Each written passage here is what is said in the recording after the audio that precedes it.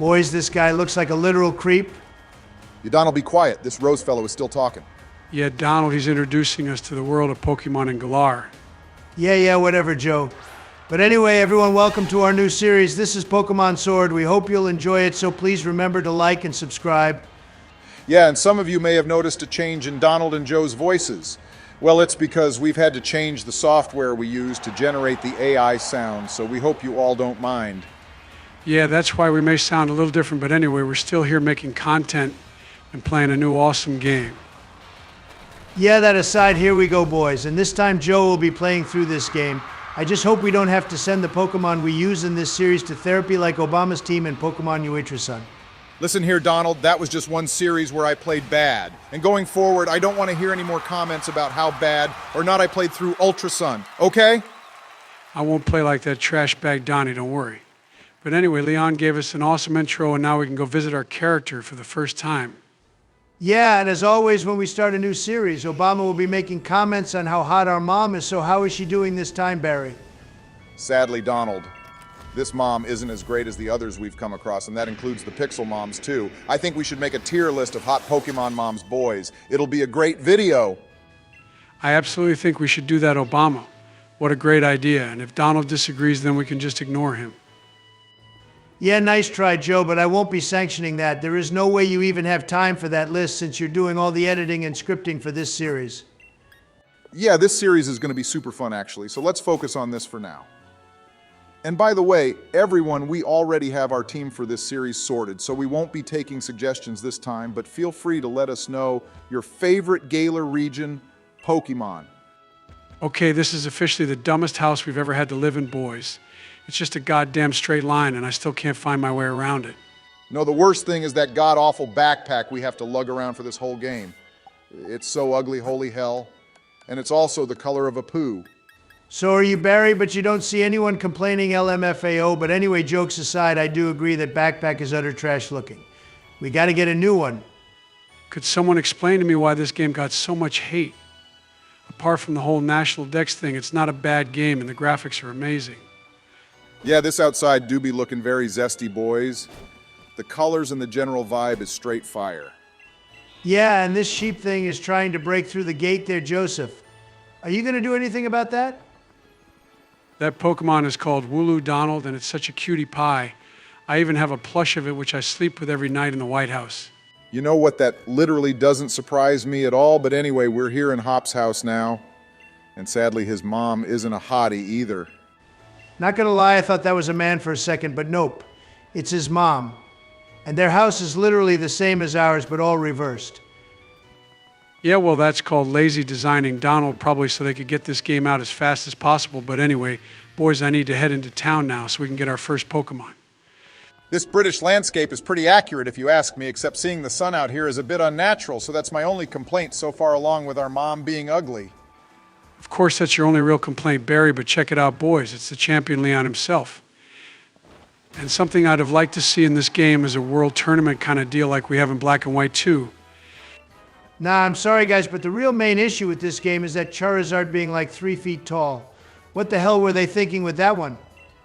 Okay, yeah, seeing Charizard be that small is actually mad, boys. There is no way a Charizard should be smaller than a trainer. I mean, Ash's one in the anime was like 7 feet tall, remember? Okay, but if you both read the Pokedex information about Charizard, then you'd know his height is actually about that tall. They portray him way bigger in the anime for some reason when he's not actually that big. All right, well, as far as I'm concerned, that's a sin, and whoever came up with this idea should be thrown into the sun. I cannot accept the fact that Charizard be that small, holy hell. You can complain about this all you want to, but who are you to make a change this big Barry? And anyway, we're about to get to the most important part of this game, boys. We're going to be picking our starter Pokemon. Yeah, and following our current trend of starter Pokemon choices, I think it's about time we picked the grass type, and this little one is actually one of my favorites, believe it or not.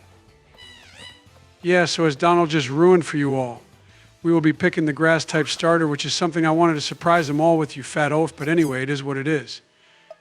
There's only one reason why you'd both actually want to pick a grass-type starter, and this one especially, and it's obviously a jab at me, isn't it? Obama, we literally have no idea what you're on about, but you better name it after him, Joe. But our choice still has nothing to do with you, LMAO. Well, it clearly has everything to do with me, but I think I'll change the subject here real quick and give a shout out to a viewer who has been asking us for one for a month now. Oh yeah, the shout out. But please don't beg for shout outs from us though. We will give you one though in episode 2 of this series to the person who can give us the best Pokemon fact they know. Yeah, we did this before, so leave comments on your best facts, everyone. And here we are with our Grookey now, boys. Yeah, we just celebrated getting our first Pokemon with a barbecue, which was cool to see. Usually as soon as we get our starter Pokemon, we sort of just leave and never come back home. Oh yeah, and as usual, I will be making my phone calls to make sure that we have the best team possible in terms of the looks department. For those of you new around here, I only allow shiny Pokemon to be used in these playthroughs. Yeah, our friend Donnie here is a simp for shiny Pokemon, and since this is all a meme anyway, we don't really care, so yeah, as usual, the team will be full of absolutely goated shiny Pokemon. Usually I argue with him about that, but this time I've given up since he'll ignore me anyway. But here we go. Joe. The first real battle of this game, and we actually have the Pokemon, which is super effective against our rival, which is a little strange. I was thinking that too when he picked Sobble earlier, Barry, but I guess that's good for us, although when the hell did he have the time to catch this sheep? Wooloo is utter garbage anyway, Donald, so if anything, it's just a time waster Pokemon in this first battle. Although I've never used one properly, so it could actually be pretty good, who knows. I would laugh so much if that sheep ended up having higher stats than our monkey does when they get to level 100 or something, Joe. That would make Obama feel even worse, LMFAO. I mean, I already feel bad enough with the name I just noticed you gave this Grookey, Donald. I mean, this Pokemon doesn't even look like a berry, you know? Okay, GG to our rival. He better get used to losing because that's all he'll be throughout this playthrough. A big fat loser. I mean, living in the shadow of the literal strongest trainer in the world must be bad enough, and then on top of that, he goes and loses his first battle to his friend. I would just give up if I was him. Yeah, that would probably make me feel really bad too, let's be honest. He literally will always be a third-rate trainer. He can't beat his brother, and now he'll never be able to beat us unless Joe makes a mess of the battles. Barry, I could redirect you to the 6-hour full movie I put together of you playing through Pokemon Ultra Sun, but acting like it was Grand Theft Auto with the murder spree you were on killing our own Pokemon. Yeah, he's got you there, Obama. And now that footage will live for eternity on the internet for many thousands of people to see how bad you are at Pokemon battles. Let's just forget I said anything, boys, and instead focus on one of the first new Galar Region Pokemon Joe has just encountered. This is the little squirrel dude, which I think is quite cute, actually. Yeah, that was Scalvit, which is a really neat Pokemon, although here's a little fact. Squirrels in the UK used to be red, but our American gray ones kind of took over population-wise and wiped the red ones out, basically. That's right, Joe. So as the British once took over our sacred lands, we have now done the same to them with the use of the gray squirrel. That is literally the dumbest thing I've ever heard of, but whatever. And neither of you have even talked about where we are here. Oh yeah, I can do that. So this place is called the Slumbering Weald, and I literally have no clue why it's called that, and I also have nothing more to say about this place either. Imagine the kind of reviews Joe would leave for places he's visited on Yelp Obama. He'd be the guy to state the obvious and then give the place a 1-star rating. Yeah, probably. Or he'd fall asleep at the place he was visiting and then complain about the lack of sleeping facilities. He'd do that to his dentist, I bet LMAO. Joke's on you, Barry, my teeth are false. But anyway, did you two just hear that sound? It was the cry of a Pokemon, I swear. Yeah, that was clearly the cry of the legendary Pokemon Joe.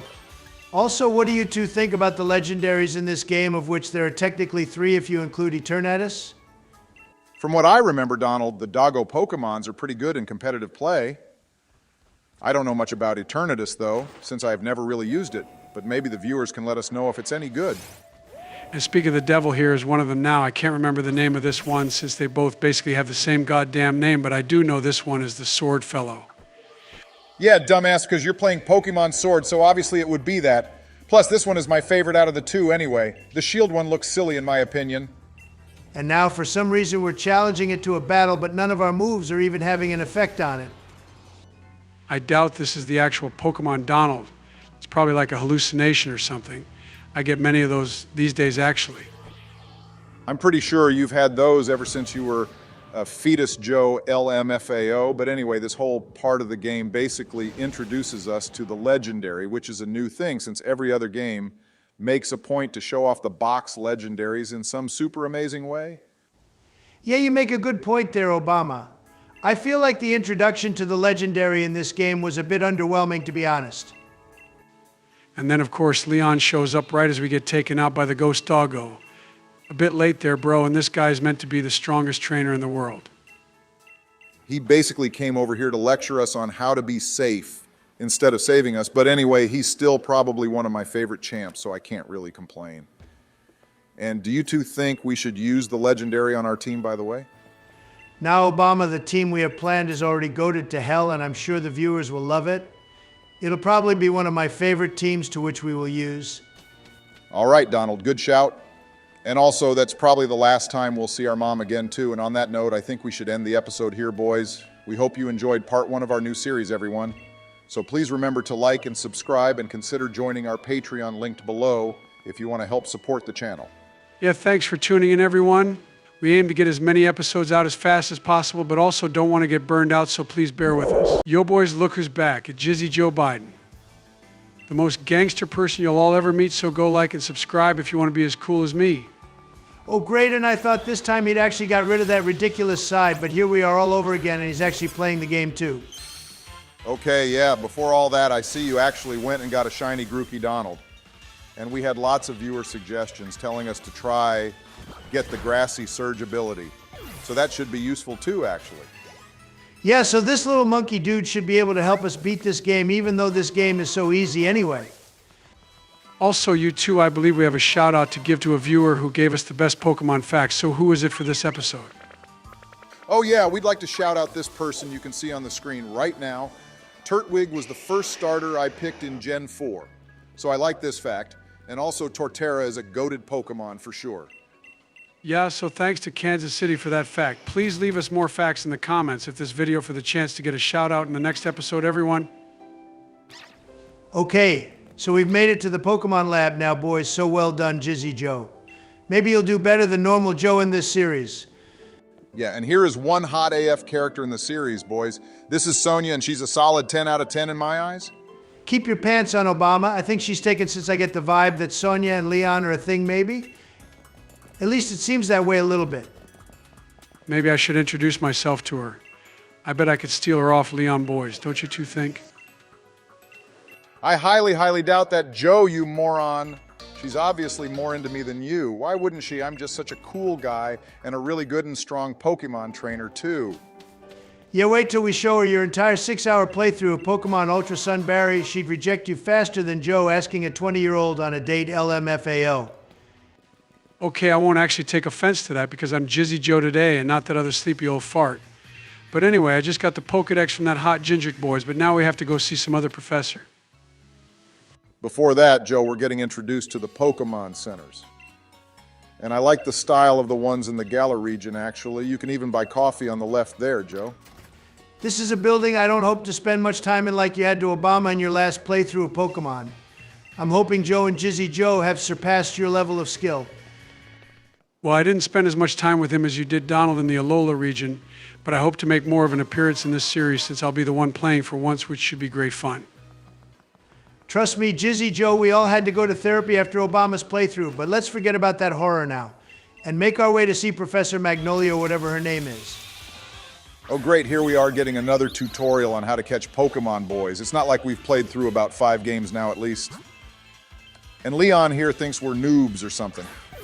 Yeah, and he didn't even attack the Wooloo to lower its health.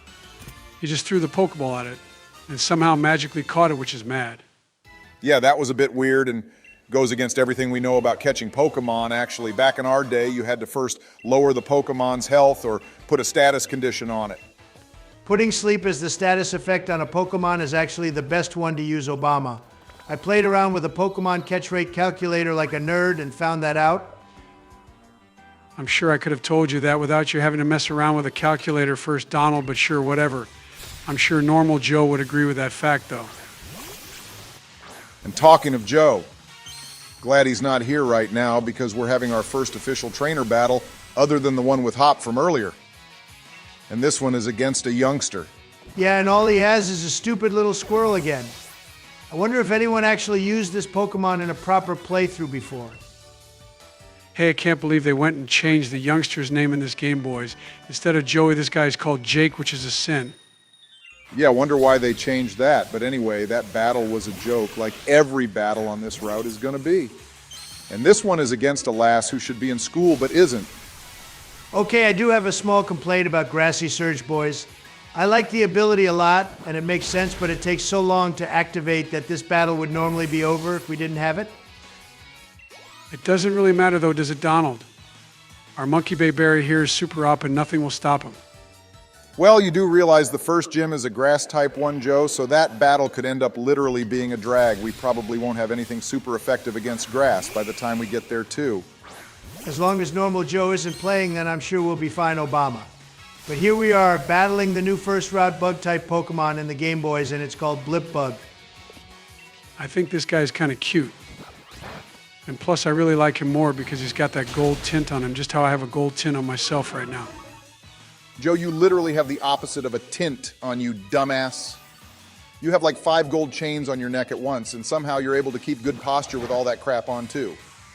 As much as you like that bug, Joe, it's still a piece of garbage, just like how most bug-type Pokemon are, let's be honest. They're not all bad, Donald. How about we ask our viewers to leave a comment letting us know which bug-type Pokemon they think is the strongest? That would be fun to see. My vote would have to be with Genesect Joe. It's such a cool Pokemon to begin with, and having a cannon on its back makes it a literal badass, in my opinion.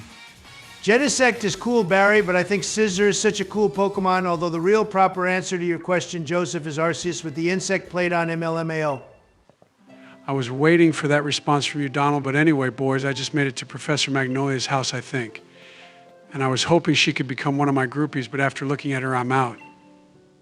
She needs that walking stick to basically hold herself up, Jizzy Joseph, so yeah, that's never going to happen, is it?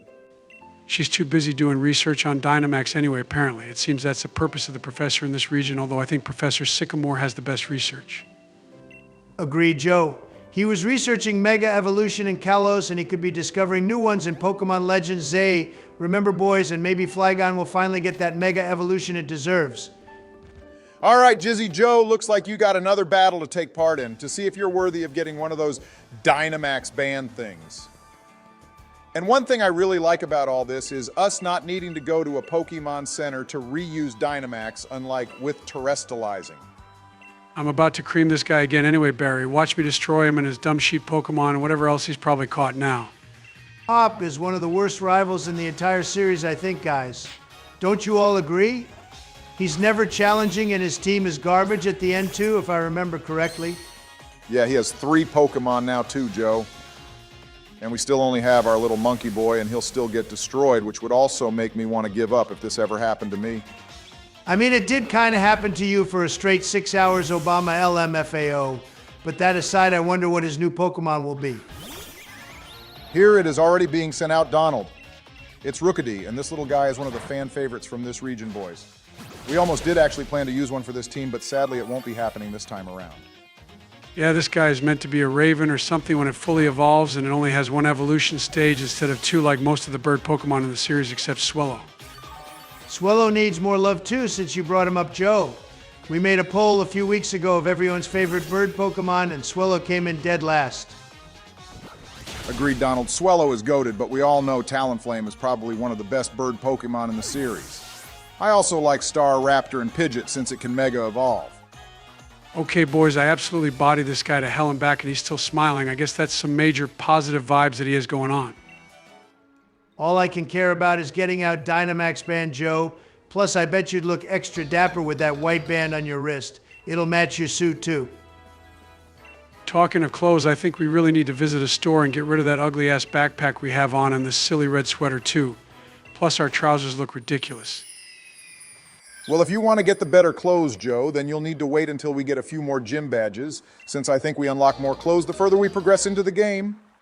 Hey, that meteor wishing star thing just fell out of the sky from somewhere. Isn't that what the professor uses to make our Dynamax Band 2, boys? I thought it came from Eternatus. I don't even know much about Eternatus, to be honest, Donald. I just know he has 2 signature moves, and somehow he's stronger than Giratina Origin form. Okay, Yeah, we saw a bunch of comments about that in the first episode of this series, and I find that utterly stupid. How the hell can Eternatus have a higher stat total than Giratina, who is literally the second Pokemon to exist ever? Was he the second Pokemon created, though, Obama, really? I'm pretty sure Arceus created Dialga and Palkia first, since they represent time and space.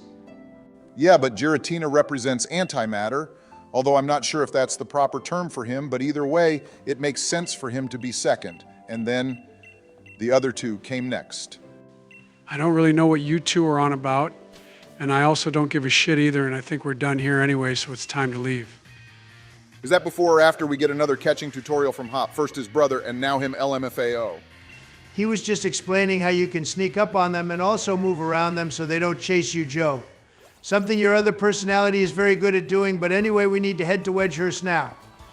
Yeah, we're going to be finally leaving home in this whole area of the Galar region, and we're going to be going straight to the wild area, which is one of the newer features in this game. Yeah, and then when Scarlet and Violet came out, the whole goddamn region basically became a wild area, which is actually something I really like about those games. It did make it feel more real. I really don't like it when the Pokemon ambush you from the grass, though, Donald. Like this Yamper just chased me down, and now I have to waste my life battling it. Well, good you did, because that battle got us up to level 12, which is always good, but I do agree it can be annoying getting ambushed sometimes.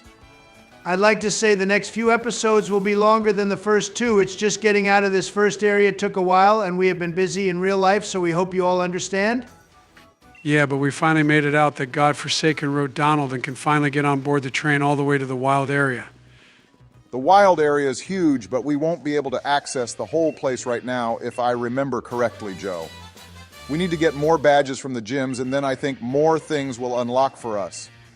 True, Obama, but they ripped off the Lake of Rage from Johto and called it the Lake of Outrage in this game, which I really don't like, but that's where we need to go catch the dragon type of this playthrough.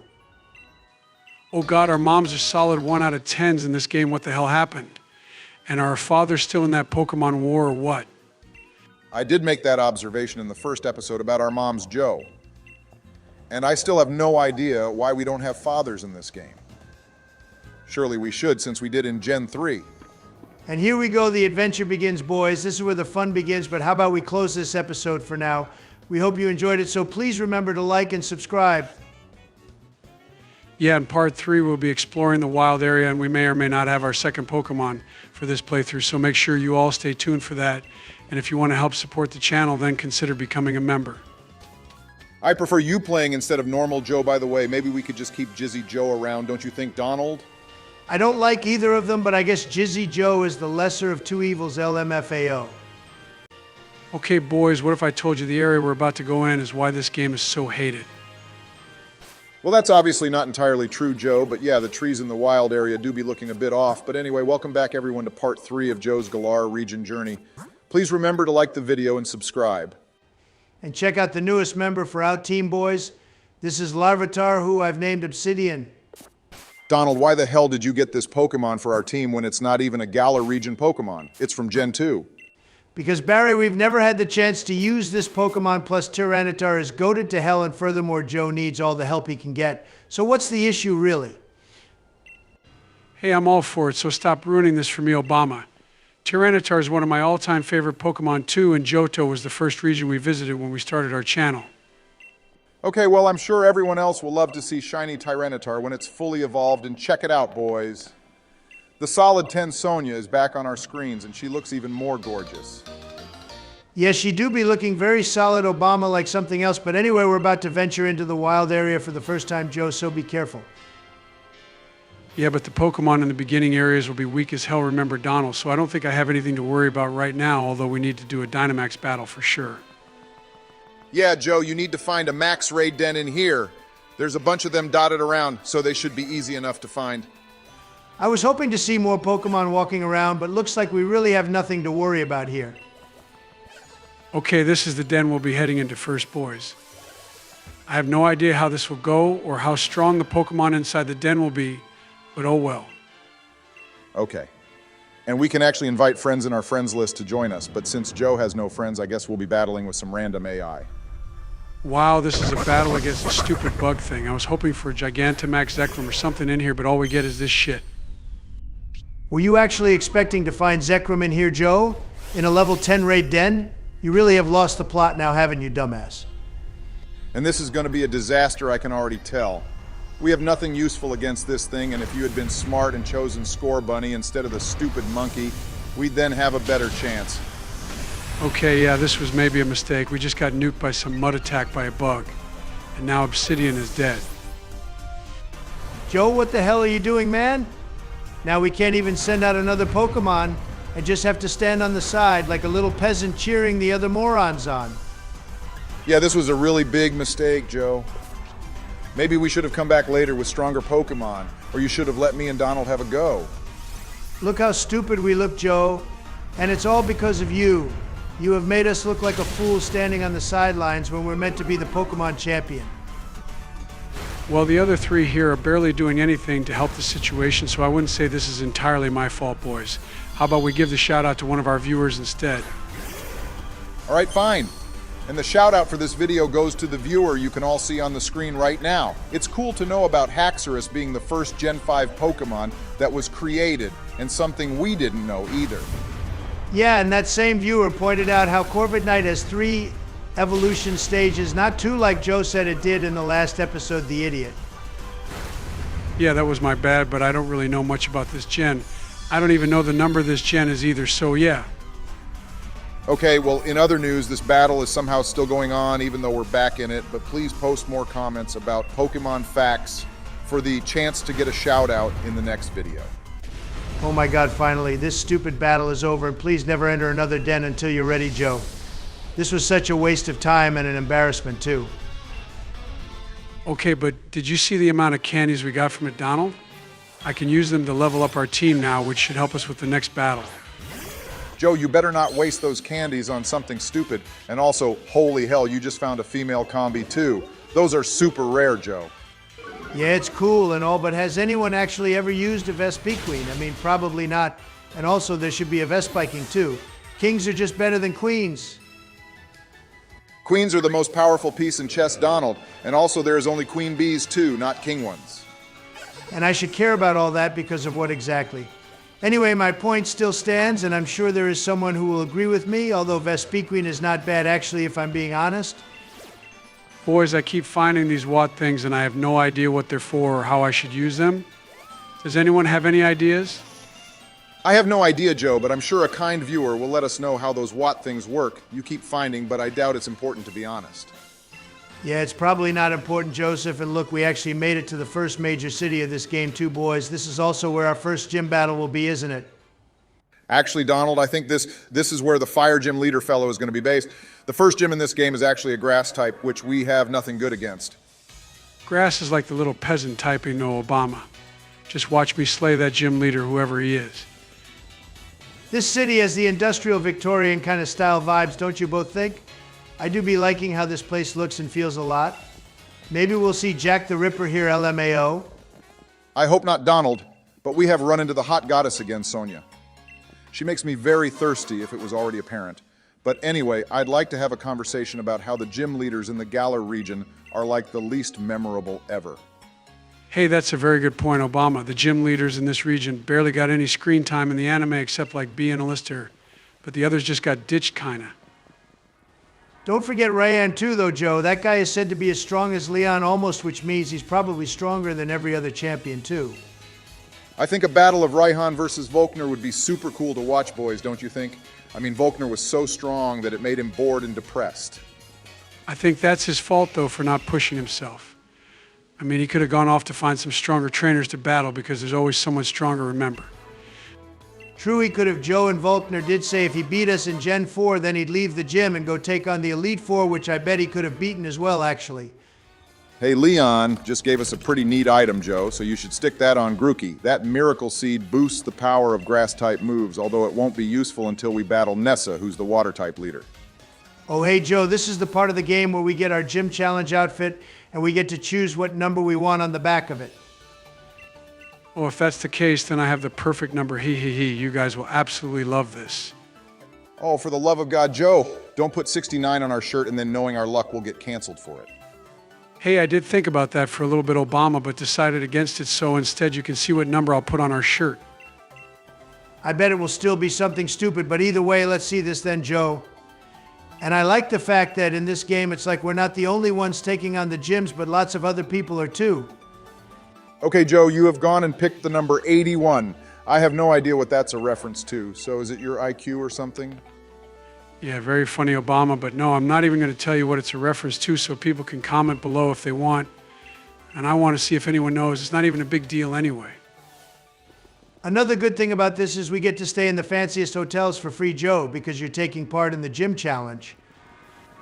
You say that, Donald, but the one we're about to stay in here is called the Voodoo Inn. Now, what kind of trash name is that for a five-star establishment? True, Joe, they could have called this place the Arceus Inn or the Dialga Inn.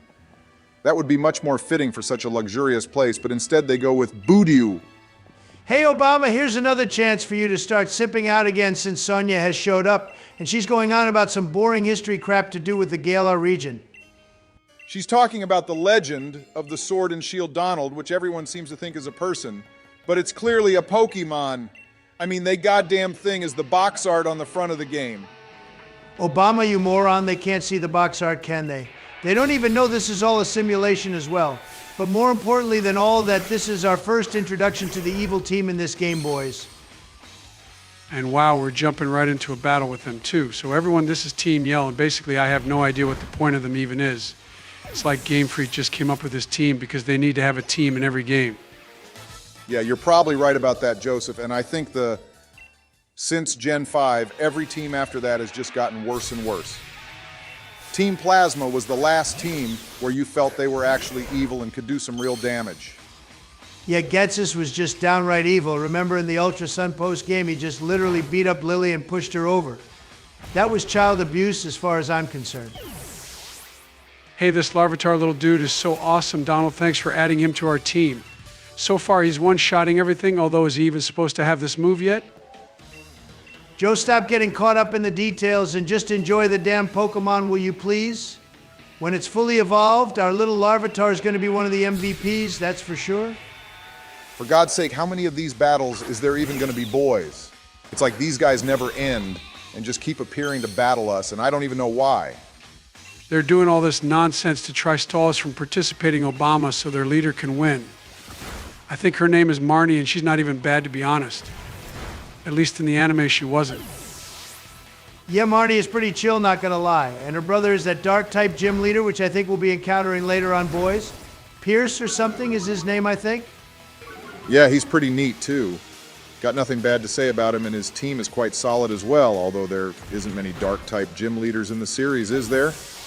If that's the case, Obama, then I think you should become a dark-type leader. You would be very good at it, LMFAO. Shots fired right there by Donald LMFAO.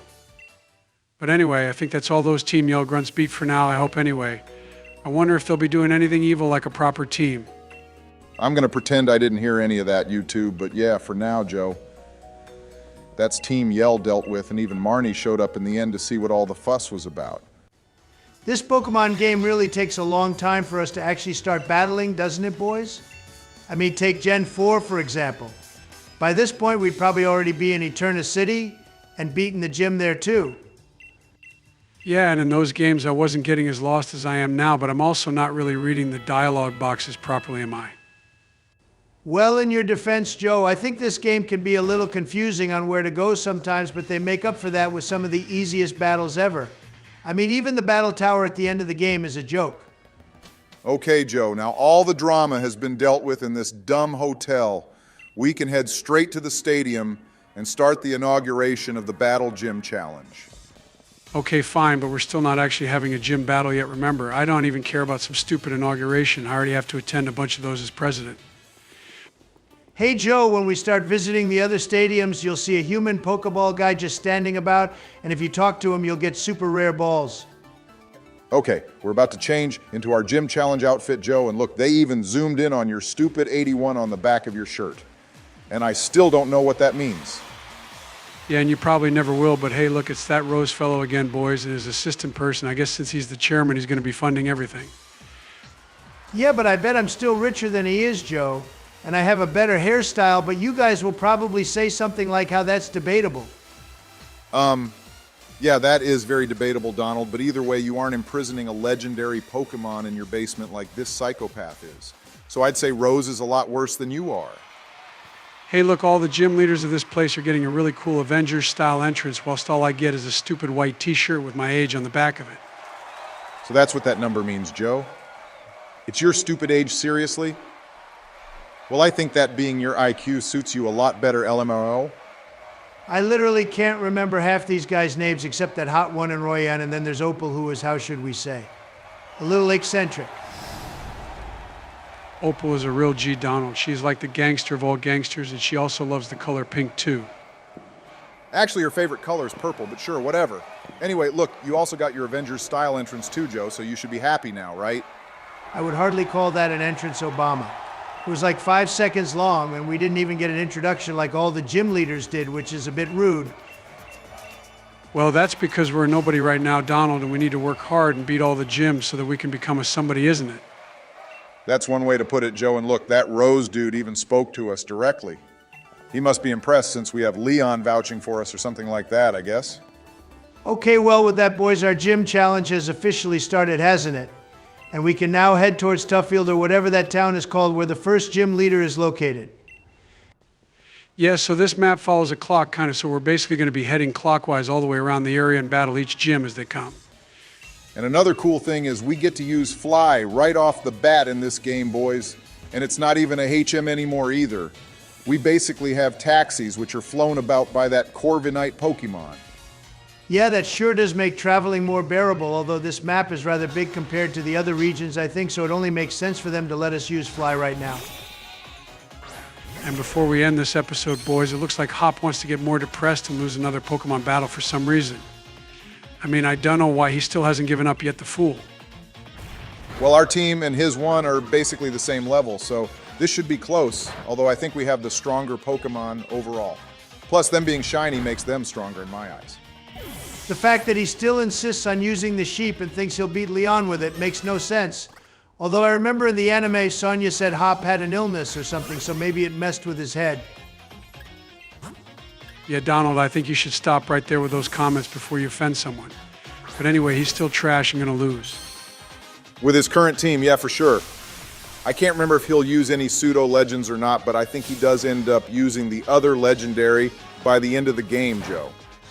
He can use a goddamn Palkia for all I care, Obama. He's still gonna lose to me. Well, if he had Palkia right now, Joe, then I think we'd be in trouble, although saying that, Grookey would still be super effective against it, which is quite funny. Look, he's going on about how we've mastered type matchups again like we're some sort of idiot. I mean, even Joe knows all the type matchups now, don't you, Joe? Well, I always forget what's strong and weak against poison for some reason, and the same goes for fairy typing too, and dark as well. Those are ones which I can't usually remember the top off my head. That's a little embarrassing at this point of our channel being established and everything, Joe. But anyway, Hop only has one more Pokemon left, thank God. And it's still his little Rookie D Pokemon. Nothing threatening, I guess, but I would have thought he'd have at least one Pokemon that would be evolved right now. I bet he'll have his little Sobble evolve the next time we meet him, Obama, which will probably be after the first gym or something. Yeah, maybe Joe. Also, this ability is really getting on my nerves now too, for real. It heals the opponent up as well, which is just stupid. I think it should only heal up grass-type Pokemon. I mean, this ability would even heal up fire types, which is messed up. Well, it seems the ability only activated for about 3 to 5 turns, Obama, and then it wears off, which is probably why it heals up both sides of the team. Doesn't make a difference to me, boys. This guy got destroyed yet again to the surprise of absolutely no one, so yeah, GG to him. And on that note, I think it's time to wrap up the episode, everyone. Thank you so much for watching, and see you all in part 4. Yeah, thank you, everyone. If you want to help support our work, then consider becoming a member of the channel or join our Patreon link below. It really helps us to keep making content for you all. Yeah, and in part 4, I guess we'll be making our way to the first gym and taking it on, so stay tuned for that, my beautiful people. Well, everyone, I have some amazing news for you all today, but welcome to the new episode. We hope you enjoy it. I wasn't aware we have any news today, Joe, unless you're just dropping this on us last minute. I don't even remember Obama mentioning anything about this either. Yeah, I have no idea what news we have to share with the viewers or anyone else for that matter, but I would like to remind everyone to hit the like button and subscribe if you haven't already, as it really helps us out. Okay, then, Joe, what's this so-called news you have to share with everyone? I will tell you all later, as it's a super duper huge surprise. But first of all, we need to hurry our ass up and get to the first gym. Wow, you can't leave us hanging like that, Joe, but fine, we will wait if you're going to make us. And yeah, that is also true about the first gym. You need to take it on in this episode. I guarantee the dumbass has forgotten what he was going to tell us, or it's just going to be some useless piece of information. Well, I'd like to talk about the reception we got from showing off our little Larvitar in the last episode, boys. Everyone loves seeing this little fella, and they can't wait for him to become a Tyranitar either. Yeah, I mean, he is the OG Godzilla Pokemon, Joe, and everyone loves him too. I don't know a single person who hates Tyranitar. Plus, it's always good to show the Gen 2 Pokemon some love. And it was all thanks to yours truly that he's a member of this super awesome team. And you know, I think the team we're planning on using in this game is probably going to be one of the strongest ones we've ever used too. Yeah, that wouldn't surprise me, Donald.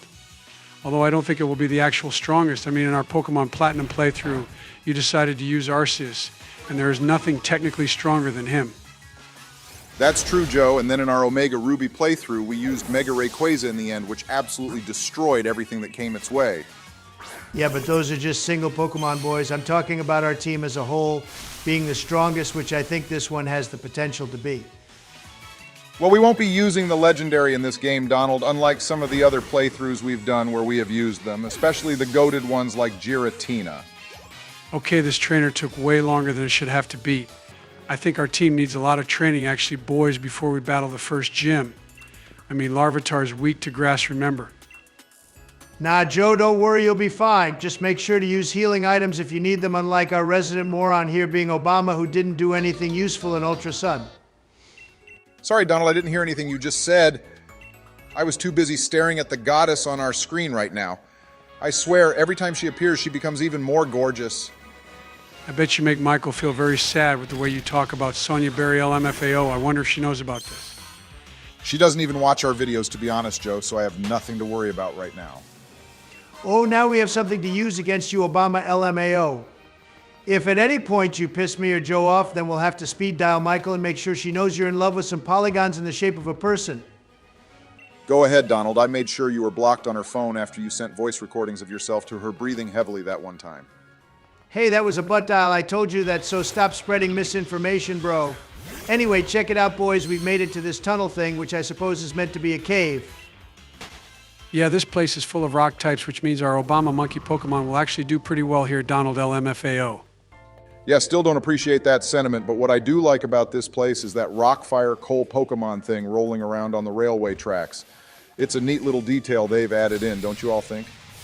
What I think is how the hell do these minor girls look like goddamn supermodels? I mean, look at this lovely lady here, boys. She's almost on Sonia's level. You're right, Donald. She's so hot, and then she uses a Diglett as her Pokemon, which is so dumb, but anyway, she will still lose. I think now would be a good time to shout out the viewer who gave us the best fact from the last episode, so here they are, everyone. Yeah, thank you to Ben Onion 1337 for this fact about obtaining Larvitar and a Jangmo-O in the wild area. We never actually used a Como-O before, but would love to one day. Yeah, so comment more facts, everyone, and if you can make them specifically about the Galar region, then you'll have a better chance of getting a shout out in the next episode. Wow, Joe, this Drillbur is really giving you a lot of grief, isn't it, LMAO? I thought you said battling in here would be easy, but turns out you are in fact garbage. Barry, shut the hell up, bro. You have no right to talk. And I'm not struggling either, but our team is dead-ass weak as hell right now. If this thing was evolved and we were battling an Excadrill, then yeah, I'd understand, but this is a weak mole thing, Joe, and you can't even beat it. Hey, I'm slowly withering its health down, Donald, so instead of complaining about my battle strats, why don't you talk about something useful instead? Okay, wow, you finally beat the thing, but yeah, how about we talk about that Bede fellow? What do you all think of him? I don't know Obama. Personally, I think he's super stuck up and arrogant, kind of like me, which is not acceptable as there can only be one person like me, and that's me. Wow. Yeah, I forgot about your planet-sized ego, Donald, but speak of the devil boys. It's the main man himself, Bede. Yeah, it's Bede, and he obviously wants you to battle him to see how strong he is and inflate his ego even more as well. You better not lose against him, Joe. Look, he thinks he's so cool holding that great ball and flaunting it about guys. Joke's on him, though, because all our Pokemon are in luxury balls, which we all know is the best ball to have. Well, he's actually leading off with a solid Pokemon to begin with, Donald, so I think he deserves some credit. He's using Solosis, which I remember us using in one of our Gen 5 playthroughs at one point, and it was goated. Yeah, it's too goated because it might actually end up killing us, Barry. But this little gummy bear ball thing is super cute, and we love it. Oh, wow, he has both the Gen 5 psychic types, it seems. Now he's sending out a Gothita, which I think is the worst out of them both. Yeah, I agree. Donald Gothita is the worst out of them both, but I'm sure we'll get some comments now telling us to shut the hell up and leave Gothita alone. LMFAO. Oh yeah, I did see lots of comments from the viewers letting us know that those Watt things we found in the wild area are used for buying stuff from the vendors dotted around the area, so thank you for letting us know about that. Okay, but you still haven't told us what we can actually buy yet, Joe. Is it like technical machines or new battle items or what? Yeah, basically that kind of stuff, Donald. Battle items and technical machines, although they're called TR items in this game for some reason. How about we focus on beating this stupid little nugget thing, Joe? You still haven't even got close to winning this battle, and we have one more Pokemon to deal with as well. Yeah, to be fair, this guy is only using psychic types basically, and we have Larvitar, who is a dark type, but right now he's pretty trash, not gonna lie, boys. The thing with Larvitar is because it's a pseudo-legendary Donald. It takes ages to evolve, and I wouldn't be surprised if it ends up being the last Pokemon on our team to fully evolve as well. Well, we will be using a Dragapult too, Joe, which I think has an even higher level to reach before it's fully evolved. That's the only downside of pseudo-legends in my opinion, but I think that trade-off is worth it. Wow, finally Joseph has beaten this little pink goon, and talking of evolution, I think we reached the right level for Grookey to evolve into its second stage, boys. Hey, yeah, you should be the happiest Obama. You're finally evolving from basic monk to middle stage monk. How about giving us a nice grin to show how happy you are? Or how about I give you a nice smack on your crusty old face, Joe, to show how much of a dick you're still being, bro.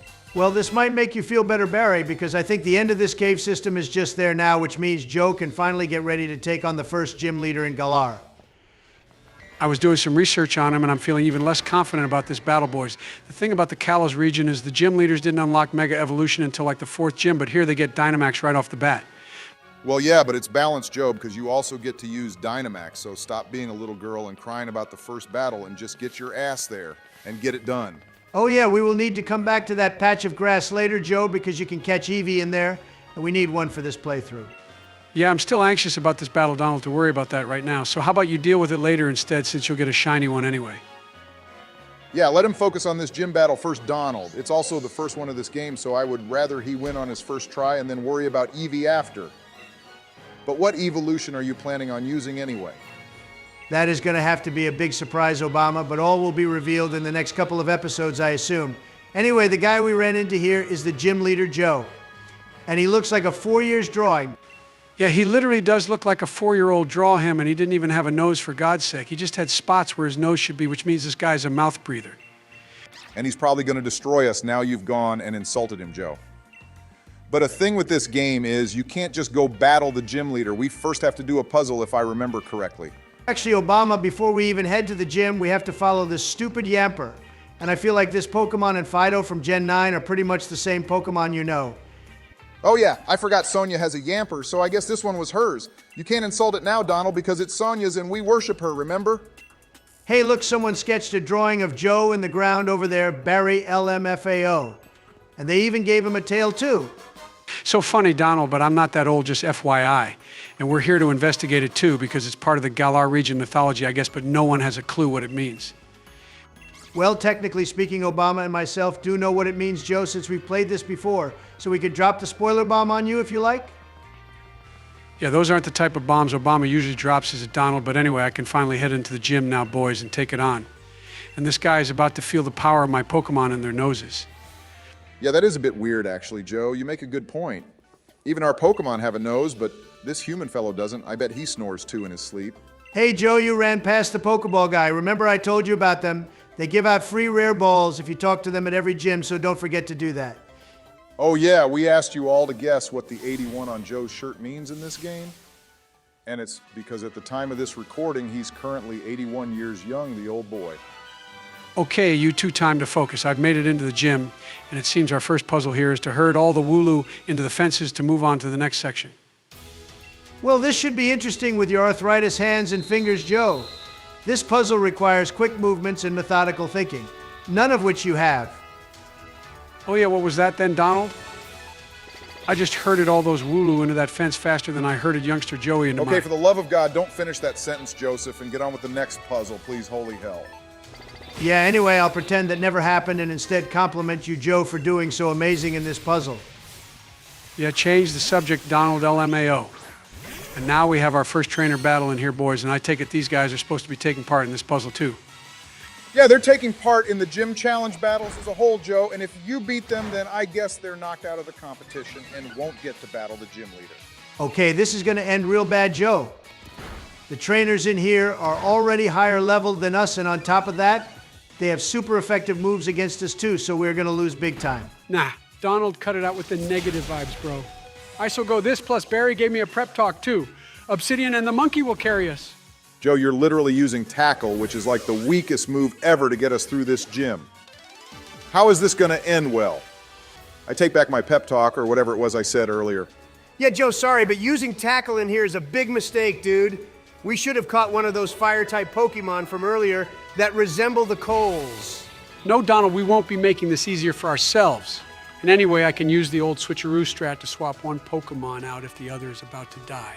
Okay, I skipped ahead for you, Joe, because this stupid puzzle was taking your old ancient brain way too long to finish. But anyway, we've made it to the end, boys. So now it's time to take on the gym leader. Yeah, and I really have low expectations for this, but Joe seems to have a lot of confidence, which I guess is a good thing for now. Trust me, Donald, this will go exactly as I see it going in my head. Plus, I have some items we could use in case things go south, but I doubt they will. All right, well, here we go, boys. The battle against the grass-type leader in the Galar region, and I didn't pay attention to his name, so I have no clue who we're battling. Okay, well, his first Pokemon is a Gossifleur, which I think is quite cute, to be honest, but I doubt it's the strongest grass type we will encounter here. All right, our ability just activated, but I think he's going to get the better use of it since his team is higher level than us boys. Now, my confidence feels shattered. Hey, Double Hit did a solid amount of damage, actually, Joe, so that move might be the way to go if you want a good strat. Although we're walking on eggshells here, to be honest. The issue here is he can also restore his health with our ability Obama, so we could be dragging this whole battle out. Yeah, but if you look at the amount of damage he's doing to us, it's not actually that much. You know, Donald, I think this is actually going to go well for us. Well, I'm going to spam double hit this entire battle, and then off screen, Donald, you're going to catch that EV and also train our team up since I'm recording and editing these videos. All right, buddy, you have yourself a deal, and well done, too, for beating the first Pokemon. Now on to his final one, which will Dynamax. We can Dynamax too, though, Joe, so don't forget to do that, you old fossil. But hey, our Larvitar just learned the move for Rock Slide, which should be helpful later on, but absolutely useless right now. Okay, this fellow's final Pokemon is Eldegoss, which I guess is the final evolution of the first Pokemon he used, and it looks like a cute little floofy ball. This floofy ball, as you put it, Joe, is about to get boosted drastically now, so get ready for this. If our monkey goes down, then we have lost, because there's no way Larvitar will survive against this thing. Okay, wow, yeah, GG Joe, Double Hit is now doing crap against this guy, and when we Dynamax, our moves will still be garbage. Yeah, but don't forget that we can resist his grass-type moves Obama, since we are also grass, remember. Yeah, clearly, Joe. That overgrow attack almost did half damage to us, you fool. So now you better Dynamax too if you want to have any chance of winning this battle. I doubt our moves will even do anything like the amount of damage he did to us just now, though, Donald. I say we just start saying our prayers or something. Okay, boys, here we go going big. I must say, actually, that Dynamax is pretty cool, and unlike Mega Evolution, all the Pokemon can Dynamax, which kind of evens the playing field a little bit. True, Joe, but we still did barely anything to this white cotton ball. And it's only 3 levels higher than us, too, which is just cracked. Wow, yeah, we're getting bodied here, Joe. I hope you have some plan in mind for this, because I have no idea what to suggest to you, bro. Well, if you both don't know what to do, then I'm in trouble, I think. And Barry is the only thing able to stand up to the cotton ball. Donald's right. I mean, something you could do, Joe, is spam growl and then hope for the best, because there is literally nothing else you can do right now to deal with this thing. Growl won't make a difference, Donald, since it will only take one grass-type move to wipe out Larvitar. Yeah, he has a point. Donald Growl won't make much of a difference at this point. Maybe if he has used it in the beginning, it would have been a better strat. Although we can all take blame for not suggesting that to you earlier, Joe. Wow, you two are being extra nice to me today, especially during this battle, and that makes me super happy, boys. Yeah, don't hold your breath, Joe, but hey, look, the Eldegoss has gone back to being small, which means we're also only one turn away from that happening to us, too. Okay, so even when it's small, the little shit still somehow does so much damage to us. Holy hell. I think we're gonna get wrecked. And yeah, we're about to go back to normal size. I think I'm just going to spam our strongest attack and hope for the best at this point, boys. I mean, let's be honest, there's nothing else you can really do at this point, Joe, so yeah, go for it. And in the meantime, I want to know which evolution you're going to pick, so will you please tell me? Wow, we're actually going to lose, aren't we, unless Larvitar somehow comes in clutch for us. And yeah, Obama, we can't tell you which Eve we're going to use because it's a surprise. Okay, boys, I might have to actually drag this out and use some super potions, which we picked up earlier, although I only have 2 left now. Yeah, Joe, I think you should have just let us die so we could end this misery. You literally wasted a super potion on this Pokemon, which was a waste of everyone's time.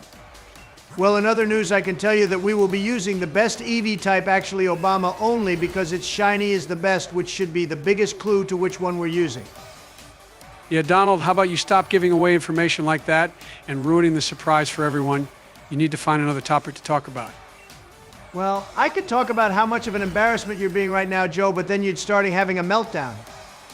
Hey, the battle isn't actually over yet, Donald, which means we still have a chance to win in my eyes.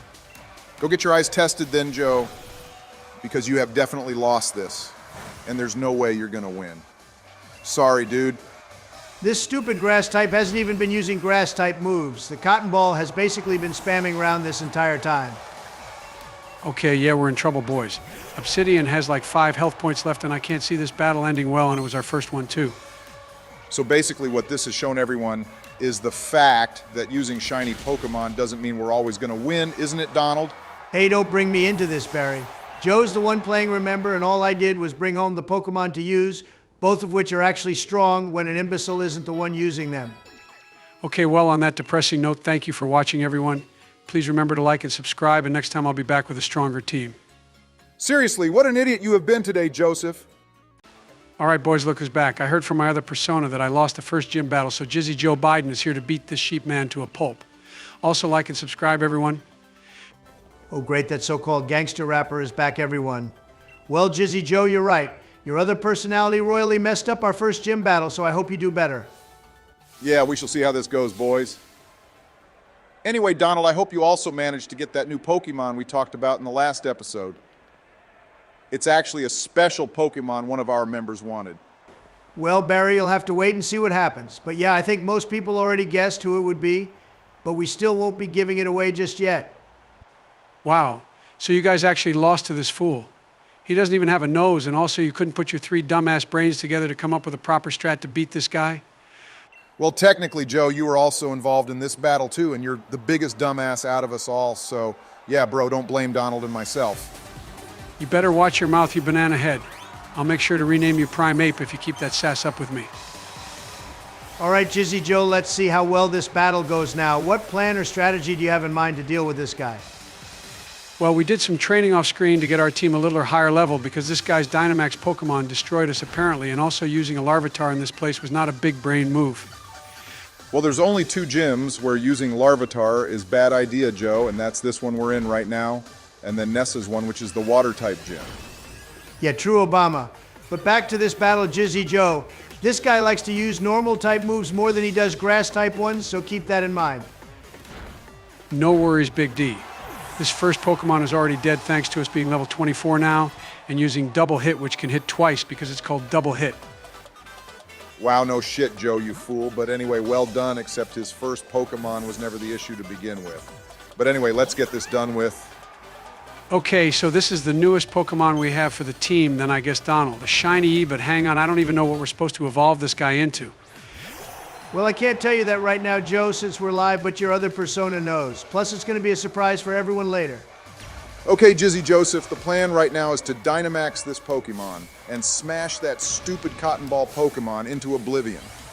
I got this, Barry, don't worry, just watch and learn how a master gangster Pokemon rapper dude handles gym battles like this. I'm pretty sure you said something similar in the last episode, but anyway, this Eevee is really strong, Joe, already, and probably our best bet to beat this gym. I still can't believe we lost this battle the first time. Everyone in the comments was very disappointed in your counterpart, Jizzy Joe. So let's not disappoint our viewers again, please. I saw those comments to Obama and no one seemed to care actually, so shut your trap banana head, bro. Okay, here we go, finally Dynamaxing our EV here with its super awesome luxury ball too. I'm sorry, but Dynamax Eevee looks absolutely ridiculous, boys. It just doesn't make sense in my head as to why it looks like that. Yeah, that's one thing we can agree on, Obama. It does look like a stuffed animal that's been given growth hormones. Good way to put it, actually, Joe. But anyway, this has now become a battle of max Pokemon, so just keep spamming the best attack we have and pray to Arceus. Arceus won't be needed here, Obama. Jizzy Joe and my gold chains is all I need to win. Arceus may have the 17 life plates, but I have 17 chains of my own. Oh, holy hell, that max strike attack actually managed to kill this overgrown ball of fluff with one shot. Nice one, Joe, that this battle went exactly like how I wanted it to. And there we have it, everyone. Jizzy Joe is officially the better trainer than normal peasant Joe, so going forward you're battling all the gyms and the other idiot can just do all the walking. Yeah, that's fine by me, actually, Donald. But anyway, I can go now if you like and bring back the other Joe since I did all the hard work for him.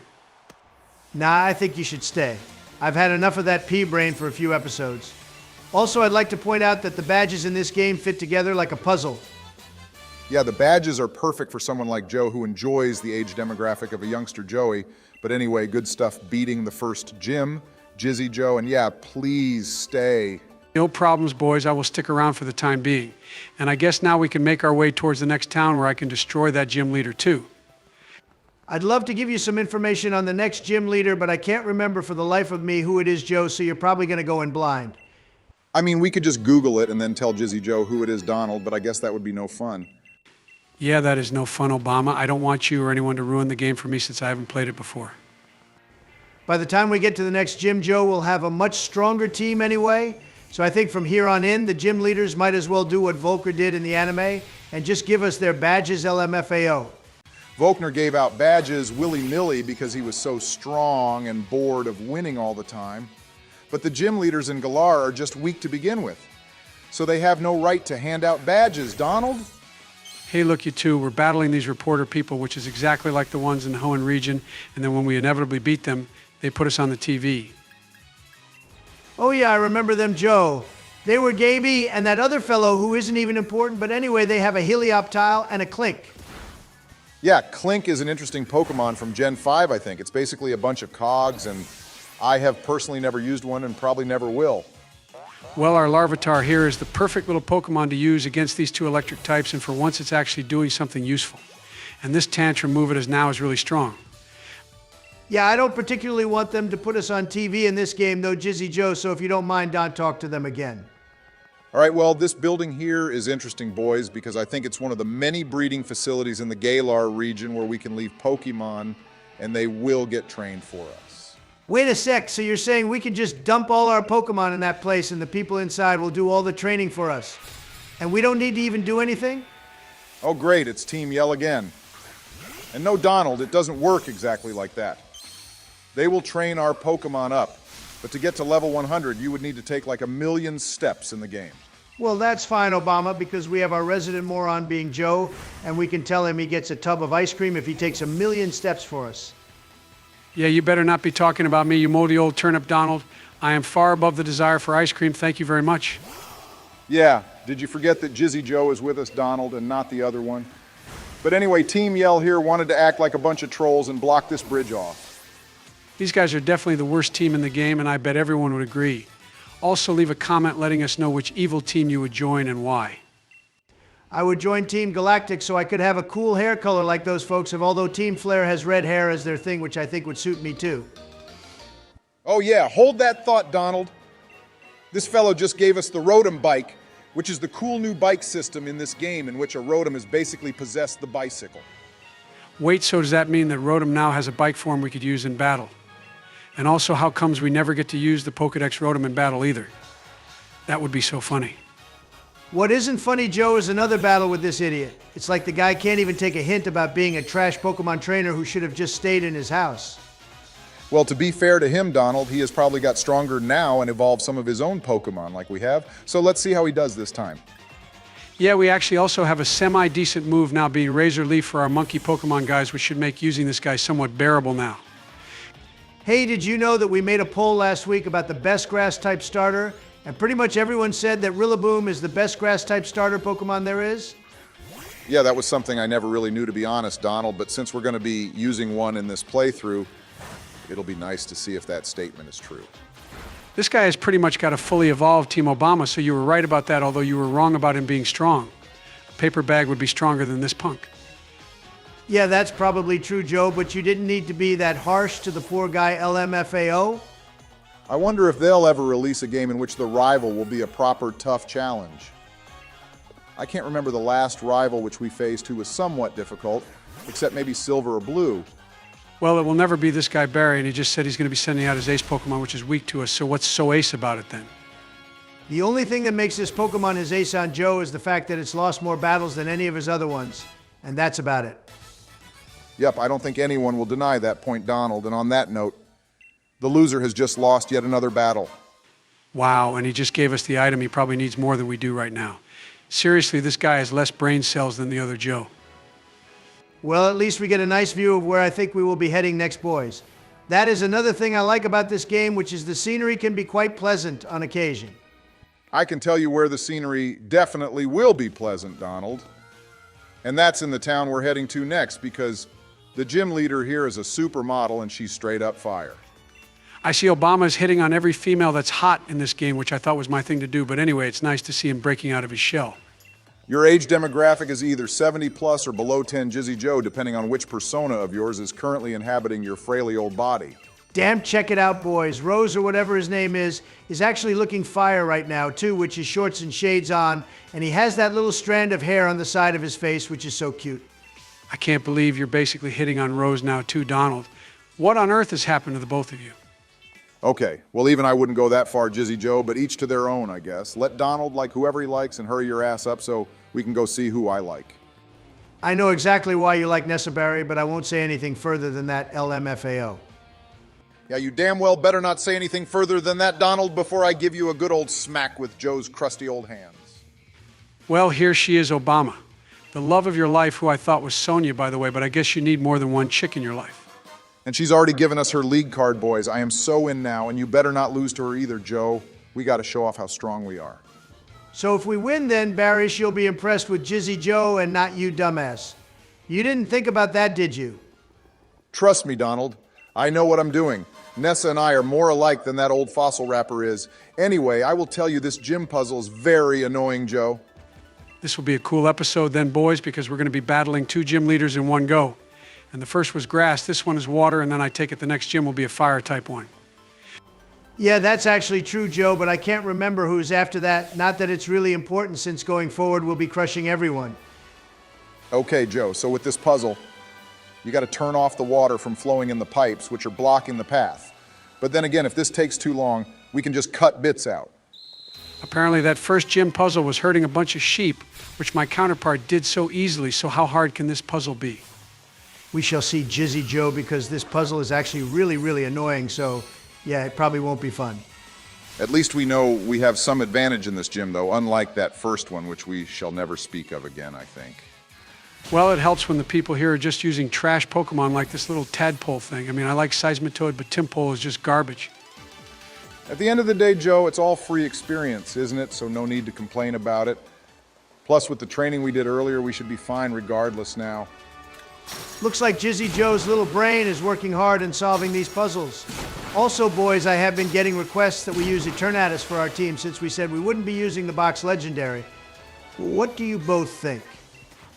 Okay, well, I wasn't here for that discussion when you decided not to use the box legendary, Donald, so I don't particularly care. Eternatus is pretty goated, though. Yeah, I believe it's a dragon and poison type, but we will already be using Dragapult on the team, who I personally like more than Eternatus. So I would rather not use him, Donald. I was just asking what you thought, Obama. I never said we had to use it. Plus, I couldn't care less either, and I also like Dragapult more. Well, what I don't like, boys, is battling boring Pokemon like this Krabby and Corphish. Why would you bother coming into a gym with Pokemon like this? Hey, Joe, don't diss Corphish, bro. That Pokemon got Ash to the Final 8 in the Hon League, remember? Yeah, but I'd like to point out how Ash basically won every battle he was in after actually evolving his Pokemon compared to leaving them in the first stage. That was something I never understood. All right, yeah, can't argue with that point, Donald. It is true. But in other news, Joe has completed this silly little puzzle, which was a complete waste of everyone's time, and now it's battle time. Yeah, and I am loving these stadiums once again, guys. Feels good to show off to thousands of people who strong I am. Yeah, but remember, Jizzy Joe, we're only doing this to get a few digits from Nessa, which you will graciously pass over to yours truly, and if you don't, I will make sure you never come back. Wow, Barry is getting threatening now. Jizzy Joe, be careful, LMAO. But anyway, the battle has begun and Nessa is leading off with a goddamn Goldeen. I know you love her, Obama, but what in the actual hell is her first Pokemon? Seriously? She's just as bad as those gym trainers I was battling earlier. All right, yeah, I did not expect this. I thought someone as beautiful as her would use melodic or something to that effect. See Barry. She's just pretty on the outside, but inside she is another bad Pokemon trainer to add to the list of bad trainers we've encountered in this game, which so far is every single one. I'd like to point out that Joe lost our first gym battle against the grass-type dude, Donald, so I wouldn't say they're all bad. I won't be losing this one, though, guys. She's already 2 Pokemon down, and now she has 1 left, which she'll probably Dynamax, but she's still going to lose. Ah, yes, her last Pokemon is Dreadnought. I really don't know much about this thing since I haven't used one and probably never will either, because it's a Blastoise ripoff. Yeah, Dreadnought is what Blastoise would be if he walked on all 4s and didn't have cannons. I agree, Donald. But here she goes, Dynamaxing it. And even that won't be enough for our Berry Monkey Pokemon. You're so strong, seriously, Obama, I won't even need to Dynamax myself to beat this thing.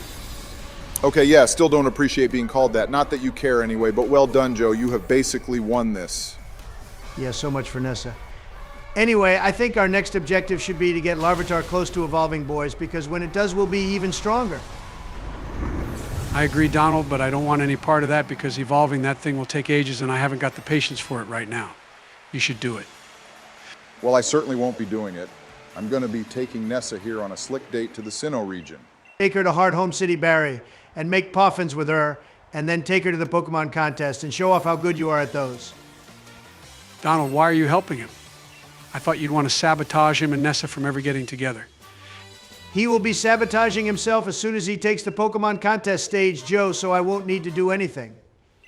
Okay, well, if you're done plotting my demise, Donald, we just got the TM for Whirlpool, which we'll never use, but we did also get the water uniform, which turns our outfit blue. Yeah, and that's something I'll also never wear either, Obama, so we shall be swiftly moving on to whatever this lady wants. She wants us to have lunch with Rose at some restaurant or something, Joe. I guess he wants to get to know us a little more since Leon is sponsoring us in this whole shindig. I don't think he is Donald. We kind of just appeared and decided to take part in this challenge, but either way, Rose wants to see us for some reason. Maybe he wants to battle me to see what I'm about. I must say, as strong as I am, our current team isn't the best, so I hope he just gives us food. This must be the place since there's a bunch of people gawking through the window. Oh, and Sonia's here too. Maybe she heard about how you want to hook up with Nessa now, Barry, and she's here to put a stop to that LMFAO. I doubt it, Joe. She was clearly invited here, and Rose seems to know how Sonia's grandmother is too, so it makes sense. Oh, they're just talking about Galar Particles, boys. Nothing important right now, so how about we end this episode for now? Yeah, all right, Donald, so thanks for watching, everyone. Please remember to like and subscribe if you enjoy our content, and consider becoming a member or a Patreon if you want to help support the channel. Yeah, GG, my beautiful fans. See you in the next one. Alrighty, boys, we're back in the Galar region, and today I have no idea what's going to be happening, but hopefully Joe will make it to the next town with a gym. Yeah, well, hopefully that will happen, Barry, but remember to like the video and subscribe, everyone. It really helps us out as we get ever closer to 20,000 subs. Before that, we have to get through another gosh darn cave, Joe, and get interrupted by all the wild Pokemon in here, too.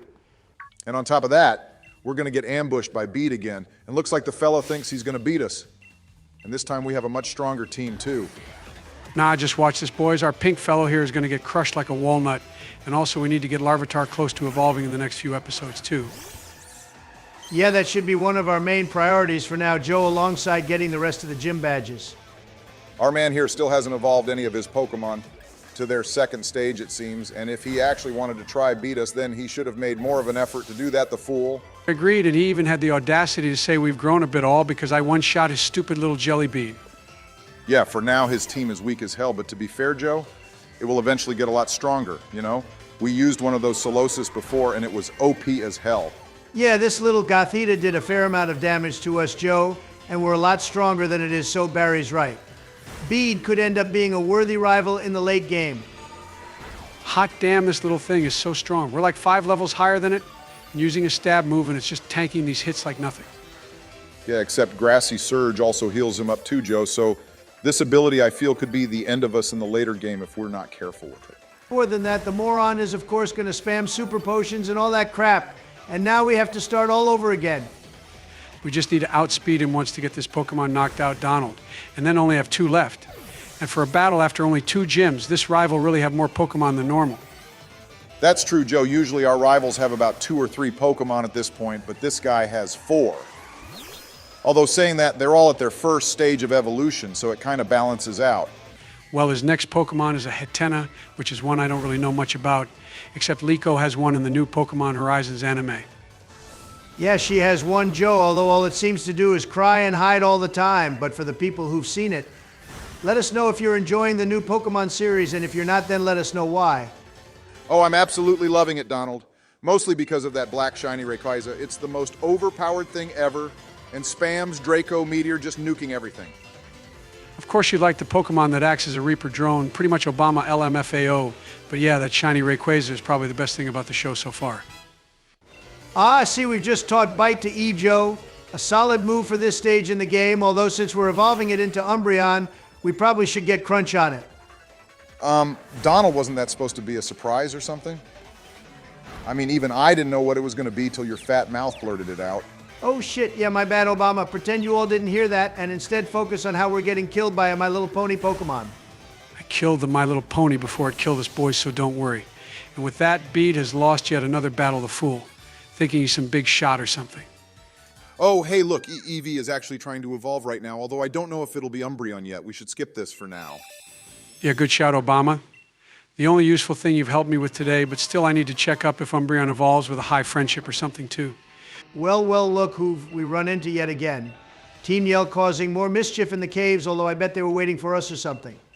We'll find out now since Hop has showed up, which means Joe has a double battle to get out of the way, which should be super easy. We probably don't even need Hop. I'd like Hop to hop along if possible. The guy only gets in the way and will cause this battle to drag on compared to if I battled these grunts alone. Considering you did, in fact, lose the first gym, Joe, I'd take all the help you can get LMFAO. These guys are only causing trouble, so Marnie wins this whole gym challenge thing, though boys remember that, like in the anime. Because their hometown is just a ghost town, pretty much. What do you expect when it looks the way it does, Barry? I mean, if Donald had a heart, he'd donate some money to that place, although saying that he'd donate money to himself and build a Trump Tower there. No way would I build a Trump Tower in Spikemout City, Joe. And calling that place a city is pushing it too. Joe, focus on the battle, you donkey. We're about to die somehow because you're too busy ranting about a dumb peasant city. Yes, sorry, I didn't realize how close we just got to death, although these 2 grunts have more Pokemon for us to battle holy hell.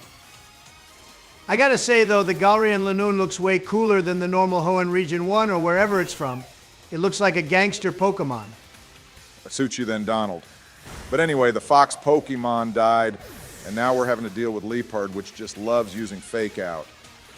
I want to know how this dumb sheep thing is still alive, though, Obama. If I was on the other side of this battle of the sheep, is the first thing I'd take out. It's not even worth attacking for them, Joe, because they know the only threat in this battle is us. And somehow, you've managed to keep me alive in this battle, too. OMG, this battle is taking longer than that one with Bede did. You were right, Joe. We should have just battled them ourselves. We'd be done by now if we did. At least Razor Leaf can hit 2 Pokemon at once in double battles, Donald, so I can basically take these 2 on by myself. Yes, true, Joe, because Hop and his sheep only seems to care about using Defense Curl, and they're sitting there like a loaf of white bread. Well, the last Pokemon is only a silly little Pancham, so not like a big deal for us. Or anything, so let the sheep just sit there and eat grass or whatever else it does. That Pancham can eat dirt now, though, boys, since I basically won this battle all by myself. All right, good stuff, Joe. That's enough Team Yell for now, I think. Which means we can make our way out of this godforsaken cave and head into the next city. God, they're so annoying, aren't they? Just as annoying as Team Skull, although they're both as bad as each other. Let's be honest. Yeah, glad that's all done with, guys, and I think the next gym is going to be the fire one like we mentioned last time. I gotta say, the fire-type gym leader in this game is one of my favorites along with Alistair, although I think we'll be battling B in this game. Yeah, Alistair is great, although he's only available to battle in Pokemon Shield, I think. Also, on the point of playing the DLC in this game, we have mentioned it before, but we're still deciding on doing all that. I would rather just jump to the next game in the series, which will probably be Storm Silver or Emerald Kaizo. One of those two, and then Radical Red, as many of you have requested. Hey, we just saw Kabu, guys, and he's gonna be expecting us at the gym, which is right in the next town, although I swear we've just done a loop of Galar. Him and his little fire types are going to get ruined, boys. I am very much looking for more battles now since our team is prepared like a Boy Scout. And I'm the Boy Scout in question, Donald LMAO. But hey, looks like we have a few more routes to get through before a battle with Kabua, and this one is filled with Noctowl. Yeah, Noctowl is a great Gen 2 Pokemon. And let's not forget how Ash caught a shiny one in the anime, which was the only shiny Pokemon he ever caught, actually. We should definitely use one in a game one day, boys, or maybe one will pop up in a randomizer we will be doing too. Who knows? Hey, Joe, it's nighttime, and this Eevee is going to be close to evolving, so maybe it'll actually be an Umbreon now. Yeah, one of the reasons I switched to it, Donald, although I'm still not sure about its whole friendship level thing, but I have been playing with it off screen, so hopefully it's high. Hey, I'm fairly certain you've fulfilled all the requirements for it to evolve into an Umbreon Joe. And the shiny form is probably one of the all-time greats, even if it's only a small change. Well, we're going to find out after this stupid virus bat dies, although I love how Swoobat's nose is a little harp. It's so cute. I love how you find something as dumb as that cute Donald, but you despise all fairy types like the Sylvan we used in our playthrough of Pokemon X and Y. Granted, we did name that Sylveon Melania, which probably didn't make him feel any better, but it was still hilarious nonetheless. And here we go, boys. It's evolution time. And hell yeah, we got the shiny Umbreon, everyone. I'm super stoked to use this little one now, and this Pokemon is for one of our members, Jazz, who's been patiently waiting for us to this Pokemon. Yeah, thank you, Jazz, for helping to support the channel and more, so waiting so long for us to use shiny Umbreon. So this one is for you. Yep, that's right. And with that, we've made it back to whichever city this is, I have no idea. And first things first is heading to the Pokemon Center. Joe, stop wasting your time picking up those dumb feathers, bro. I can just get you any stat increasing drug you want later on, which do a lot more than a bunch of bird feathers. True, those feathers are a bit crap. But anyway, we can cut to the next segment of this video, which should be that fancy hotel. Oh yeah, it's Marnie, everyone.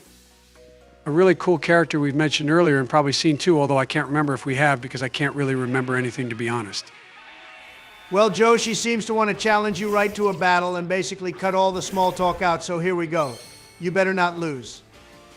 This is the warm-up battle against Kabu in my eyes, Donald, although I do like how she's using Dusk Balls for her Pokemon. Those are some of my favorite Pokeballs. Dusk Balls always reminded me of those dark balls that Pokemon Hunter had in the Celebi movie with Suicune, if any of you remember that. Oh, I do remember that, Barry. Those Pokeballs turned Pokemon evil if they were caught in them, and I think we need those in the games because they also made the Pokemon card a lot stronger. Okay, and more important news, guys, our Larvitar just got nuked by a Scraggy of all things, which is completely ridiculous if you ask me. If you knew anything about type matchups, Joe, which you should by now, but then again, you are our resident moron, you'd know that Scraggy is a fighting type, and it's super effective against rock. And the idiot goes and sends out Umbreon, which is also weak to fighting too, which actually has shown us a major flaw in the team as of right now anyway. Two of our Pokemon is weak to fighting. Well, soon we're going to have an ice type, which will also be weak to fighting, so we better have a Pokemon to counter that before we get to B's team, Joe. Yeah, I did just realize that too, but we're also going to have a Ghost type later on as well, and a Psychic type Berry, so I think we should be fine for B's gym. I doubt we will have a Dreepy before B's gym, Joe, and that Psychic type you're talking about is also the Ice type too, so yeah, we need to think of proper strats in later battles. Yeah, that's true too, Donald. So basically B could be the end of us if we're not careful, and by we, I mean you, Joe, unless Jizzy Joe can come back for that battle. I can't believe I'm struggling to beat a shitty little Scraggy like this, boys. This is so dumb, and you both said our team was a lot better now, but apparently not. A carpenter never blames his tools, Joe, which is something we've said to you before and you obviously forgot, but anyway, you as a Pokemon trainer need to become better along with your team. Oh, and she has one more Pokemon, which is Morpeko, and this little fella loves to eat and can turn hangry when you don't give it enough food, I think. Yeah, and this thing is also really strong against our team too, Obama. It's like her whole team was built specifically to give us trouble, because Hop is the most useless rival we've ever had. I wondered that during this battle, Joe. I would take Marnie as our real rival any day over Hop along Hop, who thinks having a damn sheep on his team will get him in the championships. Marty will always be the true rival, Donald, and going forward, I think that's how we should look at it. Hell, even Bede is a better rival than Hop. Poor Hop is getting abused by Joe Biden of all people, LMFAO, but anyway, now Marnie has been dealt with. Let's head straight to the gym. Yup, here we are all changed into our ridiculous uniform with Joe's stupid age as the number we chose. You know 81 is really old, Joe, just FYI.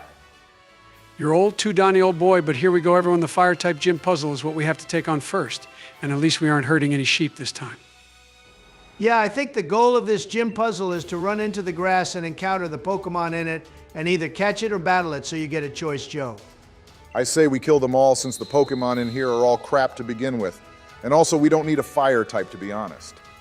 Okay, well, looks like the first Pokemon in here is a Vulpix, and it's the normal Kanto one, which isn't my favorite because the Alon one looks way prettier. Okay, remember, Joe, you can't let that other trainer beat it before us or catch it either, although I don't know if they're even able to do that. LMFAO, because I'm such a G, Donald, I caught this little fire fox with one Pokeball. How good am I? Yeah, well done, Joe, but it was like a level 15 Vulpix or something, and you got lucky with that catch, too. Jealousy doesn't suit you, Barry, but anyway, boys, I cut to the gym battle here for the sake of time, since that gym puzzle was boring as hell, and this battle is going to be way more interesting. Oh, wow, doesn't this stadium look so cool, guys? It's all red, and even the battlefield is red, too. I bet Fire Lord Ozai would approve of this. Fire Lord Ozai would be too busy burning all the fans inside the stadium, Donald. But anyway, Joe, I hope you're ready now for the third battle of our Pokemon Sword journey. Cabo is looking serious, Obama, but I think I got this, so don't worry. Nessa lost almost instantly, and so will this fire fellow, too. He stands no chance. Okay, damn, his first Pokemon is a Ninetales, and we've only got our tiny little Larvitar to go up against this thing, Joe. So what's the strat gonna be? Well, we have 3 moves which are super effective against this thing, Donald, so I'm fairly confident now that this loser is going to, in fact, lose. I mean, yeah, we did just one shot. That Fox with Rock Tomb, which shows the power of our little Larvitar boys. It's just too good, isn't it? Okay, well, he sent out Arcanine now, which is a great Pokemon. And did you know in the early days they almost made this one a legendary? Yeah, I believe to this day it's called the legendary Pokemon, Donald, for that reason. And then they made the Hisui form, too, which I think looks even more cool. It looks really intimidating standing above us like that, too, doesn't it? And it also somehow survived a direct hit from Rock Tomb as well. And because Joe's an idiot, he didn't bring any full heals or burn heals, and all we have are stupid little potions still, and we're at the third gym. All right, yeah, that was another oversight by yours truly, and now thanks to my own incompetence, our Larvitar got killed by a burn of all things. And to make ourselves look even more stupid, Joe, you're resorting to using a Pokemon. We didn't even want to catch for this battle or the game even. Seriously, this guy is such an idiot that we'll soon need a new word to describe his crappy Pokemon battle skills. I mean, out of the 3 of us, I'm the only one who's actually good now. Okay, I thought using Spite would have been more helpful, but turns out it does jack shit, and now Vulpix is probably going to die too. I'd like to backtrack a minute and go back to Donald saying he's now the best at everything or whatever it was. Donald, you know that's not true. Joe, you should have used Confuse Ray instead, you dumbass, and also it is true, Barry, because you were atrocious as a trainer in Ultra Sun, and now Joe is following in your footsteps. Okay, yeah, that was oversight number 2. I should have used Confuse Ray, but at least Vulpix is dead, and we get a free switch to Umbreon. Yeah, you're so lucky. Quick Attack saved you there, Joe, and also that Arcanine was literally on 1 health point left, and now Kabu is going to be sending out his Gigantamax Pokemon. He could send out a goddamn Mega Gigantamax Terrestrialis Arceus with a flame plate for all I care, Barry. My confidence has returned, and I'm so ready to crush him. Okay, 2 points, Joe. Number 1, you'd lose that battle if he sent out Arceus, and number 2, why are you using the Pokemon we caught during the trial? This Litwick was a mistake, too. This Litwick is going to be our savior, Donald, since we have no other Pokemon to battle Kaboo with, since I also don't have revives to get our Larvitar back to life. Wow, and the idiocy continues. Joe, if you forget any more important items, I swear to all that's holy, I will banish you from this realm and you can go sit by yourself in the corner for the duration of this playthrough. And to make matters worse, we have to battle a giant worm with nothing but a candle. Excuse me, Donald, but you loved Chandelure in our Pokemon White playthrough, or whichever one we used it in, and now you're bashing poor Litwick. That's true, everyone and their mom loves Chandelure, but using a Litwick in a fire gym is kind of pointless, Joe. And I doubt its ghost typing will help much. Yeah, see, Obama stated what I was just about to Joe. Using Litwick here is kind of pointless, but then again, we don't really have a choice, do we? Yeah, I didn't really have a choice, Donald. And the best move we have on this thing is Hex of all things, which does absolutely no damage at all. I think you should just let Litwick die, Joe, and get a free swap in again. And I thought this battle would go like Nessa's one last time since you hyped up Larvitar so much, but apparently not. This is just getting worse and worse, and now, Joe, the best thing to do would be to send out our shiny Umbreon and hope for the best. Well, in good news, boys, this centipede thing will lose its Gigantamax in about another turn or two, which means I can Gigantamax and crush him. That was my plan all along. Oh, it's back to normal already, Joe. So, go on, let's see this strat you've been preparing all this time for, and if it doesn't work, you're banished. I second that. Let's see this, Joe. And how about we train a lot more after this gym, too, and at least get our starter fully evolved? Hey, you see that, guys? My strat is paying off already, although in hindsight, I should have just Gigantamaxed Larvitar from the get-go. From hindsight, Joe, there's a lot of things you could have done, and number one on that list should have been not even playing. You can't talk, Barry, but I wonder how Jizzy Joe would have done in this battle instead. I bet he'd have won about 10 minutes ago at least. Forget him, Donald, because I'm about to win right now. Your boy Joe Biden beat this little fireworm and his trainer, too. Yeah, and no one knows how that even happened with the way you were playing today, Joe, seriously. And you don't even deserve a well done either. Wow, he finally did it. Joe, please never try to do a speed run because it would be the most embarrassing thing you've done in this life. Hey, falling down the stairs of Air Force One was pretty embarrassing, and so was that bicycle incident, too, so this doesn't even come close. Alrighty, boys, that now makes 3 gym badges we've collected, and we're 6 episodes in, which goes to show how much talking the characters in this game love to do. Holy hell. Yeah, that's 3 down and 5 more to go. Hopefully the next ones don't end up like this one, Obama. Well, at Joe's current rate. He messed up the first gym, but did well on the second one, but then made a mess of this gym being the third, which means the 4th gym should go well. I'd appreciate if you, too, would stop calculating my wins and losses like that and check it out. We just got the fire uniform, boys, so now I can dress up to look like Kabu. Hang on, Joe, you gotta wait till we reach Winden or whatever that big town is because they have the best clothes there, so that's when you should change your drips. All right, Donald, that sounds like a plan.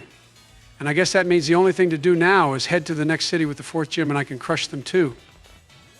Check it out, guys. My beautiful Nessa and that grass guy have all come to see us off. Shame I can't spend more time with her, though. Kabu is going on about how the gym leaders we're going to be facing up next, Joe, are really tough, so I think doing some training in the wild area like I mentioned earlier would be best. Yeah, I was thinking we'd go and take on more raid dens in here since I'm a lot stronger now, and we should be able to actually win in them.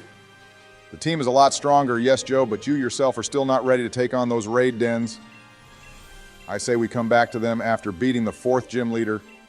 Oh, and Mr. Pink is showing his face to us again, boys, and on that note, I think it's time to end this episode. Good shout, Donald. So yeah, thank you for watching, everyone, and please remember to hit the like and subscribe buttons and consider becoming a member if you want to help support the channel.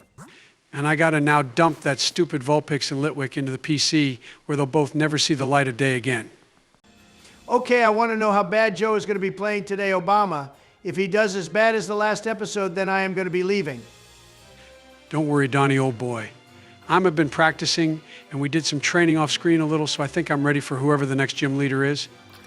Yeah, well, let's see if that statement holds up, Joe, but anyway, I see you've also made it to Hammersmith, or whatever this city is called. Hang on, Joe, I saw that. When the hell did you find the time to go catch a Mime Jr.? And why do we have one? Firstly, I need to buy some healing items, boys, since we've been lacking in that department. And also, please remember to hit the like and subscribe button to everyone.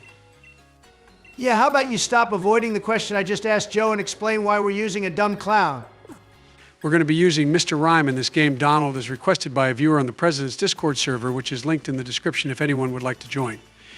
Oh yeah, I forgot about Mr. Rhyme Joe. Leon had one in the anime, and it's based off Charlie Chaplin, if I'm right in saying. A pretty solid Pokemon. Yeah, all right, Joe, I'll allow this. Plus, it's an Ice type too when it's fully evolved, so that should be useful for when we battle Raihan when we get to the HM. I don't need your permission to use a Pokemon I want in my playthrough, Donald, and this was a viewer's choice too, so there. Okay, well, in other news, we just ran into Rose again and his maniacal-looking assistant, and they were talking about Galar Energy as usual. At least try to pronounce the name of the region properly, Barry. But anyway, this city is actually where Raihan's gym is, so Joe, you gotta head west, I believe. Yeah, I know, Donald, this is the 8th gym's location, which we won't be visiting for quite a while, but looks like I still need to talk to these two before moving on. This city's name is Hammerlock, not Hammersmith, so my bad. But this looks like a PowerPoint presentation on the Galar Energy boys. If I wanted a PowerPoint presentation on energy, I'd have gone back to 12th grade physics Obama. I just want Joe to get his ass to the next damn gym already. Calm your pants down, Donald. I'm working on it, you know. But hey, how about we ask the viewers to give us more Pokemon facts and then we can shout them out? Good idea, Joe. We haven't done that in a few episodes. So please leave some comments below and let us know the best Pokemon fact you know, specifically about legendary or mythical Pokemon. And we will shout you out in the next episode. Yeah, and anyone who comments facts about my boy Arceus gets special privileges. Donald, we won't be giving special privileges to anyone about that, just because Arceus is your favorite Pokemon. But they're free to still comment facts about it since it's a mythical. It's literally our channel mascot Obama, so I'm gonna pretend I didn't hear anything you just said, bro. Okay, well, how about you two help me pick out some mad drips for our character instead of fighting over God? Well, we did tell you to wait until you reached Winden City, Joe, but you go decide to play dress up now. And he even just wolf whistled at himself, the little creep Obama. We heard that, Joe. Don't think we didn't. Hey, look who it, guys. I think this is our first interaction with Raihan, the dragon-type gym leader, and apparently he's the strongest gym leader in the world, too. I'd like to see him battle Claire and then win so she loses again. But then again, she'd probably make him go to the Dragon's Cave and do that dumb quiz. I'd like to say that although Dragon type is my favorite typing in Pokemon, I still think Volkner from Sinnoh is the strongest gym leader in the world, and I'm sure lots of people will agree with me on that. Hell yeah, Donald, I agree with that point. Volkner is the GOAT, and he dresses a lot better than Raihan, too. Raihan looks like a sloppy teenager who just got out of bed. And talking of goats here, we have the hottest character in Pokemon again being Sonya. I forgot how gorgeous she looks, boys. Obama getting thirsty again, Joe. Maybe get him some moo moo moo milk to calm him down a little bit, LMFAO. I think he'd rather have Sonya's milk, Donald, LMAO. Moo moo moo milk won't cut it. Steady on, Joe. We're trying to keep this child-friendly, which is something I'm sure you'd like, but keep the adult jokes to yourself, please. Hey Barry, this might make you jealous, but a viewer commented a few episodes ago that Raihan and Sonya have a thing going on, and I thought Leon and Sonya were a thing. The only thing she has, Donald, is a thing with yours truly. Especially when Joe, of all people, is about to beat Raihan's ass. I'd like to point out that I'll be beating his ass metaphorically and not literally. But anyway, my dudes, here we go, making our way through the next route towards the fairy-type gym, I believe. And of course, whenever we enter a new route, there's always going to be some random team yell grunts abusing a Pokemon or trainer. That is becoming a common theme in this game, Donald. I feel like they do it.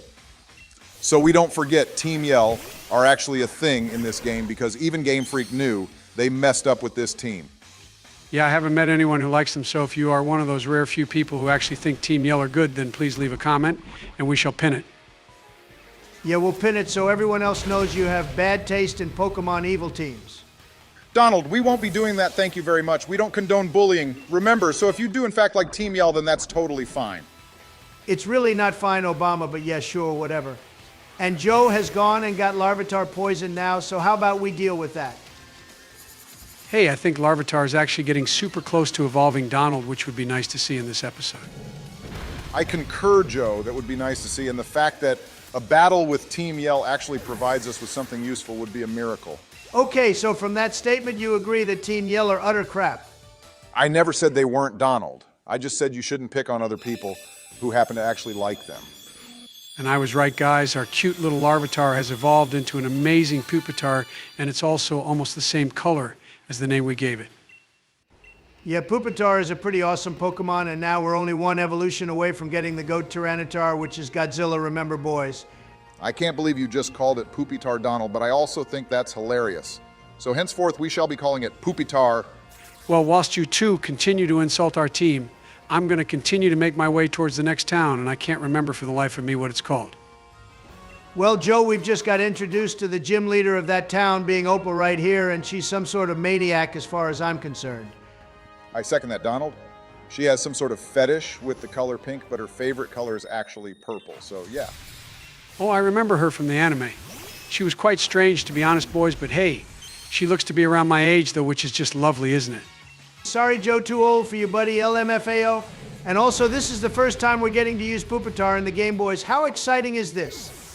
Yeah, awesome, Donald, and it just bodied that Clefable like it was nothing. This Pokemon is probably going to be our MVP in this game, without a doubt. Look, this trainer has 2 Cleffables, guys. I bet she has them because they're pink, and she thinks they look cute, but in reality, they look disturbing to me.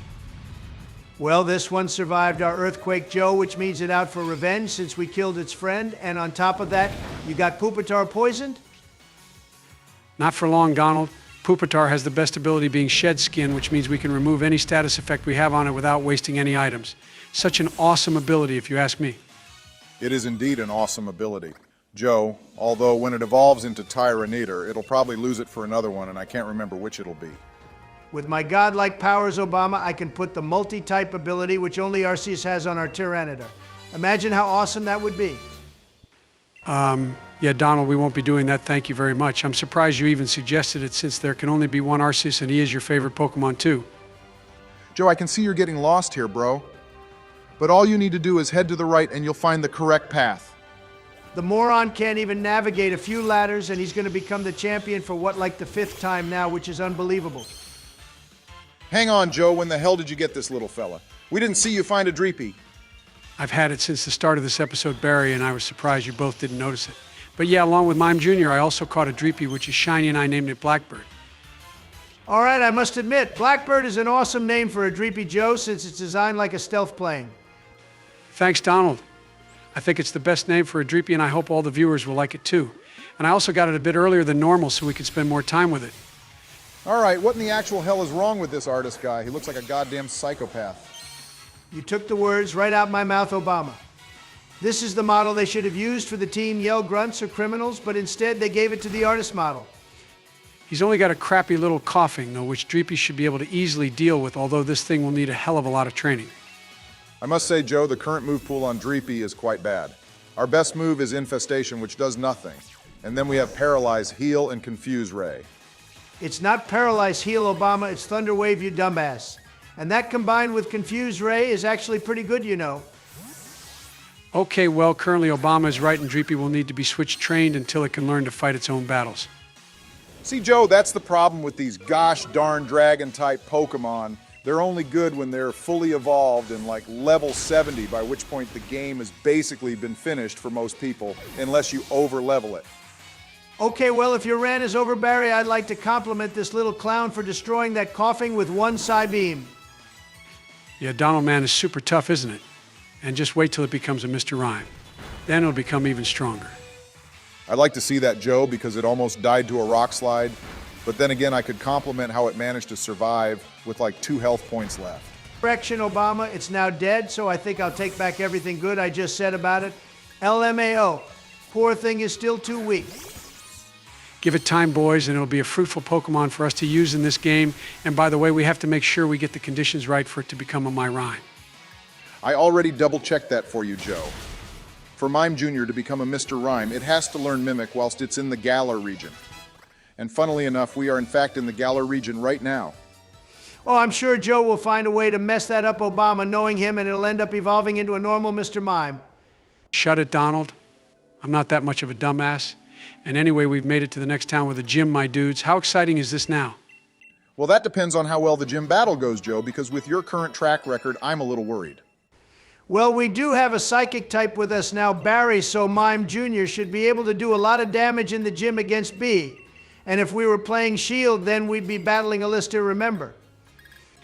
I'm just doing some shopping, boys, since we're very low on supplies, even though the chances of getting paralyzed or something in this gym is very low, but still, you never know. Yes, be a good little Boy Scout and be prepared, Joseph. And by the way, there are some fighting-type moves which can cause his paralysis sometimes.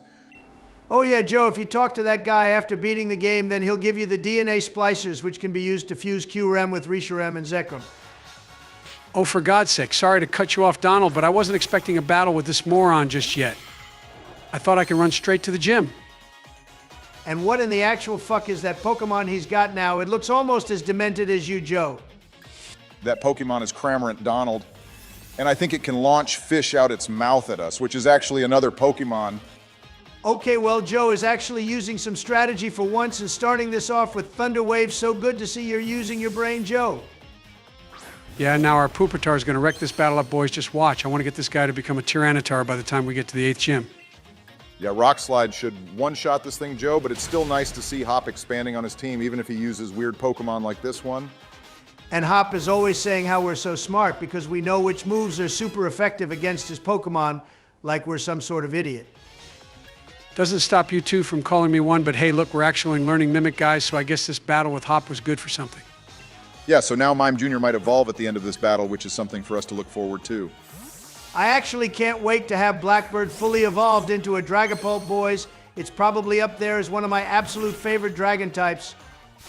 Yeah, it's definitely solid, Donald. My least favorite dragon-type Pokemon is probably Druddigon, though. It doesn't even evolve and no one uses it. I bet you've offended a few people in the comments with that statement, Joe. Let them get offended, Barry. I don't care. I don't like Druddigon, and its shiny form looks like Donald, too. Its shiny form is more green than orange, you demented peanut, Joe, and you'll always be a Snorlax or Kamala to me anyway. Hey, check it out. It's Hop's newest Pokemon, boys, a Toxel. And when this thing evolves, it's actually a really strong Pokemon. I know lots of people love it, actually. It's got good defenses, too, Barry. It somehow survived my attack with only a few health points left. Yeah, I guess we could say Hop may have improved ever so slightly, Joe, but only slightly, and that there is about as much a compliment I'll ever give him. Okay, well, that's Toxel down. I love that little purple fellow, but now it seems he's gone and caught himself one more Pokemon.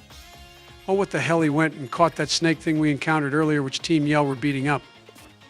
Not like it will be a challenge for you anyway, Joe, so stop complaining and crush it. Hey, it's quite a high level, though, isn't it? Level 30 isn't bad for this thing, and I wasn't paying attention to his other team's level, but this could be his highest. Well, it somehow survived my direct hit, just like his Toxel did Obama. Either way, another slam or whatever should be enough for this thing to die. At least we will have a Rillaboom in about 5 more battles' time, depending upon how much you use our Grass Monkey Joe. And I can't even remember its actual name. Yeah, the second evolutions are always really forgettable, Donald, but anyway, well done for beating Hop Joe. And now our little clown is evolving. Okay, it's been a while since I've seen Mr. Rhyme, and this guy looks creepy as hell. No wonder some people are afraid of clowns. Then everyone should be afraid of you, Donald, and secondly, that isn't Mr. Rhyme, it's Mr. Mime Galar form. We still have to evolve it up one more stage. And you went and taught it hypnosis, Joe. Which, of course, you would. You do realize it can't use it on you, you know, right? And how good would life be to have a Pokemon with you to use hypnosis when you need a good nap? That would be like the best thing ever. The best move to have in real life, Joe, would be judgment, because then I could punish all the fools who disagree with me. And that's exactly why you don't have that move, Donald. But anyway, I think now's a good time to wrap this episode up, boys. Yes, I'm Obama, so thanks for watching, everyone. Please remember to hit the like and subscribe button and consider becoming a member if you want to support the channel. Yeah, next episode we'll be heading straight into the gym, so make sure you pray for us all week so Joe doesn't mess this battle up like the others. I can't wait for the day you make a big mistake in a battle, Donald, and then we'll never let you hear the end of it. Never gonna happen, Joe. I'm the GOAT. Alrighty, Joe, no time for a proper intro because we're going to be battling Bee and hopefully Opal today, too. So, and subscribe, my beautiful fans. Yeah, no wasting time today, everyone. So do what Barry said and smash that like button. It really helps us out. And look, Donald, I've got more balls from the ball guy. Good job, Joe, but that's the only compliment you'll be getting from me for a while until you beat Bee up big time. Her and her fighting-type Pokemon are tough. Yeah, that's definitely true, Donald. Remember, Bee actually beat Ash in the Ultimate Journeys anime, and then they had a draw the second time they battled. Before all that, boys, what in the actual hell is this gym puzzle? It's like I'm going to be in a bumper car at a festival or something in this thing. Yeah, I hope you don't get dizzy, Joe, because we're about to be spinning all over the place. Basically, you got to spin the Joy-Con controller around, and then it'll move the thing we're in. And between each segment, there's, of course, going to be the odd gym battle we'll have to do with some random trainer who's also taking part in the challenge. Now this guy's actually leading off with a Stuffle from the Galar region. Although it's cute as hell, this little pink fluff ball is going to get decimated by our clown. That's right, Joe, and we have Psychic on Mr. Mime here, and it'll probably one-shot everything we come across in this place. I just want one gym battle to go well, so this could be it. Hey, this guy has the full evolution line, which is nice to see. I thought he'd only have Stuffle, and that would be it like most boring trainers. Yeah, but Beware still died, Joe, even though it was quite a high-leveled Pokemon for this point in the game, too. Okay, more spinning about to do here, Joe. I think this puzzle is the hardest one in the gym and will require you to have some quick reflexes. I have the reflexes of a max IV speed Deoxys Donald. This puzzle will be easy peasy lemon squeezy. And then I can put Ash to shame by beating B in one move each. Yeah, clearly these are the reflexes of a Speed Deoxys Joe L. Mao. This is more like the reflexes of a Shuckle. And that was an insult to all Shuckles everywhere, Obama. And by the way, Shuckle is a really good Pokemon too, especially if you teach at Trick Room. Yeah, did you see that, boys? I just smashed my way through this puzzle quite literally, and now I think we have one trainer battle left before battling B. That's right, and Trainer Simon here has a Hitmonlee, an amazing Pokemon from Gen 1 who's based off Bruce Lee, if you didn't know. I think most people knew that, Barry, but on the topic of facts, we want you all to comment your best Generation 4 fact, so that includes Pokemon Diamond, Pearl, Platinum, and Heart Gold, and Soul Silver too. My favorite thing about Heart Gold and Soul Silver is the Arceus event where he starts giving us a PowerPoint presentation on images from Google. Yeah, I did find that a bit strange the first time I saw it too, Joe. Arceus is so powerful that he can break the fourth wall and bash out a quick Google image search whilst creating another god Pokemon. That's why he's the GOAT, Barry, but hey, look, Simon has been beat, and now we can head into the main stadium to take on the gym leader. Just you wait, boys. Mr. Mime has been cleaning up in this place, and I'm so excited to have a gym battle that doesn't end in an almost disaster. Hey, B, be looking pretty fine too, I must say. I think Sonya is still #1 for me, but this one is a solid 8 as well, I think. And Obama's still carrying out his crusade to find the hottest girl in the Galar region. But anyway, here we go, so zip your pants back up, Barry. Okay, our first Pokemon is not even worth talking about because it's going to die in like 10 seconds time. So how about we talk about something else? Wow, that one shot was solid, Joe. Well done. Although I think Hitmontop's defenses are pretty trash to begin with, and Psychic is super OP anyway. And her next Pokemon is Pangoro from the Kalos region. I think this guy is an Ursaring ripoff Pokemon, but hey, still pretty decent. Oh shit, I forgot it's a dark type, and that's going to be super effective against us boys. I may have ruined this battle now. Okay, and here I thought you'd actually use your brain for once, Joe, but we're 4 gym battles into this game, and you still can't get the basics right, you dumbass. Hang on, when the hell did you get this guy fully evolved, Joe? I don't remember this happening. Oh yeah, so this was meant to be a surprise for you all, and I didn't anticipate it coming out in this gym battle since I thought Mr. Mime would sweep in here, but hey ho, here we are, it's Rillaboom. All right, well, I literally don't even care, Joe, because you went and hyped up Mr. Mime so much before this battle, and now you're stuck using Barry for the rest of it. Well, at least Pangoro is down and out now, Donald. A few energy balls from our monkey here and B should only have one Pokemon left, which is either Grapplock or Machamp. Oh, she has a Surfetched instead, Joe. I did not see this coming since she never had one in the anime, although they do tend to change the teams around a lot.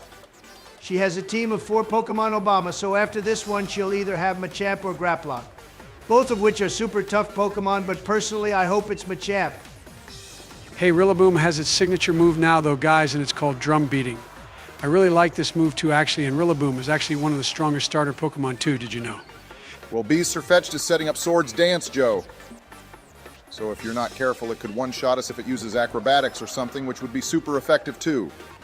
Yeah, is that before or after the stupid bird spams detect like a little peasant scumbag it is? I mean, why even do that? Whenever a Pokemon uses Detect Donald, it's always trying to stall, but in a normal gameplay, I think it's stupid because it wastes time. However, in the competitive scene, I think it's valid. That could be true, Joe, I guess. But anyway, we're on to B's final Pokemon now. And by the looks of it, Donald, your wish came true and she's using Machamp instead of Grapplock. Yeah, good, because I think Grapplock is a much more difficult Pokemon for us to deal with than Machamp, and by US, I mean Joe.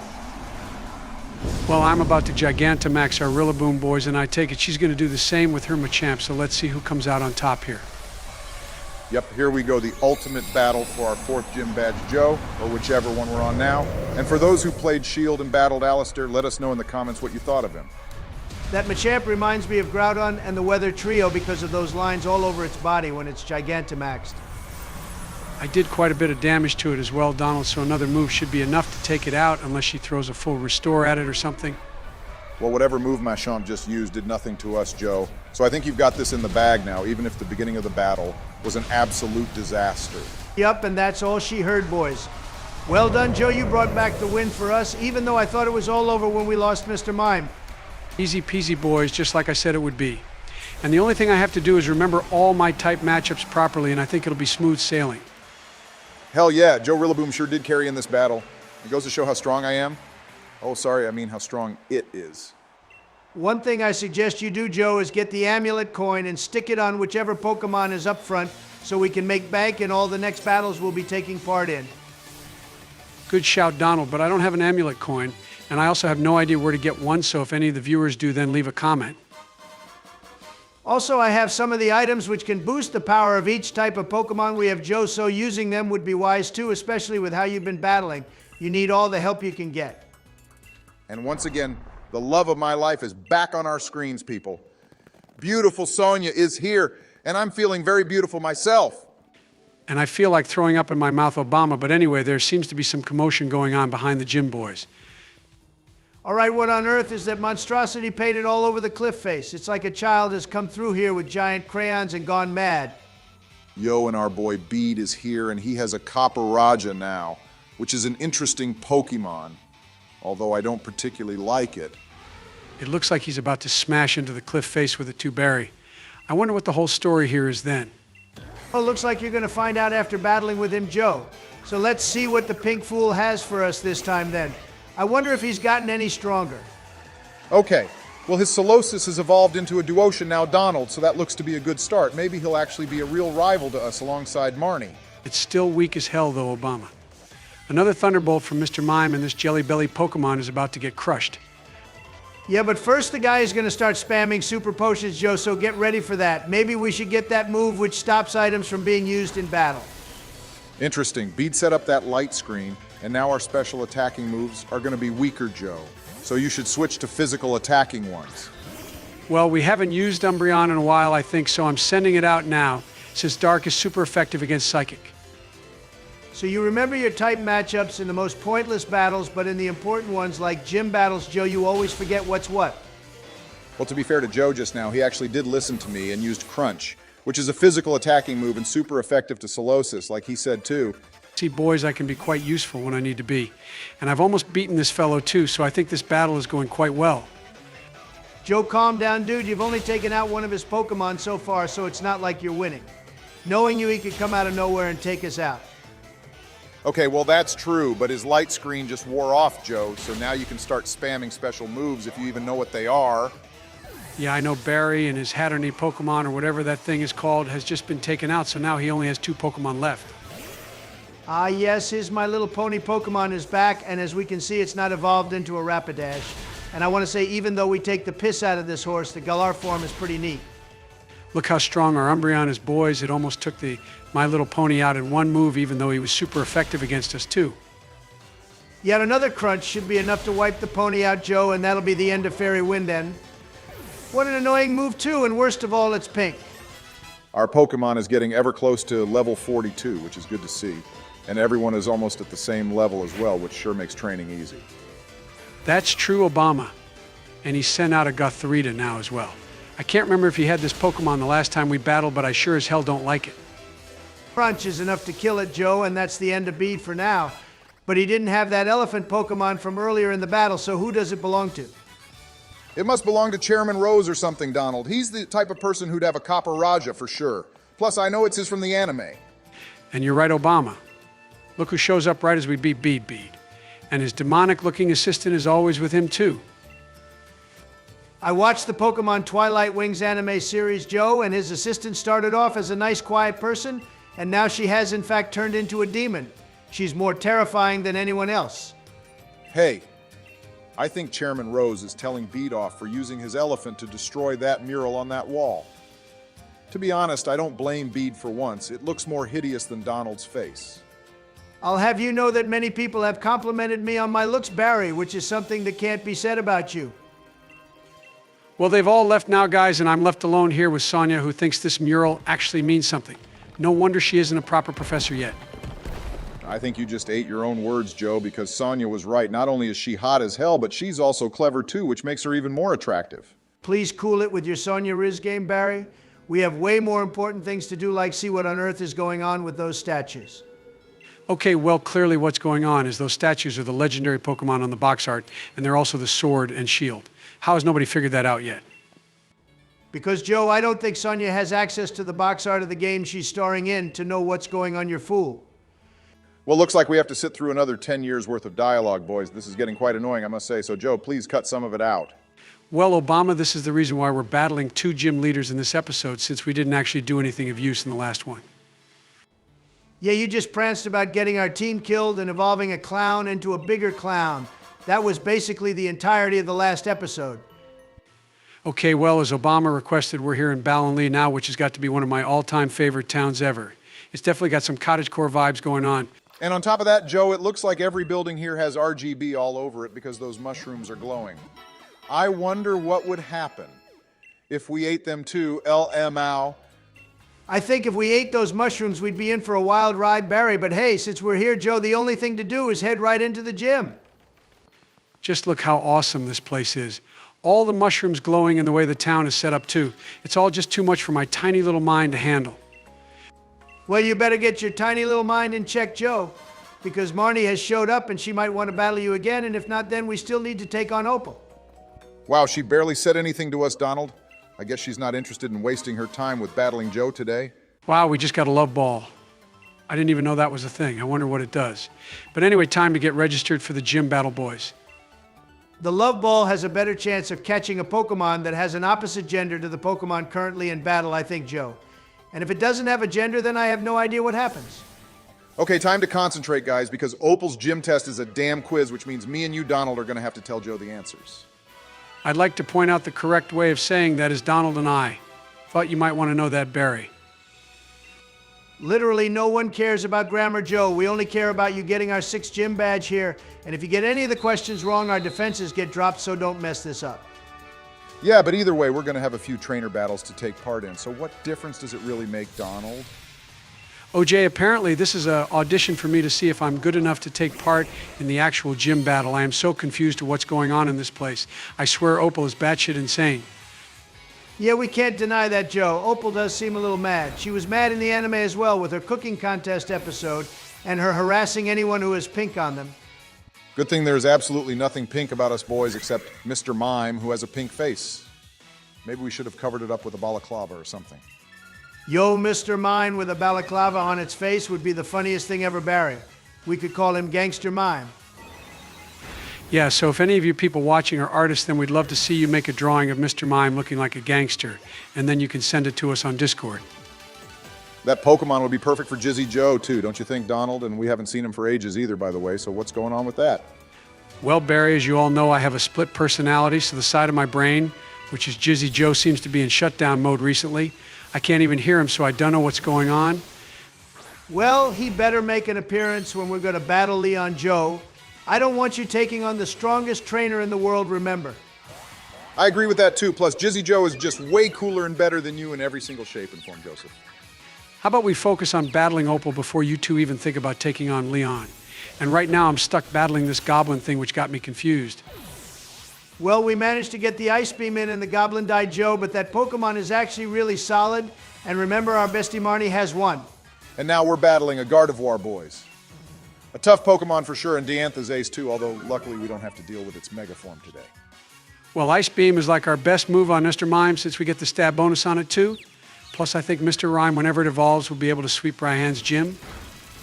Raihan won't stand a chance when we get to him, but we still have another battle before that guy Joe, and I have no idea who the 7th gym leader is. Actually, I forgot too, Donald, but let's go into that battle with no knowledge. So it'll be more fun for Joe, especially when he loses, so we can wind him up. You two do realize I could just Google who it is behind your backs and then pretend to be surprised when it's time for the 7th gym battle.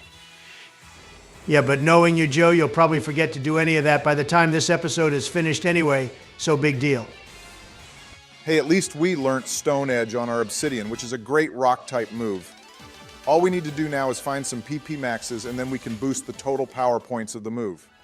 And even better than that, Barry, I've beaten all the gym trainers in the place, so now I think it's time to take on Opal for the 6th badge. Let's get this done then, Joseph, and not messing about, please. After this, we'll have 2 more to go, and then we can be claimed yet another Pokemon victory.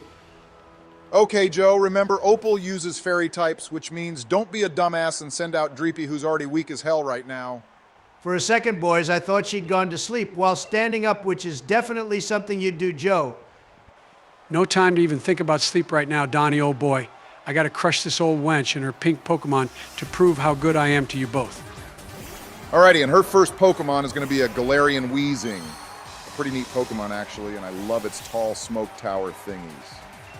Did you know this Pokemon actually helps the environment, Obama, because it takes in bad air and then releases oxygen, compared to the normal Weezing, which is just big oil if it was a Pokemon? Instead of ranting about wheezing, Donald, how about you look at how I just one-shot it with Psychic like it was nothing? Okay, well done, Joe, and now her next Pokemon is a Mawile, which is a really great Pokemon, but if this could Mega Evolve, then I'd have more respect for Opal. Boys, she's still asking us dumb quiz questions during the battle to throw us off, so don't let her get to you, Joe. Keep your mind focused. Okay, well, I hit it with a Thunderbolt since I wasn't sure what else to do, but maybe Ice Beam would have been better since we have Stab with it. And she has Crunch Joe, which is super effective, and it did almost take us out too, so now what's the game plan going to be? Lucky for you, Barry, our Mr. Mime will be able to take out Mawile with another Thunderbolt, which means this old wench only has 2 Pokemon left. I am so winning this battle. And well, look who it is, everyone. A Togekiss back to get revenge because of the one I released back when we played Pokemon Heart Gold, which you should all go watch, by the way. And it did, in fact, get revenge since Mr. Mime got taken out by an ancient power Donald, and by the way, I'm still pissed off about that. Yeah, well, get over it, Obama. That was our first Pokemon game we played on the channel, and it was almost a year ago, too. Plus, Pupitar here should be able to deal with Togekiss. Wow, she straight up asked us what her favorite color is now, too, guys. What the hell even is this battle? It's more of a game show than anything else. How about we talk about the fact that Togekiss has been on the field for like 3 turns now, Joe? And you haven't actually done 1 single damage point to it. Well, that Stone Edge was pretty decent, Barry, although it somehow survived it, which is complete bullshit. There's no way it should have survived that. Oh my god, and now it's spamming Draining Kiss to restore its health, and my second Stone Edge attack missed too. What the hell is even going on now? You'll get it again, Joe, don't worry. This Flying White Pancake has pretty good defenses, so this is to be expected. If I was the one battling, though, Obama, then I'd have revived Mr. Mime and used Thunderbolt since that move is probably better, and we could get a Paralyze on Togekiss, too. Okay, well, you're not battling Donald, so shut your mouth and watch now as her last Pokemon dies and it's a goddamn cake. Technically speaking, Joe, it's a ball of icing or whatever you want to call it, but it does turn into a cake when you Gigantamax it. And speak of the devil here is said cake. This thing looks even more ridiculous now, and somehow it's Opal's ace Pokemon, too. The cake just roared at me as well, which was super weird. I bet the designers were high as hell when this thing got made, LMALM. And that move left us with 16 health points left, Joe, so looks like another Pokemon is going to die, and now she's gone and asked you her age, too. And Joe is being sweet and said she's 16 years old, but we know that's what he wishes.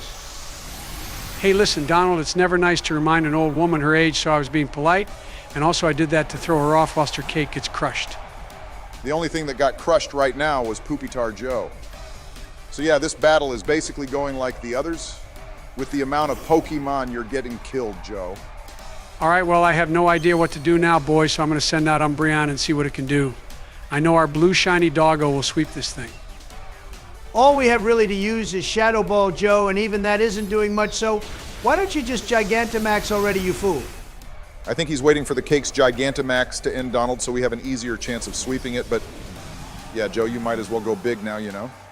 And exactly as I planned, the cake went small, so now I have a chance of beating this thing. See, Donald, my strat was a real one, wasn't it? Considering you got 2 of our Pokemon killed, Joe, I wouldn't exactly call your strat good in any way, shape, or form. This was all part of the plan, Donald, in my mind anyway.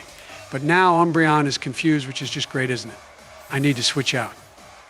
And you went and sent out Dreepy, which is exactly what I told you not to do. You big buffoon Joe, why do you do this? Hey, Dreepy needs the experience Obama because this thing takes 1 billion years to evolve. So how about you look at it from that angle? Well, you both have points, but with Dreepy's ability, killing this Alcremie will be a lot easier, Obama, since Draining Kiss has been disabled now. Man, you should have sent out Rillaboom from the beginning, Joe. Until Dreepy and Poopitar evolve, this guy's going to be the MVP for sure. Plus, in the next episode, we should have our final team member, too. Oh yeah, that's right, everyone. In episode 9, you'll all get to see our final team member, and some of you already know who it'll be. But for those who don't, we won't spoil it for you. And here comes Gigantamax Rillaboom, everyone. The goated monkey is here to sweep this cake thing off the face of the planet now. I mean, you could have done this right from the get-go, Joe, and we'd have been done and probably already in the next town right now, but sure, whatever, play like a fool. Hey, at least he didn't lose the battle barrier, which I think is the most important thing about this episode, LMFAO. And now we have 6 gym badges, boys. Yeah, that is the most important thing, and now I really need my nap, guys. I feel completely zonked out after dealing with 2 gym battles in one episode. Well, I feel zonked out after watching how you battle Joe. That's exhausting enough for me, you know, but well done, I guess. Donald's right, we're 6 gym badges in and only need 2 more to take on Leon. Hey, boys, I just realized the Galar region doesn't have an Elite Four in it. There's only gym battles, and then Leon isn't it. Kind of yes, Donald, but we're not the only one competing, and remember, after getting 8 gym badges, we don't actually battle Leon right away, but that's going to be a surprise for people who don't know. And on that note, guys, thank you for watching the episode. Please remember to like and subscribe if you haven't, and check out our other videos below. Oh, dear Lord Opal is still talking to us, boys. But yeah, as Joe said, thanks for watching, guys, and please become a member if you want to help support the channel so we can continue making videos. She teleported us Donald, which was nice of her. But yeah, expect part 9 to come out within a week, everyone. Guess who's back? Back again. It is I. I am back. If that was meant to be you rapping that Eminem song, Jizzy Joe, then Jesus Christ, you don't deserve to wear those gold chains. In his defense, Barry, we don't want to get a copyright strike or anything bad again, so it's best if he raps like garbage. But anyway, welcome to the video. Everyone remember to hit that like and subscribe button.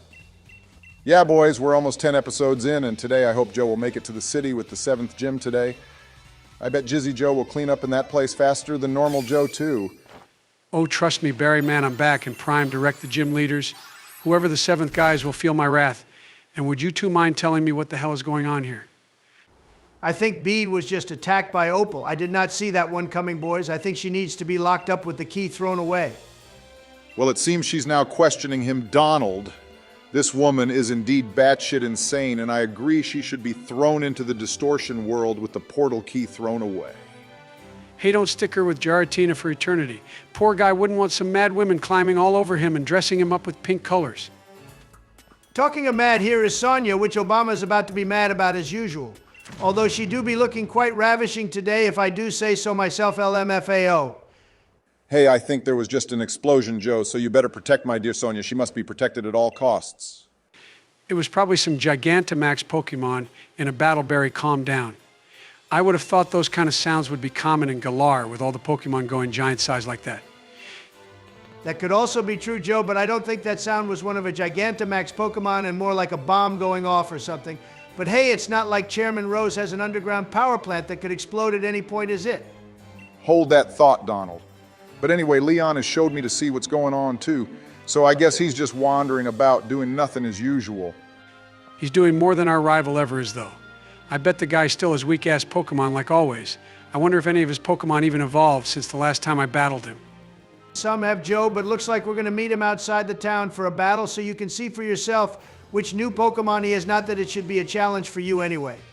Well, the next gym definitely won't be difficult, so I guess I could use this battle with Hop as a warm-up one. Although I bet I'd break more of a sweat if I battled a level 1 Magikarp. And his first Pokemon is a Trevenant from the Kalos region. A solid Pokemon, actually, and it's a ghost and grass type as well. Okay, I can't even remember him having this since the last time we battled him, but either way, it's an easy Pokemon for us to take out, especially with Mr. Mime. Hey, Hop just said the way I battle reminds him of Leon, which is clearly not true because I'm far superior than Leon ever is and ever will be too.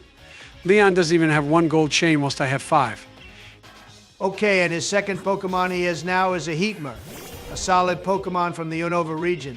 I swear this guy has Pokemon from almost everywhere by the looks of it. Heatmore is a good Pokemon, yeah, Donald, and its stats are pretty good right away since it doesn't evolve. Although it would be cool if they gave it one. He has a team of 5 Pokemon now, though, and the last time I battled him, he had like 3. At least our boy here is developing his team and using pretty decent Pokemon, too, unlike the other rivals we faced. We need people to make a list of some of the best rivals in the Pokemon series, boys. I think Blue would probably be at the top of that. Yeah, Blue would definitely be at the top of that list, Donald, and then I'd maybe put Hugh or Barry next. They're both pretty decent rivals as well. Hey, check it out, you two. I am really cleaning up in this battle. Hop evolved his small electric doggo into that Bolton, which was weak as hell anyway. My blood pressure is always lower when Jizzy Joe is in the videos, Obama. I don't know about you. It always feels good to know we will actually win some battles, LMAO. True that, Donald, I agree. And our Mr. Mime has literally taken out his entire team with the move pool we have on it. And I think we have you to thank for that, too. Okay, well, you spoke too soon, Obama. I blame its death on you. But either way, we'll still win. We always have Rillaboom to clean up any spilt milk, boys. It's definitely going to be the MVP of this game for sure. And then when we've beaten every game, we should make a video showing off the best Pokemon we used. Actually, Donald, we have a plan for a different type of video when this series is done, which we'll release to members first. So if you want to have a sneak peek, then consider joining the channel. Hey, I don't know anything about this video, Obama, so you better give me heads up about it so I can start writing out the script. Unfortunately, Jizzy Joe will probably have your counterpart dumbass in that video since we will need to hear his ridiculous opinions, which is actually a little clue about what that video will be. And I think that's a good point for you to stop talking, Donald, before you give anything else away. And instead we can talk about the fact that we just got sat on by a Snorlax. Yeah, our man here has a Snorlax now too, and if the normal Joe was here, then I'd have made some joke about how they're both the same since all they do is sleep. And with that, I just beat our rival yet again, everyone. What a clean sweep of a battle this was up until Barry jinxed my ass, and now we have to go revive Mr. Mime. And in other news, our Umbreon is learning Dark Pulse, which is a solid Dark-type move, although Umbreon has never been known to have good attacking stats. Yeah, but did you see its special defense, Obama? It was mad high, just like how I'll be after this series is done with Joe playing. Just to clarify, that's the other Joe and not your boy Jizzy Gangster Rapper Joe who's playing the game right now. All right, I think Hop did you a solid and revived our team, so that was nice of him, and now the dude is telling us to head to the next town being Searchester where our next gym badge is. And with that slick transition, we're already almost here, boys. I want to head straight into that gym with Rillaboom and destroy it, Jizzy Joe. Yeah, I want to do that too, Obama. I feel like there's nothing else for us to do here, but if we have missed any cool items or anything of interest, then please leave a comment below. And talking of comments, we have to give a shout out to the viewer in the last episode who gave us the coolest fact in our opinion. That's right, Donnie, and the shout out for this video goes to Ryuga527 with this fact about spiky-eared Pikachu being one of the rarest Pokemon ever. It's so rare that I haven't even heard about it, Obama, so could one of you please tell me some information about it whilst we get on with this gym challenge? I can tell you about it, Joe, since I have like 100 of them in my Pokemon Bank storage system, and don't even ask how I did that because it's confidential. Okay, sweet, we just got a moonball from the ball guy who's always a pleasure to deal with. But yeah, go on, Donald. Please tell us about spiky-eared Pichu. Well, Barry, it was only ever available in Heart Gold and Soul Silver with an event, and you can't even trade it out of there, so that's what makes it even rarer. If you can't take it out of those games, Donald, then how did you get it into your Pokemon Bank storage system? I told you not to ask me questions about it, Joe, because it's all off the books confidential stuff, bro. And that also concludes my TED Talk on spiky-eared Pikachu. And now we can begin the gym challenge, boys. So basically, in this challenge, for the people who couldn't be bothered to read everything, all we have to do is not fall into the pitfall traps. And you go and jinx me again, Barry, with your comments. The first thing I go and do is fall into one, but at least this shows everyone following along what not to do. Oh yeah, we've seen so many people comment that they've been playing the game along with us. But please bear in mind, this isn't a walkthrough and we're not very good at the game either. Yeah, if anything, we ask the viewers for tips about the game since most of them know way more than we do, but it's still all fun in the end. And the first trainer in this gym has a boulder. A solid Pokemon, and when it evolves into a Gigalith, it's even cooler. Gigalith is definitely a cool Pokemon, Joe, but there is nothing cool about Pokemon getting stuck behind trade evolutions, especially if you have no friends. Yeah, and the only friends we have are each other and Joe, and I don't trust Donald to trade the Pokemon we want to evolve back with us.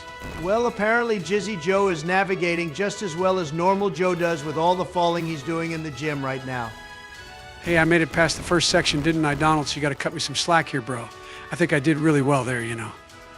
Well, that was only the first stage, Joe, and now this one is even bigger, look. You're going to have to navigate and take it all really slow so we don't end up going back to the start. And as you said, all that Barry, he fell down 2 holes in a space of about 10 seconds. So, yeah, this is going to go well, isn't it? Oh my God, this is so frustrating, boys. And it doesn't help that I have you two blabbering in my ears telling me what to do. That's because you're trash at navigating, dude. I told you in the beginning you got to take it nice and slow to begin with. Otherwise, we'll be here all day. At least he's made it to the next trainer battle, Barry, and this time we're battling a Crustle, which is a Pokemon from the Unova region. Seelan had this in the anime, and it was as solid as a rock. This certainly wasn't as solid as a rock, Donald. I one-shot it with Energy Ball like it was nothing. But I still like the Pokemon. The one thing I like about this whole gym, guys, is the fact that none of the opponents have the sturdy ability, which means we aren't wasting time with these battles. Yeah, please stop talking Obama, because you've probably gone and jinxed that as well now. All right, trainer battle number 3 in the gym. And let's see what our boy Oliver has here. Oh, hey, Joe, you got to be careful with this Pokemon, because even though it's a rock type, it's also a fire type too, which means our monkey could get taken out. Thanks for that heads up, Obama, but I doubt this particular one is the one we'll need to worry about. I have a feeling the gym leader will have one of these to counter grass-type Pokemon. Well, you say that, Joe, but it won't do very well against water types, so I bet the gym leader will have something interesting in store for us. And here we go again with the falling down, boys. This is seriously starting to get old, now you know. Well, maybe if you'd pay more attention to the dowsing rods, Joe, this wouldn't be happening as often. They're literally warning you where each hole is, yet you keep falling into them. Okay, wow, he made it finally, but this last sector is the absolute worst, guys. There's like this sandstorm covering the whole thing, which means Joe will be falling a lot as usual. Well, it's not helping that I have these super cool sunglasses on, boys, but I can't take them off, otherwise I'll look like a peasant. It's either look like a peasant for a few seconds, Joe, or spend the rest of your life falling down into these holes. You keep saying holes, Obama, and it's reminding me of that stupid book we had to read in English class, remember? About that guy who was sent into the desert to dig holes for some reason. Hit the like button if you read that book too and know what we're talking about. That book literally made me want to find a cliff and jump off it. Hey, I actually liked that book a lot, boys. The world building and everything in it was so good, and I really connected with the characters too. Yeah, well, you would, wouldn't you, Obama, LMFAO? But anyway, Joe finally found a trainer in this sandstorm, so let's clean up this one too, buddy. Yep, Trainer Wendy here sent out another awesome Pokemon being Sudowoodo, but sadly it's going to die just like all its brethren in here. Oh, for God's sake, here we go with Sturdy. Me and my big mouth is at it again with the jinxing. I must have psychic powers or something, boys. And that rock slide actually did a significant amount of damage to us, Obama, so once again, thanks to you, we're losing. It's fine, Donald. I'll get it now with another energy ball. And hopefully after this trainer, we won't have any more to deal with except the gym leader. I'd maybe swap out Energy Ball for a more physical attacking move, Joe, since our attack on Rillaboom is much higher than our special. That's the most useful thing you've said in this entire video, Obama. Holy hell. But yeah, Jizzy Joe, you better get on that. And if you don't, then I can always call up the Russians to swap some moves out. I'm really struggling to get through here, Donald, let alone worry about what moves to teach Rillaboom right now. Well, you're actually listening to me, Joe, and following what the dowsing rods are showing you. So hopefully all the falling is over for now. Oh my God, we've almost made it through this god-awful gym puzzle, everyone. This has to be in the top 3 worst gym puzzles in any Pokemon game ever. Hey, that's a good question for the viewers too, Donald. Please leave a comment below letting us know which gym puzzle you think is the worst out of every game. Hell yeah, guys, I did it. We've made it to the end, and now it's time to take on the gym leader, who I still have no idea what his name is. Well, we're about to find out, Joe, so let's get the show on the road and crush him with Rillaboom. And then we'll get our 6th gym badge, I think. Okay, so this guy is called Gordy, apparently, boys, and looks like he's also trying to upstage you with those sunglasses. First of all, that's not how you pronounce his name, Obama. And second of all, this guy looks like something from Terminator. Yeah, I think we can all agree here who has the better fashion sense in this gym battle, as well as whose Pokemon is the strongest too. Well, his first Pokemon is in fact weak to grass and 8 times weak as well, since that Barbracle Pokemon is water and rock type. And what a great way to start this gym battle off, Jizzy Joe.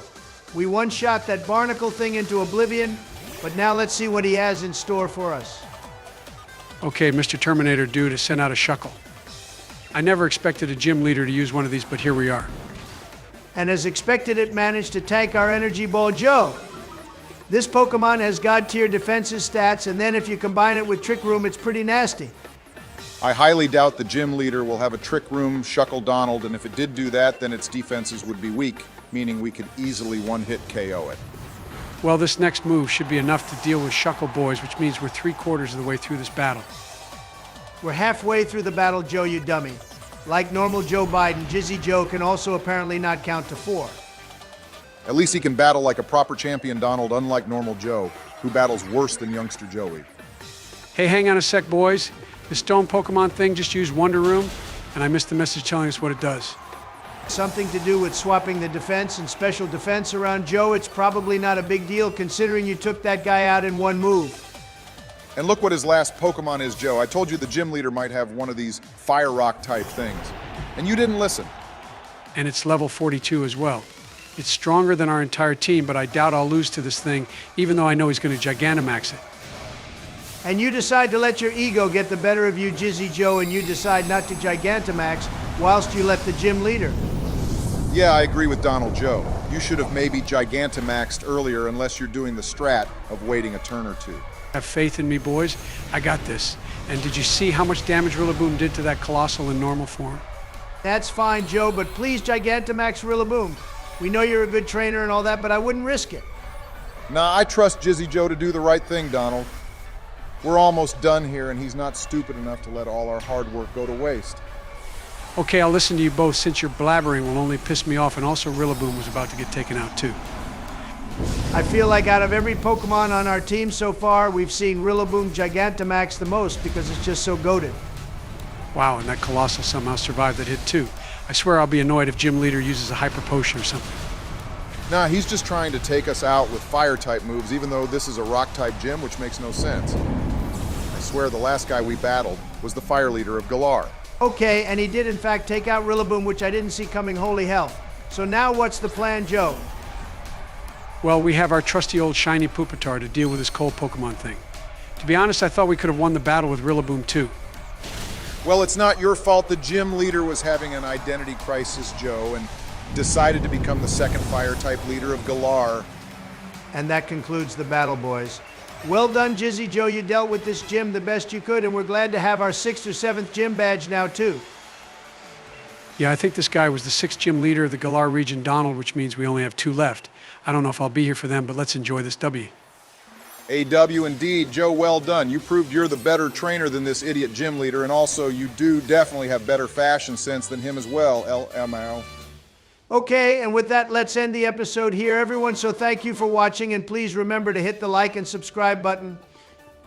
Yeah, I hope you all enjoyed my appearance in the episode, and hopefully I'll be back again soon. This game is really fun. And it seems like Sonia wants to see us too, so that's the first thing we'll be doing in part 10. Everyone, check out the playlist in the description if you want to see our other content too. All right, everyone, here we go, jumping right into part 10 of Pokemon Sword, and we have Sonia looking as beautiful as ever on our screens. And I'm back today too, everyone, so I hope you all miss me. Apparently Jizzy Joe took over in the last episode, whatever that was about. But it seems we're kicking this episode off in a steakhouse. That's right, Joe. Here we are in a steakhouse. And please also remember to like and subscribe as well. Everyone to help us grow the channel. We're almost at 20,000 subscribers. That is an insane number for us, and we hope to reach it very soon. But in other news, I have, in fact, got the last member for our team, boys. Yeah, to the few people who were waiting for the final team member, we're sorry it took this long, but we hope you'll all enjoy it when you see it. I think we're going to see it soon, Donald. But anyway, Sonia is taking us around Circhester here to learn more about the ancient heroes and the Sword and Shield Pokemon too. As much as we love her, she does love to talk, and we don't have time for that since we have to become the champions of yet another region. Okay, well, before we leave Donald, this guy can teach Draco Meteor to one of our Dragon-type Pokemon, and since Dreepy is the weakest, he's going to learn it. Oh yeah, Draco Meteor is a solid move, Joe, except it can lower our special attack a lot, so be careful when using it. Hey, Joe, how about you show everyone the new Pokemon we have for the team up close? I think that would be nice. Okay, well, here it is, everyone. This is Dracovish, and we were requested to give it a nickname by someone a long time ago whose friend was sick. So if that viewer is still watching, then please let us know. Yeah, we haven't forgotten about that viewer, except we did forget the nickname, which I personally blame Joe for. One thing I'd like someone to tell us about is what the hell is the purpose of all these shapes? Like, what do they even achieve? Yeah, I'd also like to know that, Donald, if I press the X button, It allows me to change the markings, but I have no idea what it does. Oh yeah, one of our other Pokemon evolved in between the last episode and this one, which I'm sure Joe will be happy to show off later as well. Some people probably saw it as I was switching between the menus, but anyway, boys, I think it's time we bounce and head on to Spikemuth City, where our 7th gym badge is. Yes, Spikemuth is the dark-type gym, and I can give you some interesting facts about that place if you both want to hear them. You're going to tell us anyway, Donald, so why bother asking in the first place? Because I'm a gentleman, and yeah, I'm going to tell you anyway. So the first fact is the Spikemuth gym doesn't allow you to Dynamax in it. Oh yeah, I heard about that in the anime, Donald. Apparently there isn't a power spot there or something to that effect, which is why no one really goes there to begin with. And talking of Spikemuth, here are some of its residents causing trouble as usual, and it seems these two hooligans want to make this Pokemon swim. Well, I'm about to make them swim with the fishes if they keep this Pokemon abuse up Barry. I'll chuck them in that ocean and hope a Sharpedo eats them. Okay, well, they want to battle us now, and this is a good chance to show off Dracovish to everyone. Its shiny form is all dark gray and looks really neat. Yeah, except it's weak as hell, Joe, and only has Bite as its strongest move. The other three moves aren't very helpful considering Dracovish is more of a physical attacker.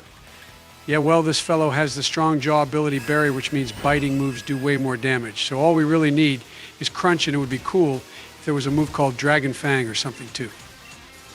That would be cool, Joe, except the Dragon Fang is an item to boost Dragon-type moves, although I see your point. It's a bit weird this guy has strong jaw, but no stab moves to back it up with. There's probably a reason for that, Donald. It would be quite broken if it had strong jaw and then a stab move on top of that too. Okay, well, whilst you battle this fool Joe, how about we give a shout out to the viewer with a cool Pokemon fact from the last episode? That's right, Barry, and the winner without a doubt for this shout-out is Bananian1337 with this absolutely outrageous fact about Golisopod and Graplox eating each other. All right, yeah, that fact is straight out of an R-rated movie or something. I did not expect that level of violence from a Pokemon game of all things. Oh, hey, look! It's our newly evolved Pokemon, everyone! Mr. Rhyme, which Joe evolved by mistake off screen, but here it is anyway. Okay, thank you, Obama, for interrupting our shout-out, but if you'd like to get a shout-out in the next episode, then please keep these Pokemon facts coming, except this time, we'd like some facts about legendary Pokemon. Yeah, that's right, we love legendary, so please drop us some facts about your favorite ones. And now these grunts have been dealt with, we can finally move on towards Spikemuth. Okay, so this is a new feature in these games in which Rotom can now possess bicycles, and we can use them as boats, which I think is silly. Yeah, if they added this in, then we should have got a Rotom Bicycle as an actual Pokemon to use in battle. It could have been Electric Steel or something I don't know. Hey, that would have been pretty cool, actually, Donald. Nice idea, except a bicycle as a Pokemon probably wouldn't have gone down too well with the fans. Oh my god, it's a Graplock Joe. Get away from this thing before it eats our whole team, holy hell. Yeah, those things actively chase us whilst we're out on the water, which is enough for me to say a big nope to being here. Okay, well, thankfully we didn't need to stay out on the water for too long, although you could have maybe done a little exploring or something, Joe. I think he wants to just get to Spikemuth as quick as possible, Barry, which I don't blame him for. It's probably the worst gym in the series, but Pierce, who's the leader, is actually quite strong. Okay, well, here we are, guys. I made it, but Marnie has shown up first, and she wants to battle us. The only person who we've considered as our actual rival in this game. Yeah, Marnie is cool, Joe, and she's leading off with a Leopard, a Pokemon from Unova, and one which we think is absolute trash. Well, she's quite confident she's going to beat us, Joe, so don't mess this up, please. You should use this as the warm-up battle for the gym. Well, I think this is the perfect time to show everyone how good Mr. Rhyme is Donald, since we have Dazzling Gleam on it, which is super effective to these fools. It's a good Pokemon, Joe, except its defenses are not the best. So just be careful how you use it. Pokemon with high attack stats tend to have low defenses, in my opinion. Yeah, but look how adorable he is with his tippy taps Obama. He's dancing away like this battle is High School Musical or something. Oh, I love that movie series, Donald. I know all the lyrics to every song in it. Oh, Jesus, well, don't tell Jizzy Joe that. He's into gangster rap, which I think would conflict with High School Musical. And I'd like to point out that Leopard was on the field for way longer than it should have been, Joe. That Pokemon is so annoying and could have taken us out if you weren't careful. Yeah, I know, Donald, but from here on out, it's going to be smooth sailing for us. This Scrafty, along with everything else, is going to be sent to the void. Wow, well, for once, Joe, you actually meant it, so good job. Now you just have to keep that momentum up with the other Pokémon. Well, she has a Toxicroak now, boys. An awesome Pokemon for sure, and sometimes I wish Brock had evolved his Krogunk into one before the anime series ended. His Krogunk was a part of the plot, though, Donald, since he stabbed him with Poison Sting whenever Brock started hitting on some random girl, LMFAO. My favorite time when a Pokemon attacks a human is in Heart Gold and Soul Silver, where Lance gets his Dragonite to attack that Team Rocket guy in Mahogany Town in Johto. Oh yeah, that was definitely the best. Lance got his Dragonite to blast that guy with a Hyper Beam, which should have killed him, but somehow didn't. And I've beaten Marnie again, my boys. What an easy battle it was after her Leopard got taken out. I think this will be how the gym battle will go too, since dealing with dark types seems to be a cinch for me. Right, well, we'll see about that, Joe, but anyway, here we are in the most depressing city in the history of Pokemon. I mean, just look at this place. I love how the Pokemon Center is so bright and nice and normal, and even Nurse Joy looks happy, but as soon as we step outside, it looks like a goddamn slum. Yeah, this is Peasant Central, Donald, but anyway, I'm going to swap Mr. Rhyme to the front of the party for this battle, and then we can get the gym challenge started. Okay, as a viewer pointed out in the last episode when we asked about the worst gym puzzles, Joe, this one was up there for sure because it's literally just a straight line with some battles added in. Yeah, it's quite dull, to be honest. There's a few double battles, I think, but other than that, this place is very boring. And here we go. So yeah, Joe, this place can actually be very tough, so please don't go in with your usual cocky attitude like before, because if we lose, I'll be the one to battle Pierce. Well, if all we'll be dealing with in this place is a bunch of Lanones like this one, then I don't think we have anything to worry about, is it, Donald? Joe, just shut the hell up and win this thing, please. I will rage out at you, I seriously mean it, and a viewer even warned us about Pierce in the last episode, too. Okay, well, one-shotting that Lanoon won't help Joe's attitude drop in the cockiness department, but anyway, it was a good start to say the least. I'll just let Joe do whatever he wants, and when he inevitably messes this up, he'll be on a timeout for a few episodes, and he can go sit in the corner and think about what he's done. The only person who's going to be sitting in the corner is Pierce, Donald. The guy can't even Gigantamax you mentioned earlier, so this battle will probably be even easier. Oh dear, well, for your sake, Joe, let's hope so. Now, after those two fools have done their cartwheeling, we can move on to the next section of this gym. Yeah, this battle now is going to be the double battle which Obama mentioned earlier, Joe, so get ready. I think it's the final battle before the gym leader, too, actually. Well, they only have one Pokemon each, Donald, so how hard can it be, really? We're battling a Drapion, which is a new one, but then they have another Leopard, which is my only threat. Well, the good thing is both those moves you use can hit both Pokemon at the same time, which means we may be able to clean up in here rather quickly. Let's hope so. And for the love of God, Joe, I hope you bought some revives and hyper potions and anything else you'll need for this gym battle. Oh, look, the Drapion survived my hit, boys, but another shot should do it. And then you two can watch my crush Pierce like he's a pea in a pod. He ignored your question, Barry, which means Joe either forget to stock up on items or he thinks he's some god trainer who can win anything without the right items to help back him up.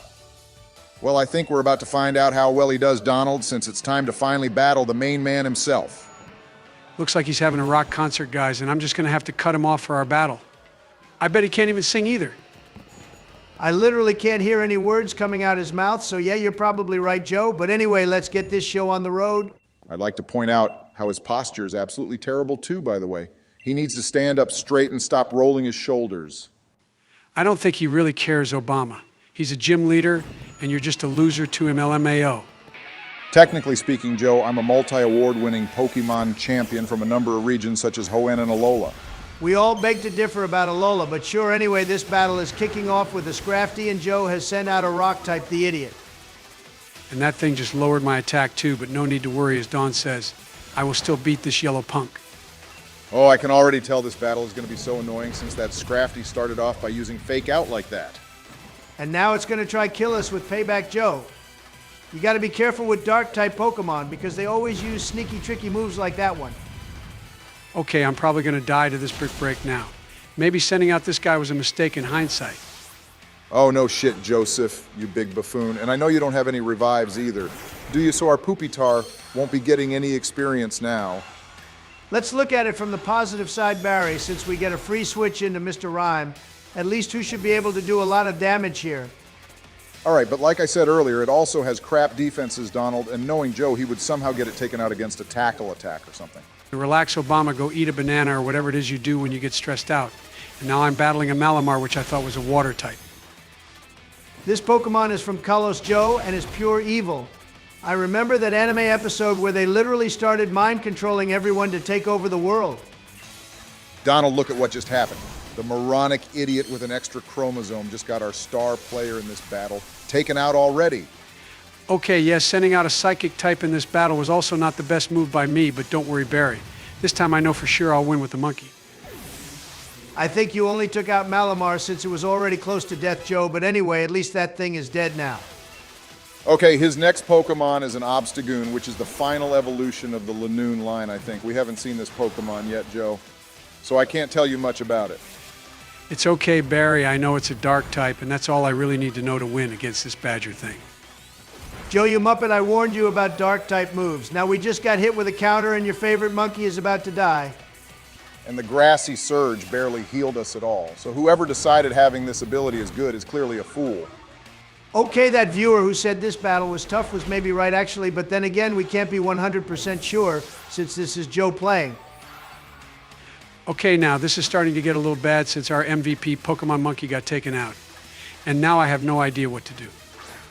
Well, Joe, if it helps, we always have Umbreon to come out and save the day since it's a dark type itself, so his moves won't do much damage to us. I knew this battle would go like this, but no one ever listens to me. Plus, I think Joe barely did any useful training before this battle, which hasn't helped us. That Grassy Surge has healed so much of that Obstagoon's health already, so yeah, that ability is garbage and needs to be changed down. Wow, that stomp attack did absolutely nothing to Obstagoon, and it was a critical hit too. How the hell are we supposed to win against this thing? Time to pray to our Lord Almighty Arceus Donald. He's your favorite Pokemon, so put in a good word for us, would you please? Arceus would probably look at Joe and roll his red eyes at him. I mean, if I was him, I'd definitely do that. Okay, this is good, boys. I got the paralysis on Obstagoon, which means he might not be able to attack us. Wow, you finally beat it, Joe. This guy was tough for sure, but I think without Rillaboom's ability, this would have gone a lot quicker. Yeah, we know Barry, but actually I am pretty sure it's helped us out before, and maybe it boosts grass-type moves as well as healing.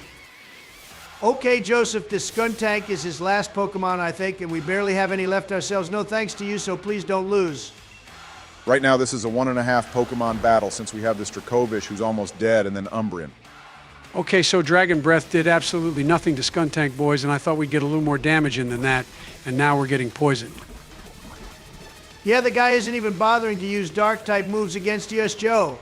He's resorted to using Poison-type ones, and Toxic is really annoying, too. All right, this is it, boys, the final run. We only have Umbreon left, which, as you mentioned earlier, is a dark type itself, so should be able to tank some hits. And on top of that, Joe, it has godly defenses to boot, so I'm quite confident we'll win. Although the guy did take out every other team member of ours. And the little guy loves us so much he avoided that Screech attack. But not surprisingly, we have no moves that will do effective damage. Yeah, at this point, Donald, I just got to keep hammering away at the guy until his skunk thing faints. It's the only option we really have at this point, isn't it? Oh, well, would you look at that? Our Umbreon loves us so much, the little fellow managed to get a critical hit in. Okay, it's official, boys. Umbreon is now the MVP of this game after that. Even Rillaboom, who we've had from day one, doesn't love us as much as this guy or girl, I should say. And that's how it's done, boys. It was definitely the most difficult battle we've had in a long time, actually, but at least we got our 7th gym badge now. Yep, Joe, we have 7 down and 1 to go. The next gym leader is Raihan 2 with his dragon types, and for the love of God, will you please evolve Dreepy before we battle him? Hey, look, we got a uniform perfect for you, Barry LMFAO, but anyway, yeah, he has a point, Joe. That Dreepy needs some major training right now. I'll get on that too. I don't think we're going to be battling Raihan for a while, though, since we have the story to finish first, and we also don't officially know who the bad guy is either. Joe, this game has been out for like 12 billion years, bro, so if anyone still doesn't know who it is, then they can't blame us for spoiling it. And we just got the TM for Snarl, which is probably something we'll never use. And on that note, how about we wrap this episode up, boys? Good idea, Barry. So thank you for watching, everyone. We hope you enjoyed part 10, and if you want to help support our channel, then please consider becoming a member. Oh, look, Leon has shown up to save the day, guys. But yeah, members of the channel get early access to our videos and sneak peeks of what's to come too. Looks like we'll be off saving the world in part 11, everyone, so we shall see you all then. We hope you have a lovely day with whatever you're doing, and expect a compilation episode to come out next.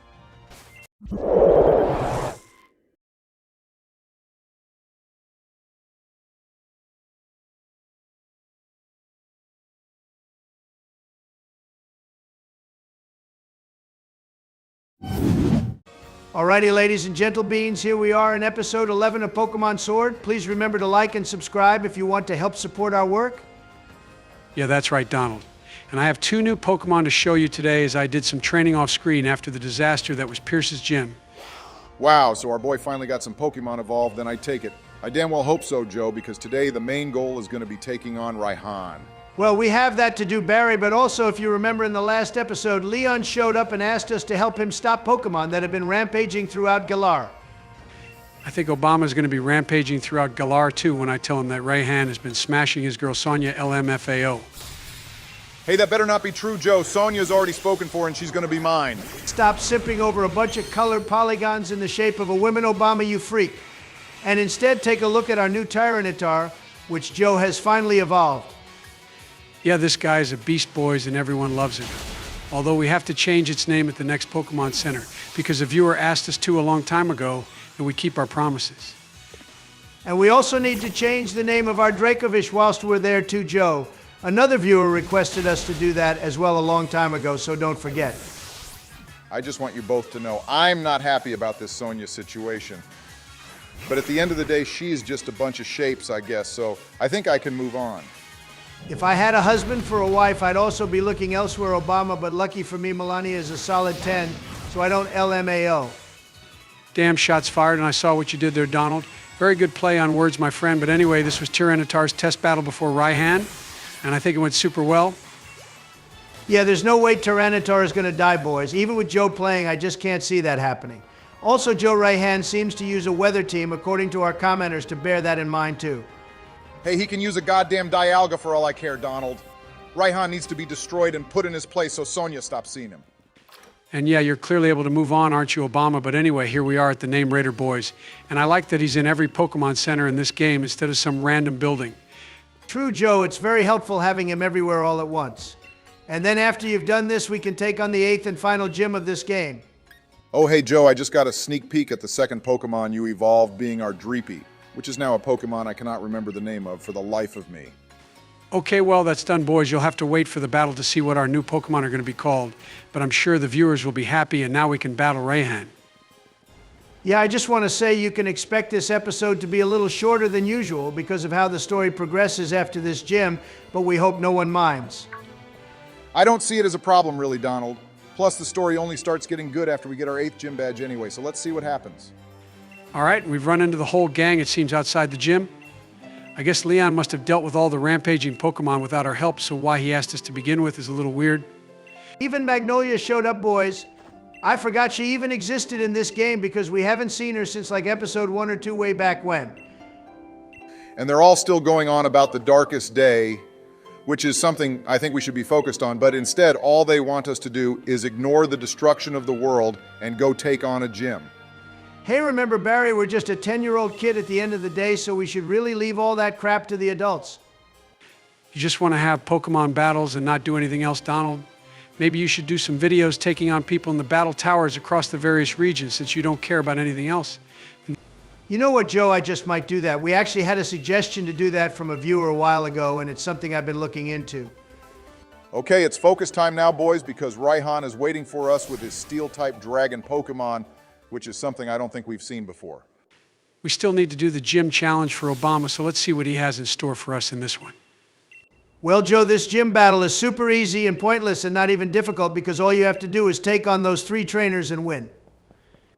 Okay, well, if that's the gym battle, then our Tyranitar should be able to sweep through this place without a problem. Oh, wait, guys, it looks like this is a double battle. So I guess one of the Pokemon is only there to set the other one up for something. Okay, well, that's pretty obvious, Obama. Why else would someone use a Pelipper in the 8th gym and a Dragon-type gym at that? Hey, I want to know why the Pelipper's rain ability has overwritten my Tyranitar's Sandstream ability. If someone knows, then please comment that. Talking about commenting. Joe, in the last episode, we asked you all to give us your best legendary Pokemon fact. And the winner for this shout-out goes to the viewer on the screen right now. Yeah, Indian Jables here commented on how Palkia's roar has been used in other movies for other creatures, which is pretty interesting. Technically, Joe, it's the other way around since that viewer said its roar was in the Godzilla movie from 1991 and Palkia didn't exist then. And technically, Donald, no one likes a smartass. But you do have a point, too. Anyway, the next double battle we have is with a Ninetales and a Tortonator. Okay, now look, guys, our Tyranitar's Sandstream ability has overwritten that Ninetales' Drought ability. This doesn't make any sense. Why trouble your tiny little brain with things that are beyond your comprehension, Joseph, and instead focus on not losing? Using Mr. Rhyme against 2 fire types is a dumb decision, by the way, Joe. You should have just used Earthquake instead. Not Berry Stone Edge is the way to go when it hits. I love Stone Edge. It's actually one of my top 10 best rock-type moves ever. Only someone as sad as you would create a top 10 list of rock-type moves, Joe. But since you mentioned it, what's number 1? Oh, well, Donald, my number 1 top rock-type move probably has to go to Continental Crush. That Z move on our Lycanroc saved Obama a lot back in our Ultra Sun playthrough. And as usual, you haven't bothered to get any healing items, Joe. For the love of God, when we enter the Champion League, can you please buy some? Yeah, even for this battle with Raihan, you should have Joe. Especially considering we almost got destroyed by Pierce in the last episode. Nah, boys, this makes it way more exciting and fun, and more importantly, will teach me to be more strategic in battles. Yeah, he has a point there, Donald, to be fair. Joe is the worst amongst the 3 of us, although I'm sure you'll both beg to differ on that point. Yeah, we all know you're the worst, Barry, and I don't think it's even possible for you to redeem yourself now unless you beat Emerald Kaizen blindfolded and without losing a battle. Hey, talking of Obama, guys, I'm now battling an Obamsno. That fat fellow reminds me of the one we used in Pokemon Platinum. Yeah, and how crap Abomasnow's defenses are because it always got killed most of the time. Well, this Obamas now is a female one Obama, so maybe you two can get together and leave Sonya for me. In Barry's defense, though, Donald, Abomasnow has terrible defenses, even though its attack stats are pretty good, if I remember correctly. Yeah, well, I don't understand why this trainer even uses an Ice-type Pokemon in a Dragon-type gym. That's so weird, unless it's just here for its ability. That's why it's here, Donald. But if anything, it worked in our favor. Since Mr. Rhyme is also an Ice type, so our moves got boosted. All right, my guys, that concludes the trainer battles. They were easier than I thought, and everyone in the comments said this would be difficult. No, Joe, they said the battle with Raihan would be difficult, you dingus. And speak of the devil, we have to battle him now, so don't mess this up. Nah, man, this guy's gonna get wrecked, just watch. Him and his bad fashion sense will be crying by the time I'm done with him. Yes, something about his top really gets on my nerves and triggers my OCD. I have to close my eyes, it's just infuriating to look at.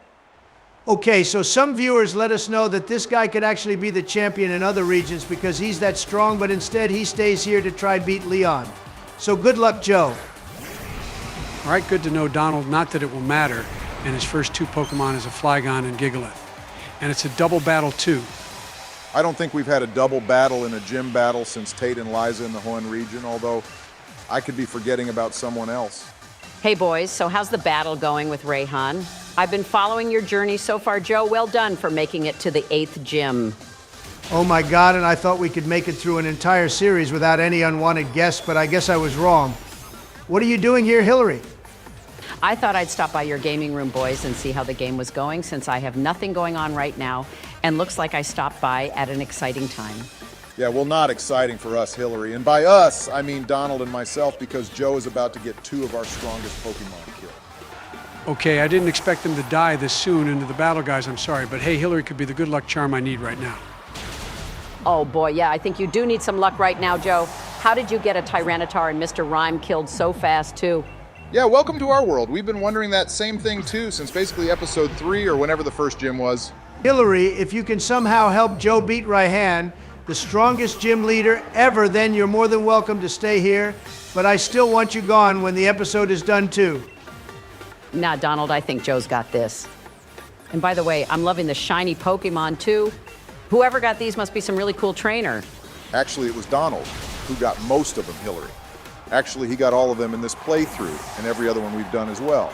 Oh, well then, I think they look ridiculous. Says the person wearing sunglasses indoors while staring at a computer screen. Hey, I am also wearing sunglasses whilst also sitting in the Beast Donald. But as you can see, I'm currently at an airport recording this, so there's that. Instead of talking about your corrupted fashion sense, how about we beat this guy Joe, since your so-called lucky charm is here? And this guy isn't even using dragon types now. Raihan is definitely having an identity crisis here. You know we bully Claire for being a little Karen when she loses her gym battle, but at least her team actually consists of dragon types. Yeah, no wonder Joe is finding this difficult. Raihan's a little cheater for sure. Well, it's not my fault this guy is now using a ground type or whatever that snake Pokemon thing is. And then he had a rock type before that, so yeah, this isn't exactly fair. Okay, well, his ace is on the field now, Joe, which is that Duraludon, and he's probably going to be Dynamaxing that too. Joe, the best thing for you to do here is Gigantamax our Dracovish so we can go Dragon type against Dragon type. I also have Draco Meteor on our Blackbird Pokemon too, so we can use that move to deal a crap ton of damage as well. Yeah, Donald's right, Joe. I think Gigantamaxing is your best bet here. Crush this little cheater into oblivion. His Pokemon looks so stupid, by the way. It looks like a tower block more than a Pokemon, and like some kid had come along and drawn small eyes at the top. Dragon types are my favorite for sure, but I gotta agree with you on that point, Barry. Duraludon is not the best looking Pokemon, but its typing is cool being Dragon and Steel. A Steel-type dragon should have been introduced into the series a lot sooner than Gen 7 or whatever this version is. To be honest, I don't even know the name of this game you're playing. It's Pokemon Sword Hillary. You said you were following along. But I guess you were one of those people who skipped this game entirely. Donald, I didn't play anything after like Gen 5, bro. That was peak Pokemon, and then it was all downhill from there in my view. Okay, well, we're on to the last run now, everyone. Raihan only has one Pokemon left, and we still have a few, actually. The most annoying thing he's done is paralyze Dracovish, but yeah, other than that, this battle went a hell of a lot better than the 7th gym battle did in the last episode. Yeah, so now you just gotta hold on here, Joe, and spam all the dragon attack moves you can until his tower block is dead. Well, this battle clearly went better than you three expected because of me. I bet if I wasn't here, you'd have lost by now, Joe. I highly doubt that with a capital H, but anyway, this guy is using a move which reduces our power points, Joe, so now we basically have a time limit on killing this thing. Now, Donald, we got this. Joe can't lose at this point since we still have the other members on our team, although I won't be holding my breath. And boom, there it is, boys. I did it. I, Joe Biden, got our 8th and final gym badge in the Galar region. Yeah, congrats, Joe. You did really well, even if you used the Hillary charm to beat him. Oh man, how I wish Hillary would meet the new Jizzy Joe. That would put her in her place, but anyway, yeah, well done, Joseph. You did good, bro. Thanks, Donnie, my dude. This was indeed a very annoying battle. It was more annoying than difficult, if anything, but I'm pleased we're done here. And now that you've sealed your win with a handshake and a selfie, Joe, we can get back on to the more important thing, which is battling Leon and taking on the bad guy of the game. And also, Hillary, feel free to leave now as well. And by that I mean actually leave because you don't have a choice. Well, before I go, I just wanted to let the viewers know to check out your Patreon link in the video description if they want, as well as to remember to hit that like and subscribe button. All right, those would indeed be very helpful things to do, but anyway, please leave. There is a nicer way of saying that, Donald, but anyway, thanks for stopping by, Hillary. Your presence is always welcome here, even if the ape says otherwise. Okay, and I just got the level ball from the ball guy, which is always fun to do. With that, I guess it means we're getting close to the end of this series, guys. Oh, and Sonia and her grandmother are here to celebrate our victory too, boys, and I bet Barry is getting jealous since she's actually praising Joe. Hot damn, I think we're about to see her get an evolution of her own boys. My little Sonia is now Professor Sonia, and I bet she could teach me a few things. And the simping begins once again to the surprise of nobody. I actually forgot about this part in the game, but I don't get why she's a professor when we did all the work for her. Technically, myself and Jizzy Joe did all the work for her, so surely I also get to wear a white lab coat too or something. You don't need a white anything, Joe, but on that note, we're going to end this episode here, boys. It's been a shorter one, but we hope you still enjoyed it and look forward to part 12. Yeah, I don't even know what to expect in the next episode, Obama, so this is going to be interesting for Joe to play, or maybe it'll be Jizzy Joe. I hope it will be. Before we go, you can actually get a soothe bell in this house, guys. I think that's a nice item to get before ending the episode. Yeah, a soothe bell can help to increase the friendship of Pokemon, and maybe it can also help our friendship, too. Don't you start getting sentimental with me, Barry. We haven't got time for that shit. But see you all in the next one, everyone. Okay, boys and girls and everyone who love us. We first off want to say a big thank you for helping our channel reach 20,000 subscribers the other day. Yeah, hang on before all that. How badly optimized is this game that those people just despawn and then respawn back like that? Holy hell. Yeah, please ignore Donald for cutting Obama off. We are super grateful for all your support, and you all continue enjoying our channel and its content for as long as we can make it. Yes, that's right, Joe. Donald being rude as usual. But anyway, in this episode, I think our main goal is to train our team up and make it to the Pokemon Championships, boys. I actually am very happy for our channel reaching 20,000 subs. It's pretty mad to think about. And we hope you'll all continue to support us by hitting that subscribe button and checking out our Patreon linked in the video description. Yes, so for now, we've decided not to do the DLC for this game. We'll most likely come back to it later, like with the Black Tower, Battle Tree, and the other games, and make a separate series for that, although it's not 100% yet. Yeah, so that's basically the main news out of the way. And we just took the train to Winden, guys, which is actually based off the city of London in the United Kingdom. Well, actually, Obama, we just took the train to some random area in Galar, and now we have to make our way through a snowy route whilst getting chased by a Glalie. Oh man, this Glalie so has it out for me, guys. But I do really like it, although Frostlass is more my type of Pokemon, to be honest.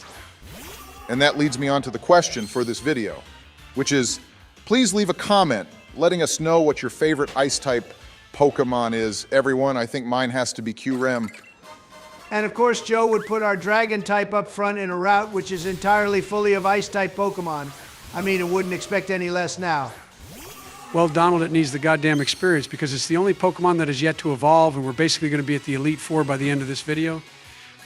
This game doesn't have an Elite Four, Joe, because Galar as a region doesn't have one at all. We're basically going to be competing in a tournament kind of like the one in Black and White 2. That's right, Donald. This place has a very similar end game to Pokemon Black and White 2 with regards to the Pokemon World Tournament. And I expect Joe to win everything. Maybe you two were right about sending out Dragapult here, but it really needs the experience. I mean, what else am I supposed to do here, especially since this game is almost finished, isn't it? You could have spent more time training them up off screen, Joe, but you were too busy sleeping with balls of ice cream in your mouth or something, I bet. And now we're getting wrecked by a Gardevoir too. Joe, I have a feeling this route is going to be like the Victory Road of Galar, since the trainers here are quite tough. Well, that's good, isn't it? Since then, our whole team can get up some levels before the championships.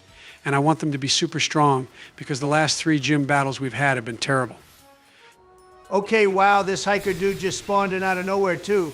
It's like the game has trouble rendering people in until right at the last minute, where we're unable to avoid a battle with them. Donald, of all the things to complain about, you always pick the most ridiculous ones. And anyway, this isn't game-breaking, unlike what we encountered in Pokemon Scarlet and Violet.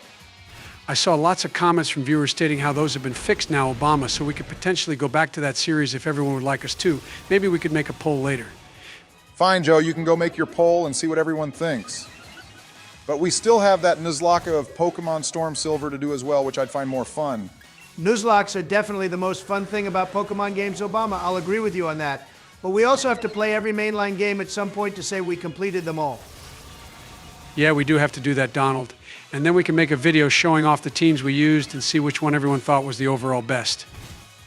That's easy, Joe, because the best team we used was the one where I beat the entire Elite Four with my Arceus in Pokemon Platinum. Our team consisted of 1 Pokemon, and it was the best team ever. There's no I in Team Donald, and your so-called team was literally God himself, which everyone knows you simp for so much, so you made it our channel mascot. Yeah, because who doesn't love Arceus Obama? He's the most overpowered Pokemon in the lore, at least, and I bet in the games he could be too if he's built properly. Okay, guys, this Steelix is really giving me some trouble. It's not that I can't beat it, but it's just taking ages to take out, and I've now gone through 3 Pokemon to try kill it.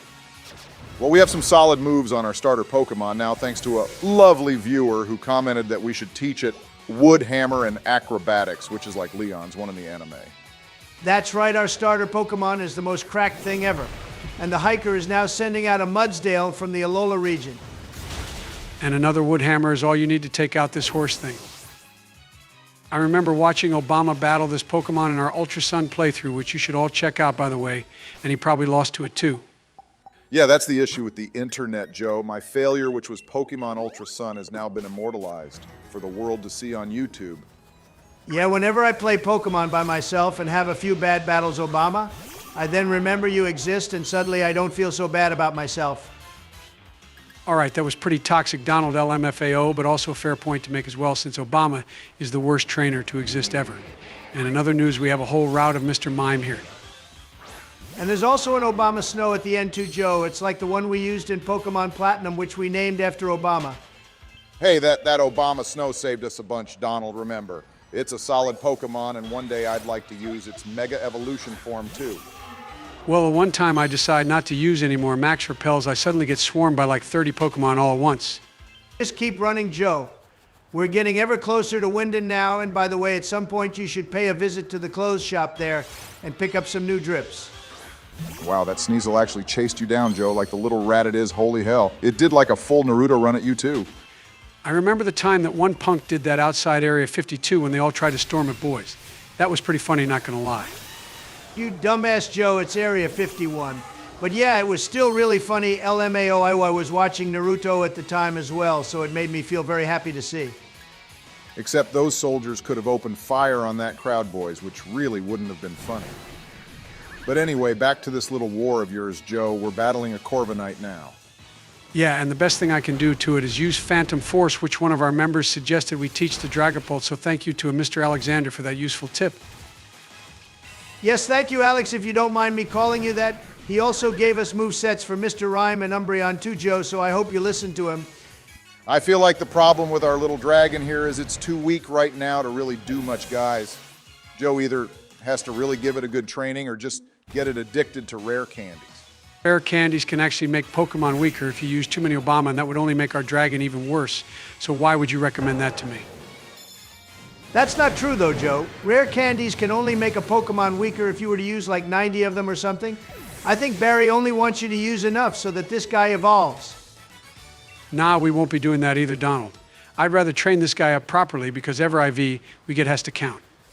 I really feel like you have no idea how IVs work, Joe. Maybe a viewer could leave a comment about IVs and EVs, since you won't believe anything we say about it.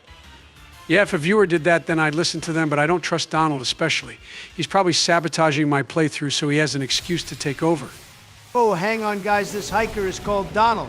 Now, this is just blasphemous because he doesn't even look like a Donald. Of all the characters they gave your name to, though, it could be worse. I mean, imagine if you were a youngster or something. Nah, this is just as bad, Obama. I mean, they could have named an ace trainer or even a veteran after me. Because I am indeed a veteran Pokemon trainer since the red and blue days.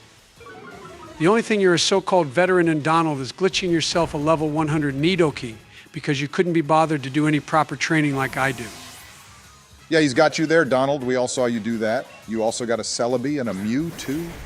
Yeah, how about you instead talk about the fact that Joe got Dragapult killed to a Gigalith by someone who's copied my identity?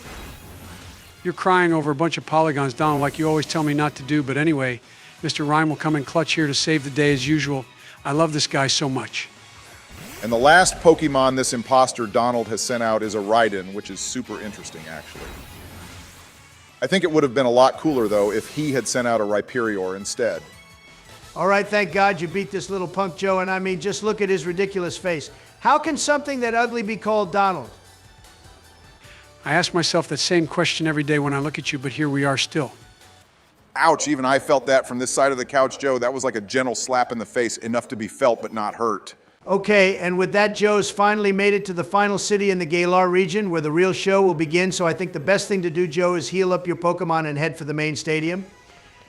I really like getting these cool cinematics whenever we enter a new city, boys. It's nice to see all the major landmarks which we could visit. Well, I'm going to break the fourth wall here a little and let you both know that Discoml, who is the creator of us, is actually British, and he doesn't approve of Wyndon. Well, I don't approve of this white jacket he's making me wear today, but you don't see me complaining Obama. I prefer blue, so if you could tell him that, then I'd be grateful. Okay, look, you two, I'm going to be buying some proper healing items before we head for the stadium. Mainly just revives and some full restores since we have a shit ton of money. Wow, it only took you to get to the end of the game to buy healing items, Joe, which is actually amazing considering you've made it this far on like 3 super potions and some revives. That's because I'm such a great player, Obama, so yeah, why are you even surprised by that? I beat Pierce and Raihan easily, remember. Your dementia must be at it again, Joe, because that's definitely not how it went from our point of view, but sure, whatever makes you happy. And with that, we're heading down Pokemon's version of Oxford Street or whatever this is supposed to be to get to Wembley Stadium, which is where the main championship showdown is. I love how people just keep spawning in like that when I get closer to them. I don't remember this happening in the beginning of the game, but it's happening a lot now. Worry about game mechanics later, Joe, because we finally made it to the pinnacle of this Pokemon game, and we need full concentration mode. And wow, I guess we're going to be jumping right into our first battle as well, everyone. I thought there'd be some sort of opening ceremony, but I guess not. No time for that shizzle Obama. The first battle we have as well is with our favorite Marnie. And she's probably going to have a super strong team now, not that she's given us much trouble lately. And she's dropping some big war talk right there too, Joe. She's going to kick your butt apparently, so instead, you better kick hers. Not literally, though. Yeah, we really don't need any more of that going on. But anyway, the first battle begins, and it's us against a Layperd. Please don't laugh like that ever again, Obama. It sounded very cursed, but anyway, she wants to win and become champion, so people visit her peasant hometown more. Okay, damn Joe, you one-shot her first Pokemon like it was nothing. I guess you did end up doing some training in the end to help our team get a little stronger. That's an excellent first start right there, Joe buddy. So let's keep this momentum up and take out her Scrafty too. Yeah, so I did indeed swap Draco Meteor with Dragon Darts, everyone, as I didn't like the huge special attack drop we get when using Draco Meteor. That's totally fine, Joe, since you don't have enough skill to use a move like Draco Meteor, so leave something like that for the professionals, being me. Well, Joe's on a roll currently, Donald. Marnie is now using her third Pokemon already being Toxicroak, so I think he's definitely going to win the whole thing. Well, I wouldn't hold your breath, Obama, but I guess you would be better at doing that than I would. I have no idea what you mean by that, Donald, but anyway, how about you provide some useful commentary to the viewers of Joe's battle? Okay, well, something I'd like to know is how the hell can Toxicroak get a toxic attack into our Dragapult when it's using Phantom Force and basically in a different dimension? Yeah, I saw that too and was wondering the same thing. It's like when Giratina uses Shadow Force, you can't get a status move on it, can you? I'm not sure about that, Joe, but you raise a good question, which I'm sure a viewer can tell us about. And talking of which, don't we have a shout out to give? Well, a certain viewer has a question directed to me apparently, and they've been very patient, so I will now respond to them. Here is the viewer in question who's asked me, how did Arceus' egg come about? Yes, thank you to GT Dragon for your comment, and it appears the viewers are asking us questions now, boys.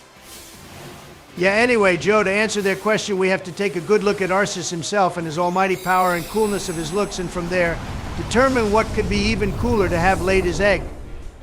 And the answer to their question is what exactly, Donald? Well, Barry, if we take the multiverse theory into account, it means there must be a Donald, Joe, and Obama in the Pokemon universe, meaning I must have been the one to lay Arceus' egg. It's the only reasonable explanation. So you're telling me you're the one to have laid Arceus' egg, Donald? Well, it clearly wasn't you, was it, Obama, for obvious reasons? Okay, but if Arceus is holding a dark-type plate, then it could have been Obama, right? Oh my God, would you two please stop? This is getting ridiculous. How about we focus back to the battle since Joe just got one of our team killed? Don't blame us, Obama, when you were the one pushing for me to answer our lovely viewer's question. He's just mad because I had a point on that dark-type plate for Arceus thing. But anyway, boys, I think I just beat Marnie in the first battle of this championship. Well, thank God for that, because it means this episode can end and I can go boil my head after listening to the completely warped logic which exists in both your brains. Well, whilst Obama goes to do that, I'd like to give a quick shout out to the members on our channel who help support us. So a very big thank you to the people you can see on the screen right now. Wow, I guess Obama really did just teleport off somewhere. But anyway, thanks to those members. And if you'd like to help support our work too, then please hit that join button. I'm still here, you fools, since I'm not a rude little shit like you two are. But anyway, I think that this basically concludes part 12, everyone. Thank you so much for watching. Yeah, thank you so much, everyone. We hope you enjoyed this episode, and I'm personally very sorry to that viewer for taking so long to get back to your question. I bet they're very happy now, though, Donald, and with that, I guess we'll see you all in part 13, where I will be taking on the rest of these peasants in the championship Pokemon tournament. Hey everyone, your boy Jizzy Joe Biden is back at it again with the hijacking of this episode since my counterpart is a complete moron. Well, thank God for that, Donald. We might actually have a proper battle here without losing any Pokemon in this episode for once. Yeah, boy, have I been looking forward to seeing Jizzy Joe Biden back in the series, and perfect timing too, because we're in the championships now. Yeah, so please remember to subscribe and like the video if you want to help support our work, and consider becoming a member on Patreon and YouTube if you like too. Alrighty, looks like we're already battling the main rival of this game, being Hop. And I didn't expect to battle him so soon either, guys. Yeah, Hop, who's the most pointless and dumb rival we have in the entire game, Jizzy Joe. So do the usual and crush this peasant. Yeah, I will, Donald. And I checked the team before we started, and it finally seems you guys managed to evolve the entire party up to their final stages. Yeah, well, Joe mostly did that, but anyway, you'll be able to utilize them to their full potential now. And don't forget you can Gigantamax if you need to. I'd just like to say that you might all notice a slight change in our voices for this episode, which is because we're experimenting with some things. Yeah, that's right. It's not really a big piece of news, but we know some of you with sharp hearing will be able to tell. And with that out the way, Jizzy Joe, what's your strat gonna be for beating Hop into oblivion? Well, Obama, my plan is to spam Dragon Dance as much as I can, and then use Dragon Darts, because with that combo, I should be able to one-shot Hop's whole team. Yeah, solid plan, my guy. I love to see proper, useful plays like this, unlike with normal Joe, who just sit here like a Wally crying to us about what to do. Okay, but I think you're kind of overdoing it right now, Jizzy Joe. This team is weak as hell anyway, so no need to keep using Dragon Dance like that.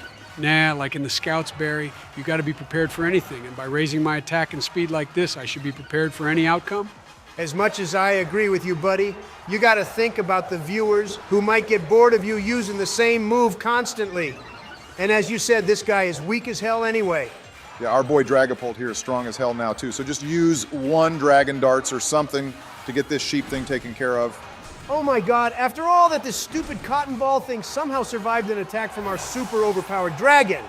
No, it didn't, Donald, bro. Remember, Dragon Darts hits twice in a row, and each one does like 50 damage points, I think, as well. Yeah, no need to worry, Donald. Jizzy Joe has this in the bag already, and now our boy Hop has sent out a Snorlax, which is a pretty solid Pokemon, actually. Yeah, that's all true. But we only have Dragon Darts and Phantom Force as our physical attacking moves, when having something like Dragon Rush would have been a better combination with Dragon Dance. Okay, well, since you keep talking about dragons, Donald, how about we get our viewers to comment their favorite dragon-type Pokemon, which we can shout out in the next episode. Good idea, Barry. And in the last episode, we asked everyone to shout out their favorite ice types, which we received a lot of comments of. That's right, and the viewer who gets a shout out in this episode is who you're seeing on the screen right now, and whose name I have no idea how to pronounce. It's literally sand distress, Barry, you moron. Not that difficult, and I even have sunglasses on.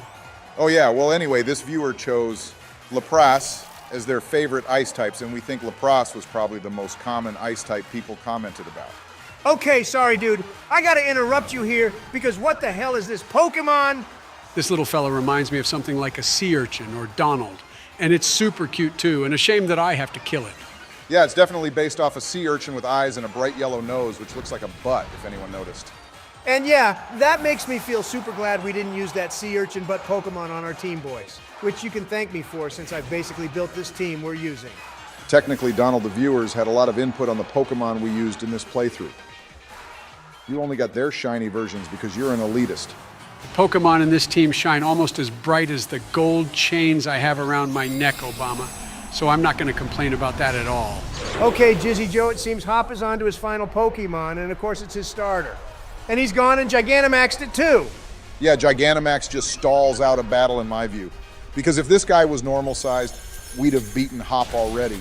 Damn, he has ice-type moves though, so I gotta be careful, guys. I can't let Dragapult die at this point in the battle. Well, you used Dragon Dance so much in the beginning, Jizzy Joe, that one Dragon Darts move should be enough to kill this guy. Yeah, and since you battled Hop with only Dragapult, Joe, you probably shouldn't use him going forward since he's completely overpowered. Well, that's the end of that, guys. Our rival Hop has been beaten yet again with his shitty team, so maybe he should go home and reconsider his life choices. Okay, hot damn, there's no need to go in that hard on the poor guy, Joe, even though I know we probably all agree with you. There absolutely is a need to go in that hard on him, Obama. The guy needs to learn he's a good-for-nothing little peasant who doesn't deserve to be a Pokemon trainer. And check out the huge crowd I've got here waiting for me too, guys. They already know I'm the champ, and my next victim is going to be Leon. Okay, Joe, we won't be talking like that. Thanks very much.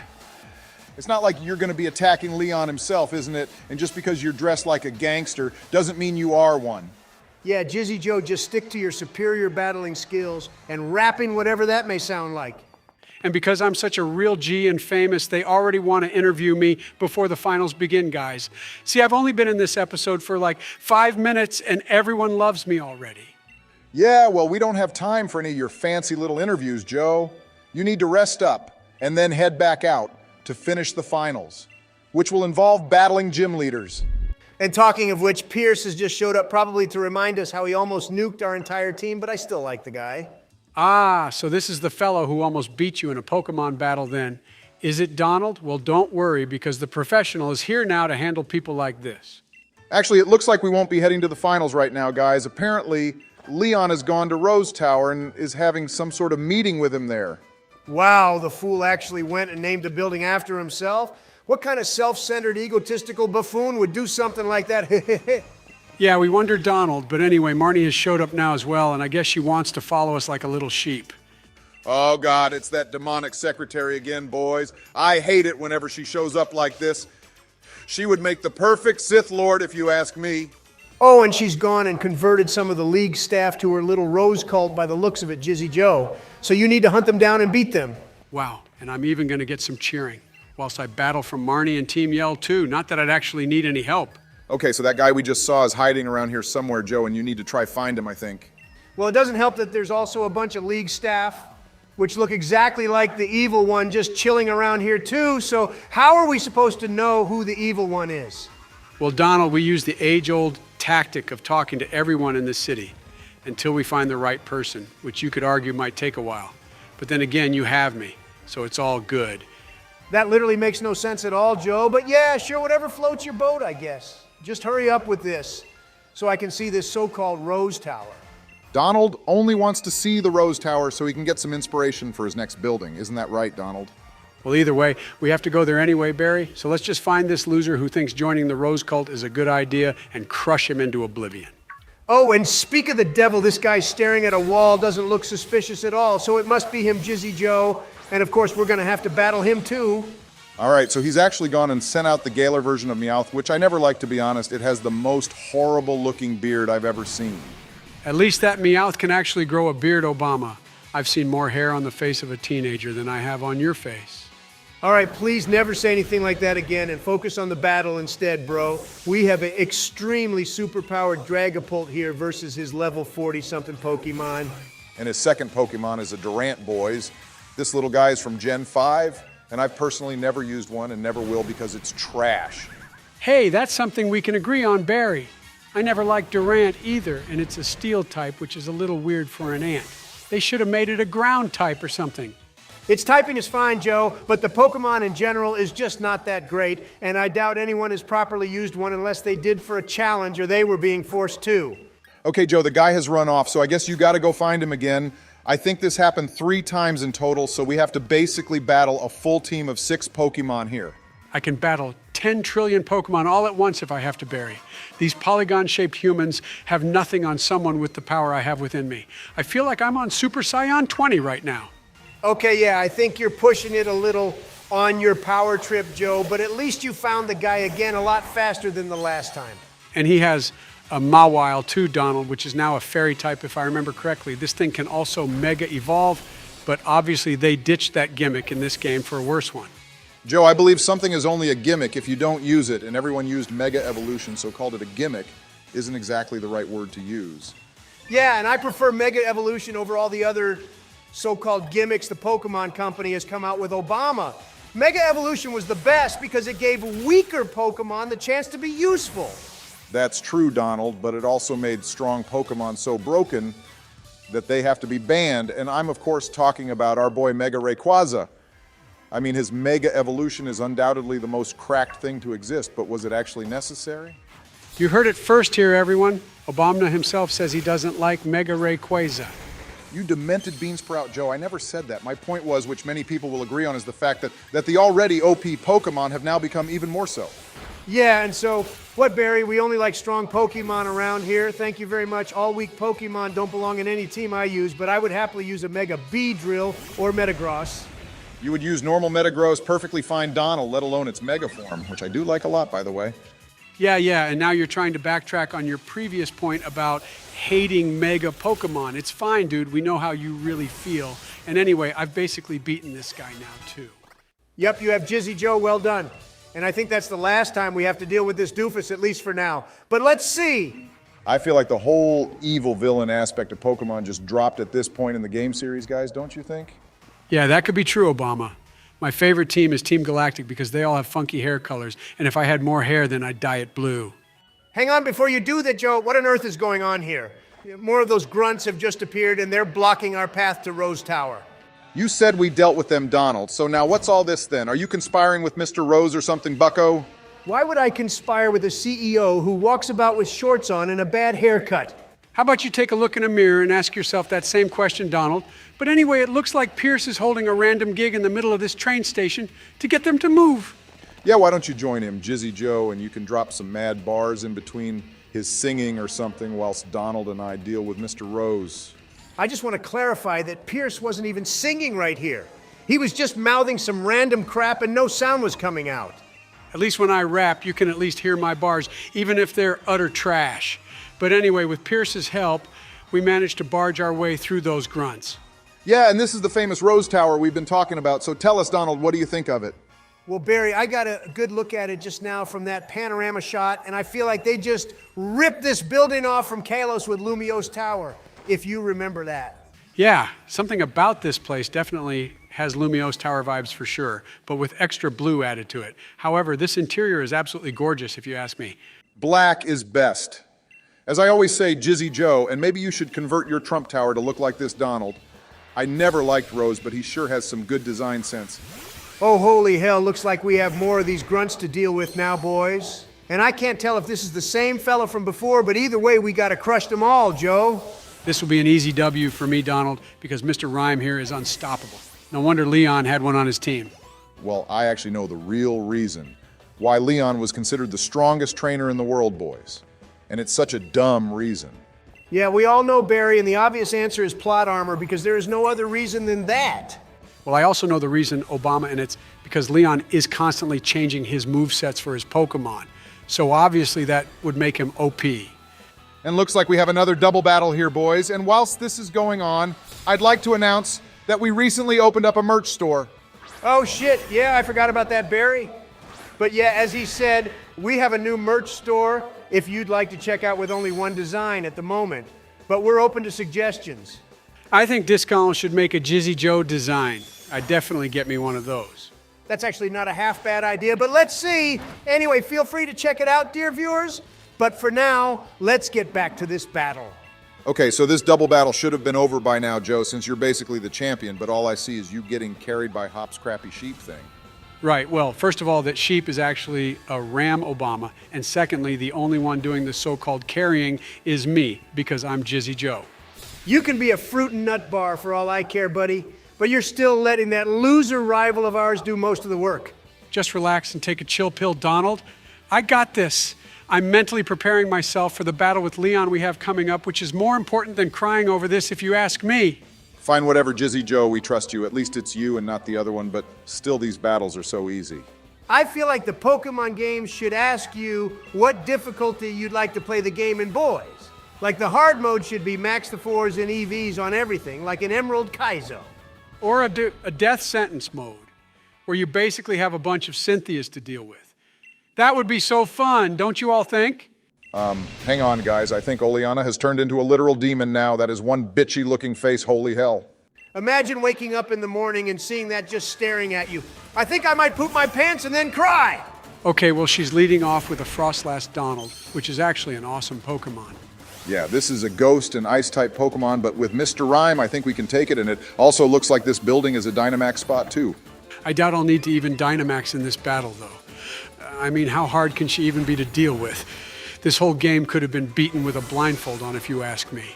Well, you one-shot Frostlass Jizzy Joe, but Oleana is now calling you cheeky for hurting her so-called partner. I mean, maybe she should have used a better Pokemon instead, the dumb fool. All right, so her next Pokemon wasn't one I was expecting, but either way, this is Salazzle from the Alola region. How many times did this Pokemon kill your entire team in that playthrough, then Obama LMAO? Damn, Jizzy Joe went in hard there again, but rightly so in my opinion. Okay, from my point of view, that was kind of uncalled for, but regardless, I'm sure I died to Salazale quite a few times, Joe. Yeah, to the surprise of absolutely no one. But anyway, her next Pokemon is a Melodic, which is another absolutely solid Mon for sure. Yeah, this thing has amazing defense stats, and it proved it just now by somehow surviving a super effective Thunderbolt attack. I can't believe it took two of them to take this thing out, Donald, so I guess you're right about its defenses. Anyway, that's now 3 Pokemon down and out. And our Dracovish is actually learning Fishious Wren now, Joe, which is one of the best moves it can learn, and I think only Dracovish can learn it too.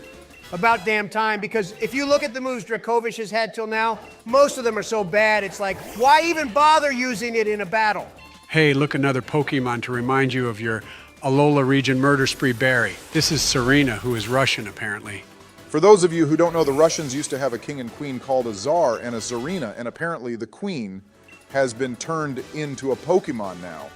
Okay, thank you for your completely pointless history lesson, Professor Obama, and I can't believe Oleana has a Garbodor as her final Pokemon. Not only that, Donald, but she's about to Gigantamax the thing, too. Imagine the stink that must come off this Pokemon when it's that big. Hang on, there is a literal cruise ship stuck in Garbodor's body. What the hell has this thing been up to? There's also a plane on his body too, Donald. And even with all that, Joe has managed to one-shot the thing so well done. Okay, and Oleana wasn't a challenge for me at all, which was to be expected. I'm just too good, and my ego backs my statements up. And her demonic-looking face won't be showing its ugly self anytime soon either, Joe. So well done for getting rid of her. Oh, hey, look, you two. We're getting a fancy-looking cinematic thingy of Rose and Leon together. He's probably explaining his plan for the Galar region to him. Hey, this art style is really cool, Obama. I like it a lot, and I especially like how the night sky looks with the different gradients of blue. Yeah, we don't need an art lecture on color theory, Jizzy Joe, but I do agree this looks very neat indeed. They even made Rose look cool. Okay, and Usual Hop went and interrupted it all, but anyway, we do have that battle with Leon to finish Joe, so get ready for that. Well, if you were listening to what I said earlier, Barry, we first have to battle all the gym leaders again to prove we're the strongest. Okay, well, I already did that, but I guess we don't have a choice. So on that note, how about we end this episode? Yeah, good plan, Joe, so thank you for watching, everyone. We hope you enjoyed the episode, and please remember to like and subscribe and consider becoming a member of the channel, too. Yeah, we have our Discord and Patreon links in the video description, too, which we'd appreciate you checking out as well. That's right. So in part 14, I guess either me or my demented counterpart will be battling all the gym leaders again. And the perfect ending to this episode outside Winden Stadium. So see you all soon, everyone. Hey, everyone, and welcome to part 14 of our Pokemon Sword playthrough, and we're jumping right with these champion battles.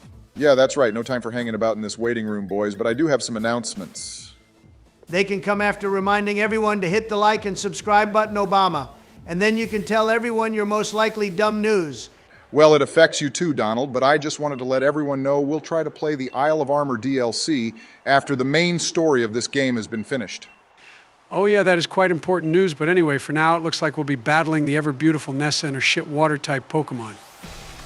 I like how she has dive balls, though, guys. That's a pretty neat detail they added in, but yeah, her team is quite bad, and I think our Rillaboom will be able to knock all her Pokemon out. Yeah, so my challenge for this whole champion battle is to not even Dynamax any of our Pokemon, because I think I'm now at a point where I can handle a challenge in this game. Okay, well, our first Pokemon is a Golisopod, which Guzma had in our Pokemon Ultra Sun and Moon playthrough, Joe, if you remember. And its first impression move destroyed us in that game. Yeah, well, Wood Hammer and Drum Beating are our best moves for this gym leader battle, boys, but be careful with the former Joe, as Wood Hammer hurts us too. This battle was so easy the first time me and Nessa brawled it out, Obama, and the same will go again now too, since our team is cracked. Yeah, Obama, you're such a little pessimist. Joe's out here one-shotting all her Pokemon like they're a bunch of level 1 bug types. First of all, when did you two become so friendly? And also, I never said he was doing bad, Donald. I just told him to watch out. Yeah, well, thanks for that pointless advice, Obama. I'm on a roll currently, and this momentum has to be kept up for the rest of this tournament. I'm so confident I think I'll ask the viewers a question for this video, too. Okay, fine, Joe, but if you lose one battle, then remember, Donald or myself will be the ones playing the rest of this, and for your sake, let's hope it's not me. Actually, I changed my mind about that rule, Barry. I think Joe should just play the rest of this series, even if he loses battles. I mean, who really cares at this point, because there's not much for us to do. Donald, what have you been smoking, bro? I literally said that we're going to be doing the Isle of Armor DLC later, and that's got a crap ton of content in it for us to play. Yeah, I know that too, Obama, but I still don't feel like playing. I have my reasons, so let's just leave it at that, buddy. Yeah, Donald's reasons are that he's now my best friend forever, and he loves me more than you, Obama, and I'm just better. Yeah, okay, well, when his true reasons are known, Joe, then don't come crying to me about it. You're a big boy now, so sort it out yourself. Well, I'm going to ask the viewers the question for this video, which is that I want you all to comment your best fact about fire-type Pokemon in particular.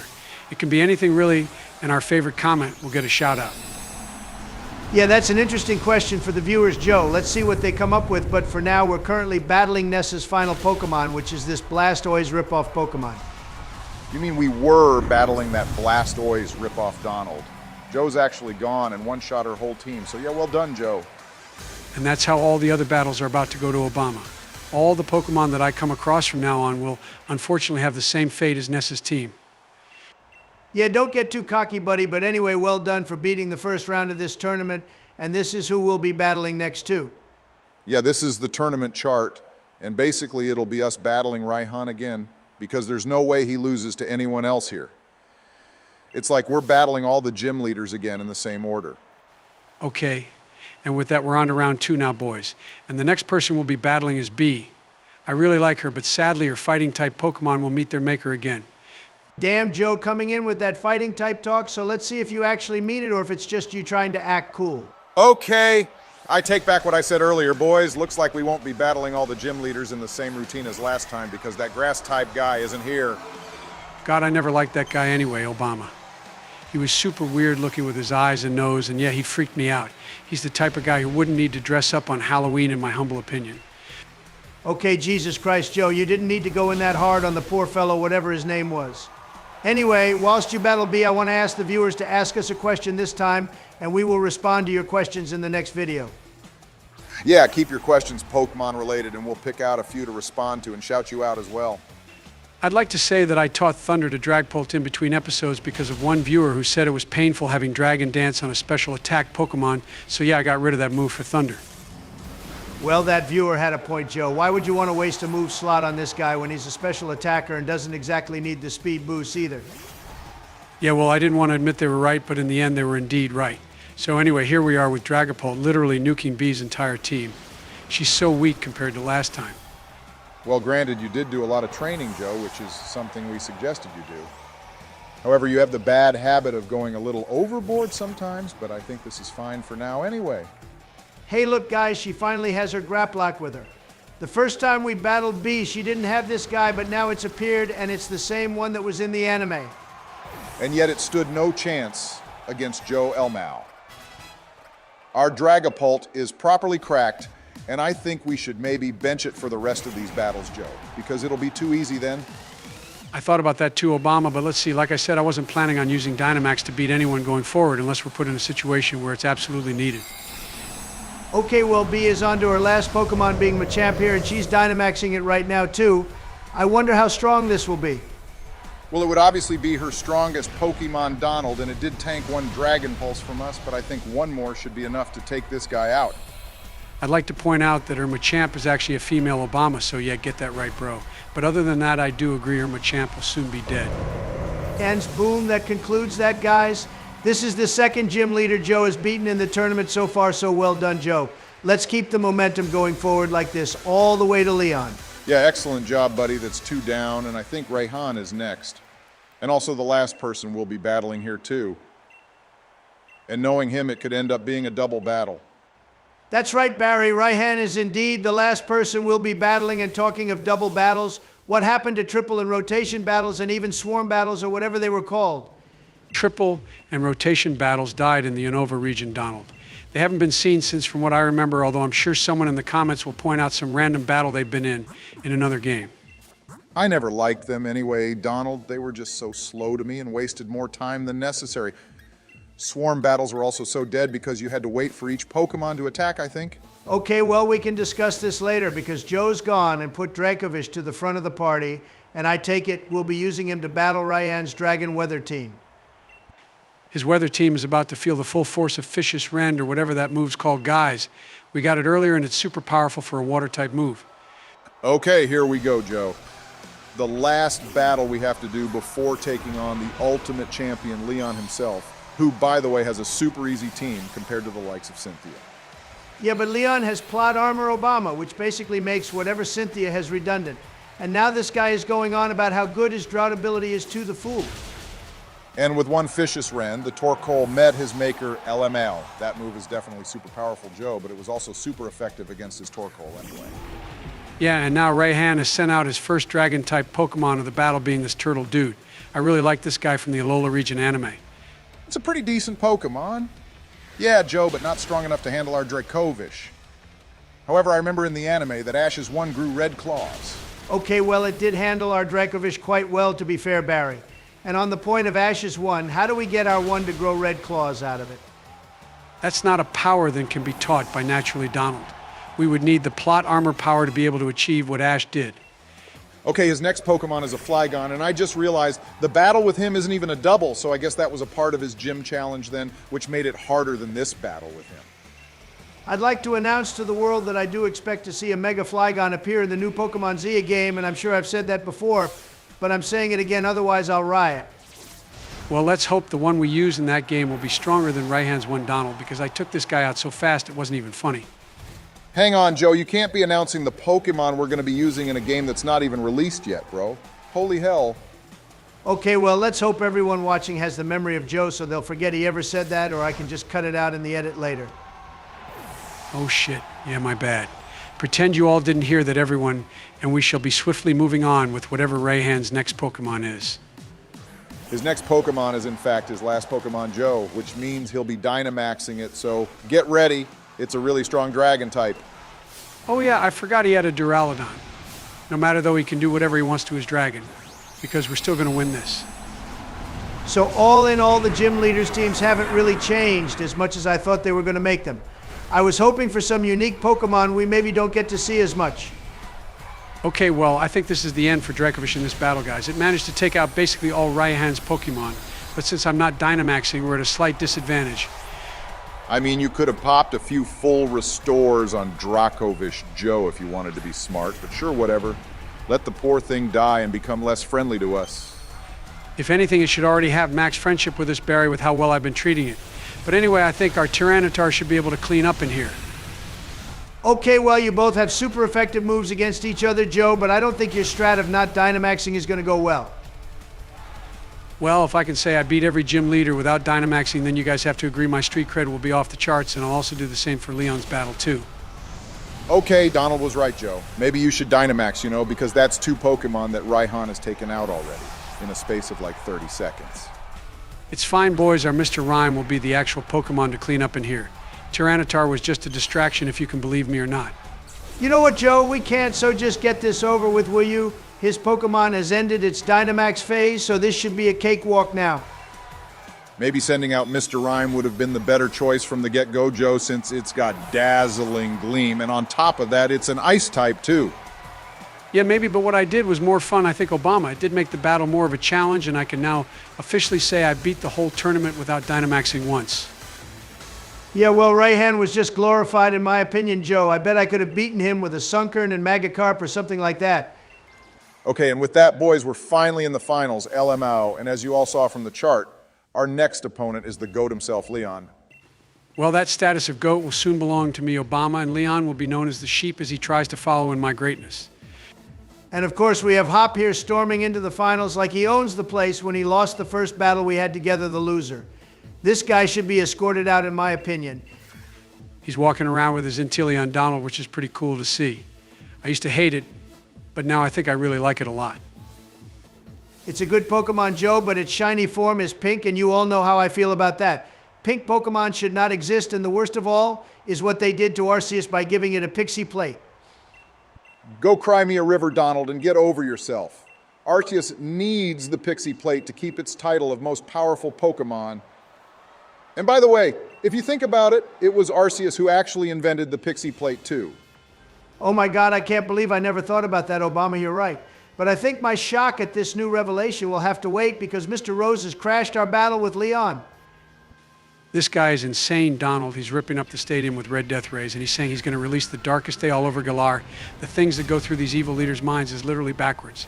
Yeah, well, this is part of the story, Joe, which means we're getting ever closer to catching Eternatus and the Sword Dog legendary Pokemon, who I really couldn't care less about, to be honest. All right, looks like Leon is going to be the one to try save the day, which we can't allow as much as I love the guy. We're the heroes of this story, not him and definitely not Hop. Wow, and the dialogue I have to give him is me saying he should come help us, which is something I wish I could tell him not to do. He's just going to get in the way as usual. He wants to live up to his brother's reputation, basically, Joe. Imagine being a nobody like Hop, whilst your brother is probably the most famous person in the Pokemon world. And then he gets beaten by his best friend, so he's been reduced to a third-rate citizen, pretty much. He has a lot of catching up to do. But anyway, we're back at our hometown, and look who it is. It's Obama's side host, Sonia, looking ravishing in her new lab coat. Although she doesn't seem to be doing any professor work, does she? She's just standing around here, look pretty. And that's all she needs to be doing, Joe. But to be fair as a professor, she really should be helping us sort this darkest day nuking of Galar Crusade, which Mr. Rose is orchestrating. All right, well, we're back in the Slumbering Weald, boys, and this is where we were right in part 1 of Pokemon Sword, but now we're back here to find the legendary Pokemon. And speak of the devil, here they are. Zacian and Zamazenta, or whatever their names are. And did you both know that they're really good in competitive battles, too? We knew that, Joe, but I don't know how you'd know that fact when you barely can battle against AI, let alone actual human beings. Says you Obama, but it appears they want us to follow them for some reason, guys. I wonder what they have in store for us or how they'll help us out here. Well, they've led us to this pretty garden in the middle of the Slumbering Weald, it seems, and I bet we're somehow like the first people to see this place in thousands of years. I bet you're right, Donald, because there seems to be some items on the floor under that trellis thing. If this was the real England, someone would have come here and vandalized this place or thrown those items into the river. Yes, I don't doubt that. That would happen, Barry. But anyway, looks like we need those items to help save the Galar region or something. Maybe the legendary Pokemon are stuck inside of them. Yeah, Joe, I highly doubt that, you moron. They're not Pokeballs. But you're right, we need them to help save the world. And I'd like to point out that we should be given the key to the whole Pokemon world at this point with the amount of regions we've saved. Okay, I totally agree with that point, Donald. We've saved at least 1 billion people at this point, probably. Actually, if we guess the Pokemon world has the same population as the real world, then we've actually saved about 9 billion people. Hang on, though, Barry. What happens when there's too many people in the world? Like, eventually that'll happen, won't it? I'm pretty sure it's your job to help figure that out, Joe, but instead of us talking about depressing topics in the real world, how about we talk about in the virtual world here, since we're about to storm that secret underground base? These evil leaders sure do love secret underground bases, don't they, boys? I mean, Team Rocket had 2 of them. Team Flare had one in that cafe. Team Magma and Aqua had one too, only Team Galactic didn't. Team Galactic are so gangster, they just built a giant building right in the middle of Veilstone City, right in plain sight, because they knew no one would be stupid enough to take them on except a 10-year-old boy and looker. Hang on, boys. What the hell is going on in here? That thing at the back looks like a giant egg which Yveltal was sleeping in. Okay, well, Joe, looks like we're going to be battling Mr. Rose now. He's dead set on beating us, so we don't get in the way of his Galar region plans. That's right. Barry and his first Pokemon is an Escavalier from the Unova region. This is actually a solid Pokemon and one we should use one day. Yeah, well, this guy is probably weak as hell, as far as I'm concerned, Donald. So I think this is going to be the real warm-up battle before we take on Leon, since we were rudely interrupted from having that battle.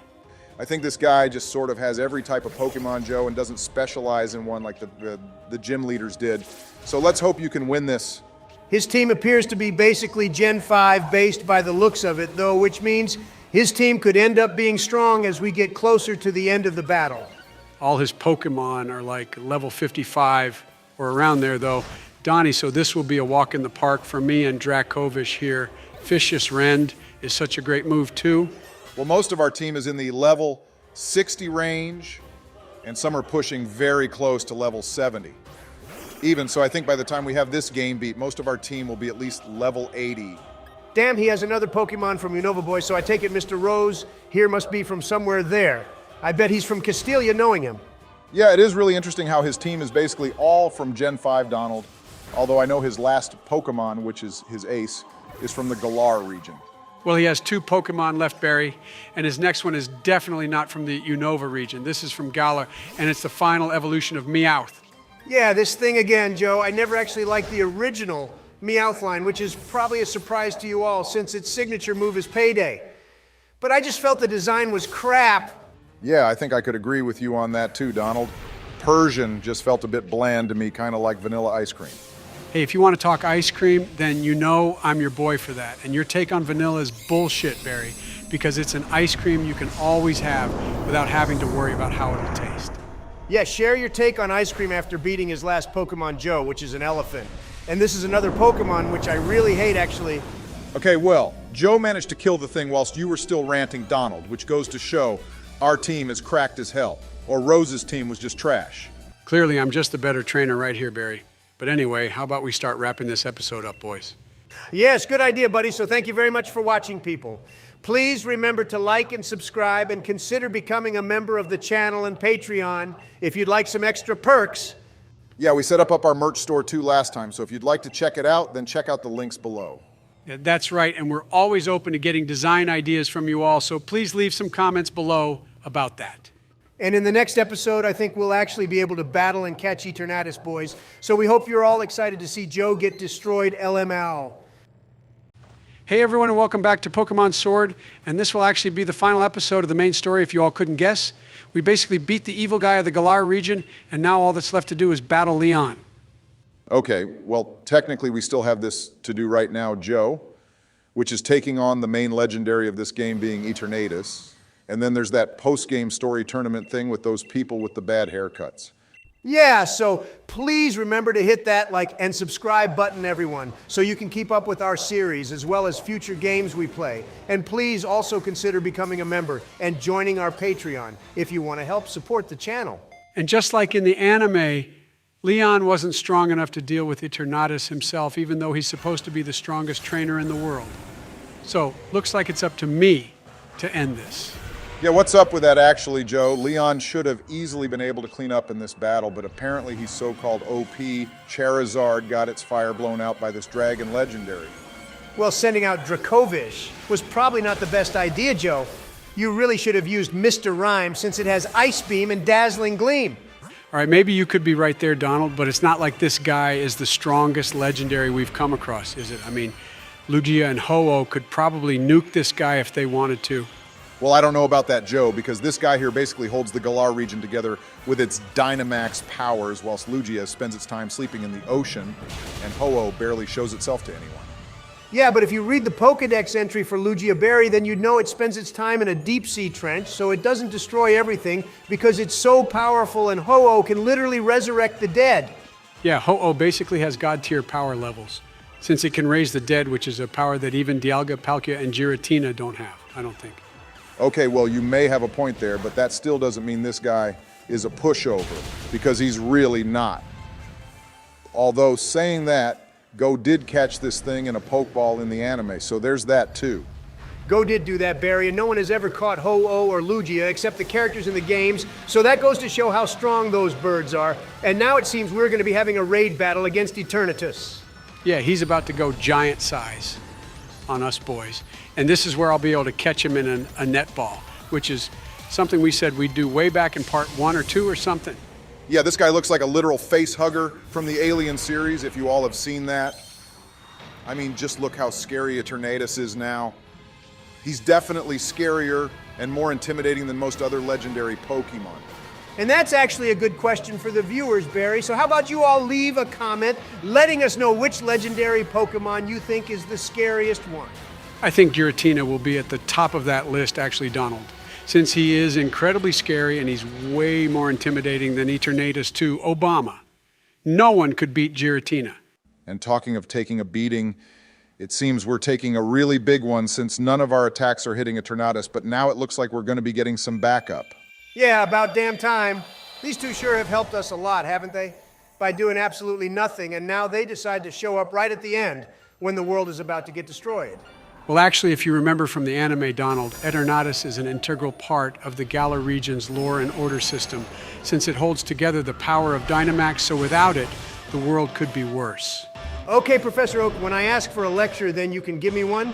But for now, how about you shut the hell up and focus on beating this thing because we have a score to settle with Leon? Hey Donald, this is pretty cool though. Those two doggo legendary Pokemon have now changed their forms into the Sword and Shield, and I can never remember what they're called. Zakin and Zamazenta Berry. It's not that difficult to remember their names, you know, and even I can. Yeah, I think these two used to be absolutely cracked in the Pokemon VGC tournaments back in the day, boys. They might still be really good, but I remember people using them a lot. Okay, well this is now a 4 versus 1 raid battle, and technically it's 3 because I don't count Hop's stupid sheep Pokemon thing. Neither does Eternatus Berry, because that guy is focused a lot on taking the sheep out. He's probably wondering why such a peasant Pokemon is even in a battle against him. Seriously, I love this game, but can't wait for it to be over because then we won't have to deal with Hop anymore. That guy is just such a pain in the ass. Well, looks like Zacian is using his sword attack move, or is this Zamazenta? Whatever the blue dog here is the one currently attacking. For the love of God, Barry, I hope you never go into commentating because you'd be the most dumbass person to do that job with the commentaries you'd give. This raid battle is really tough, boys. Even with 2 legendaries helping, Eternatus isn't getting any weaker, and his health bar is still above like 50%. Okay, well I think that was Hop's sheep, which just got nuked. And if anything that's gonna help us speed this battle up more since we don't have to sit through him using a pathetic move. Oh, I agree completely, Obama. I never liked having double battles with our rival or someone else who's an NPC because it would make the battles drag on so much when they shit Pokemon. Yeah, it's difficult to get around the fact that there will always be shit Pokemon for us to battle alongside. But at least in this case, we have 2 legendaries with us, Donald. Okay, so Joe, I'm not really sure what advice to give you here, except maybe just use fairy type or ice type moves if you can. I don't think sending this guy out was smart, Joe, since Eternatus is also dragon and probably gassed up right now due to its Dynamax power being on. Maybe Donald, but I still think Dragapult is our best bet. But saying that, Zacian and Zamazenta are barely doing any damage to this thing anyway. So I'm just guessing on what to do at this point. Yeah, they're literally doing like 10 points of damage per hit, which is crazy if you ask me. They should be doing way more than this. And they keep howling, which is actually so annoying. Oh my God, they sound like wolves, which is cool and all, but the constant noise is distracting. I don't really like this raid battle, to be honest, boys. I think one of the coolest battles in the Pokemon games would have to be either Arceus in Legends Arceus and Giratina as well, since it changes its form. Yeah, that battle with Giratina is cracked, Joe. It was also really difficult, but no one expected the difficulty spike when it suddenly changes forms. Kind of like Ultra Necrozma when everyone played through Ultra Sun and Moon the first time. And also, like how badly you played through those games, Obama. And before you have a go at me, you brought up the topic, so there. Yeah, if you all liked Ultra Sun and Moon, then be sure to check out the full movie playthrough we made of those games where you can witness just how bad Obama is at being a Pokemon trainer. Yeah, whatever, guys. We should talk about how long this battle is taking you, actually, Joe, because it's an embarrassment if you ask me. Nah, it's done now, Barry. Look, Eternatus only has 1 health point left, so let's all be quiet and see what's going to happen now then. Oh yeah, this is the best bit. This is where we catch it, boys.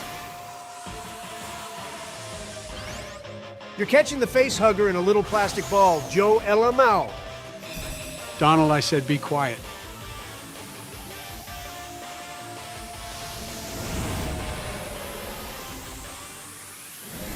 Okay, and with that, guys, we've officially saved the Galar region from whatever hell Eternatus was going to unleash. But I still feel sorry for the poor guy, too, for going through this ordeal.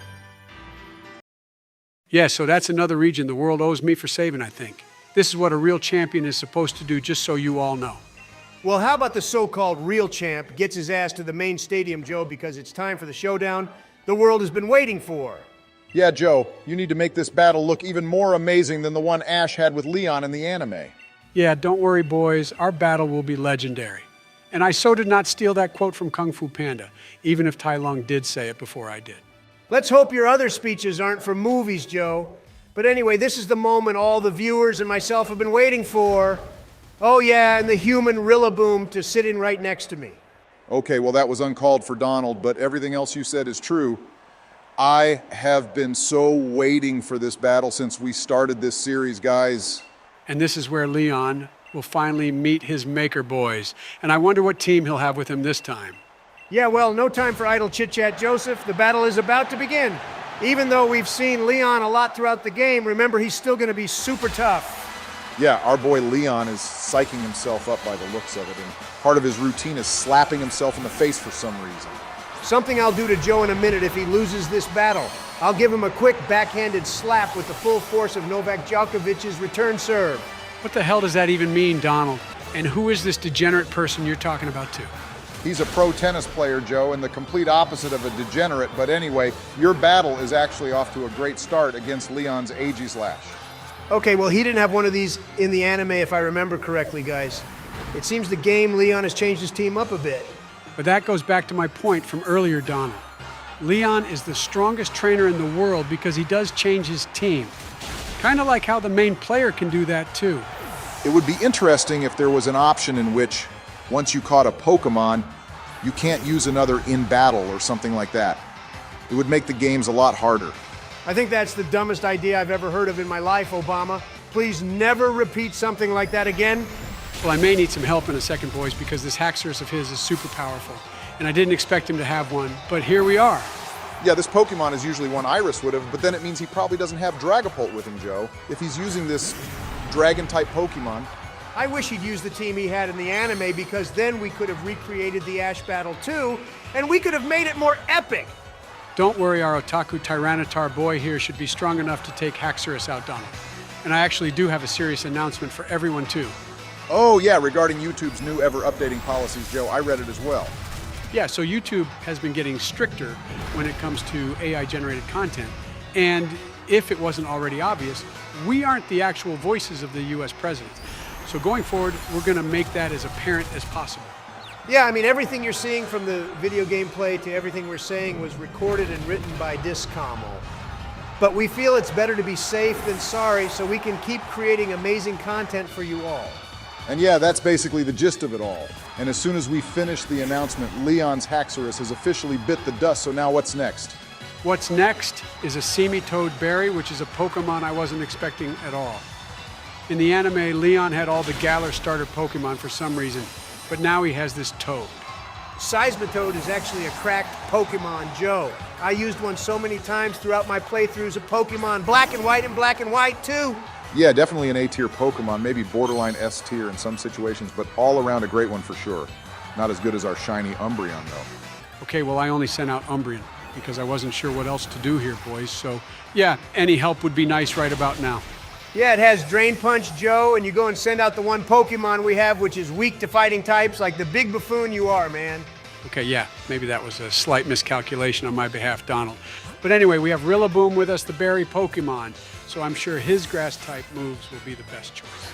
Yeah, this is certainly a Pokemon I won't be missing when this series is over, that's for sure. But anyway, this guy is definitely one of the strongest members on our team. Except when this stupid grassy surge ability decides to pop up, because it also heals the opponent's Pokemon too, which is a real dick move by the game devs. Thinking about it though, Donald, it's not really, because if it only healed us up, then don't you think it would be a little overpowered? Oh yeah, Joe, just like how me using Arceus would be considered overpowered in my playthroughs, but you two won't let me. I'm just going to pretend I didn't hear you say that ridiculous statement, Donald, and instead congratulate Joe on taking out the Toad. Yeah, the Toad is down, but now he's sending out Cinderace. And if y'all remember, this little guy was the starter Pokemon Hop. And I didn't pick in the beginning. Yeah, and it's also the best starter Pokemon in Galar, just like how fire is always the best type to pick, and grass is the worst, especially when it comes to Meganium. One day, Donald, I'll battle against you with a Meganium, and you can use any fire-type starter Pokemon, and I bet I can beat you. Oh yeah, well I'll just use Mega Charizard Y, and then you'll get completely obliterated, Obama. I think everyone will agree you won't stand a chance against that Pokemon. Well, if he uses Toxic and then keeps stalling you, Donald, he might have a good chance at winning in that situation. I mean, that's what I'd do anyway. Where were those big brain strats of yours when we were battling the gym leaders, Joe? You decide to bring them out in literally the final battle of the game. And he just got our Dragapult killed too, Barry, for the second time now, I think, in the last 2 episodes alone. Joe is really showing how he's the top champ, isn't he? Yeah, well, Donald, check this strat out. Since Umbreon is a literal tank and can survive basically all hits with its super high defense stats, I can use this opportunity to use the max revive Sonya gave us to heal the other members. Wow, the first useful thing you've done today, Joe. Well done, I guess, but let's see how this works out for you. I don't like the fact that Joe is using Umbreon as basically a slave to take the hits while he revives the rest of our team. Umbreon is a solid attacker too, you know. True, Donald, but sometimes sacrifices need to be made for the greater good of the team. And Umbreon will go down knowing it played a vital role in helping us beat Leon. To be fair, Joe did actually manage to use all 3 of those max revives, whilst Umbreon tanked everything that Cinderace threw at it, so this time I think Joe made a good move. All right, fine. At least he didn't let Umbreon die and switched it out instead. But let's see how much our Tyranitar can hold out now. One Earthquake from this guy should be enough to take out Cinderace Donald. There's no way it can handle that move, and then we've basically won this battle, boys. I agree that Earthquake can take this Fire Bunny out, but I think you two will be surprised by what his next Pokemon is going to be, actually. I just looked on Bulbapedia. Okay, Barry, you're not supposed to be cheating and seeing what Pokemon our rivals will have before we do. That spoils all the fun and amusement for me when Joe inevitably messes everything up. Yeah, well, unfortunately for you, Donald, I haven't been playing that bad this series, and this battle with Leon hasn't been bad either. And this is the surprise, boys. Leon did in fact have a Dragapult of his own, which he had kept up his sleeve. This is actually his second to last Pokemon as well, so let's end this, Joe. And boom, 1 crunch is all that's needed to take it out Obama. His Dragapult was weak as hell compared to ours. Maybe I should have gone Dragapult versus Dragapult. Yeah, well, now our boy Leon is sending out his ace Pokemon guys. Of course, his ace would be Charizard too, since it's like the most famous Pokemon along with Pikachu. Yeah, well, since he's going to Dynamax, I think it's only fitting we do the same for this final battle. I can't believe we're basically at the end of the story now, boys. All right, watch this, everyone. You're about to witness some awesomeness. Okay, you beat all his other Pokemon without Dynamax, Joe, so I don't really see the point of breaking that streak right now, but if you insist, then please don't mess this up. Okay, so he's going to use a Grass-type move on us, which will probably be super effective, and if you didn't Dynamax, Joe, then it would have probably killed us. Yeah, that's true, actually, since Rock is weak to Grass-type moves, but I think 1 Earthquake from us should take this out. And boom, you were right, Donald. Our Tyranitar is the most cracked thing ever, so I guess that's that then, boys. We're officially the strongest trainers in the entire universe. Wow, you actually did it, Joe, and on your first try, too, so well done, buddy. Congratulations on beating Leon and taking another champion's name, although this game doesn't have a Hall of Fame, so everyone will forget you LMAO. Yo, that's so weird that there's no Hall of Fame here. How's everyone supposed to remember me when I'm dead or something then, boys? Well, other than the fact that this whole battle was probably live streamed to the whole world. Joe, I don't think you have anything to worry about. Plus, no one else has your memory. Well, I guess that basically concludes the main playthrough of Pokemon Sword, everyone. We hope you enjoyed it, so please remember to like and subscribe. Yeah, but don't worry, we'll see you all in the Isle of Armor very soon, and we'd love for you all to check out our merch store and Patreon links below, too, if you like. And give me all a big W for being champ. But anyway, see you all soon, everyone.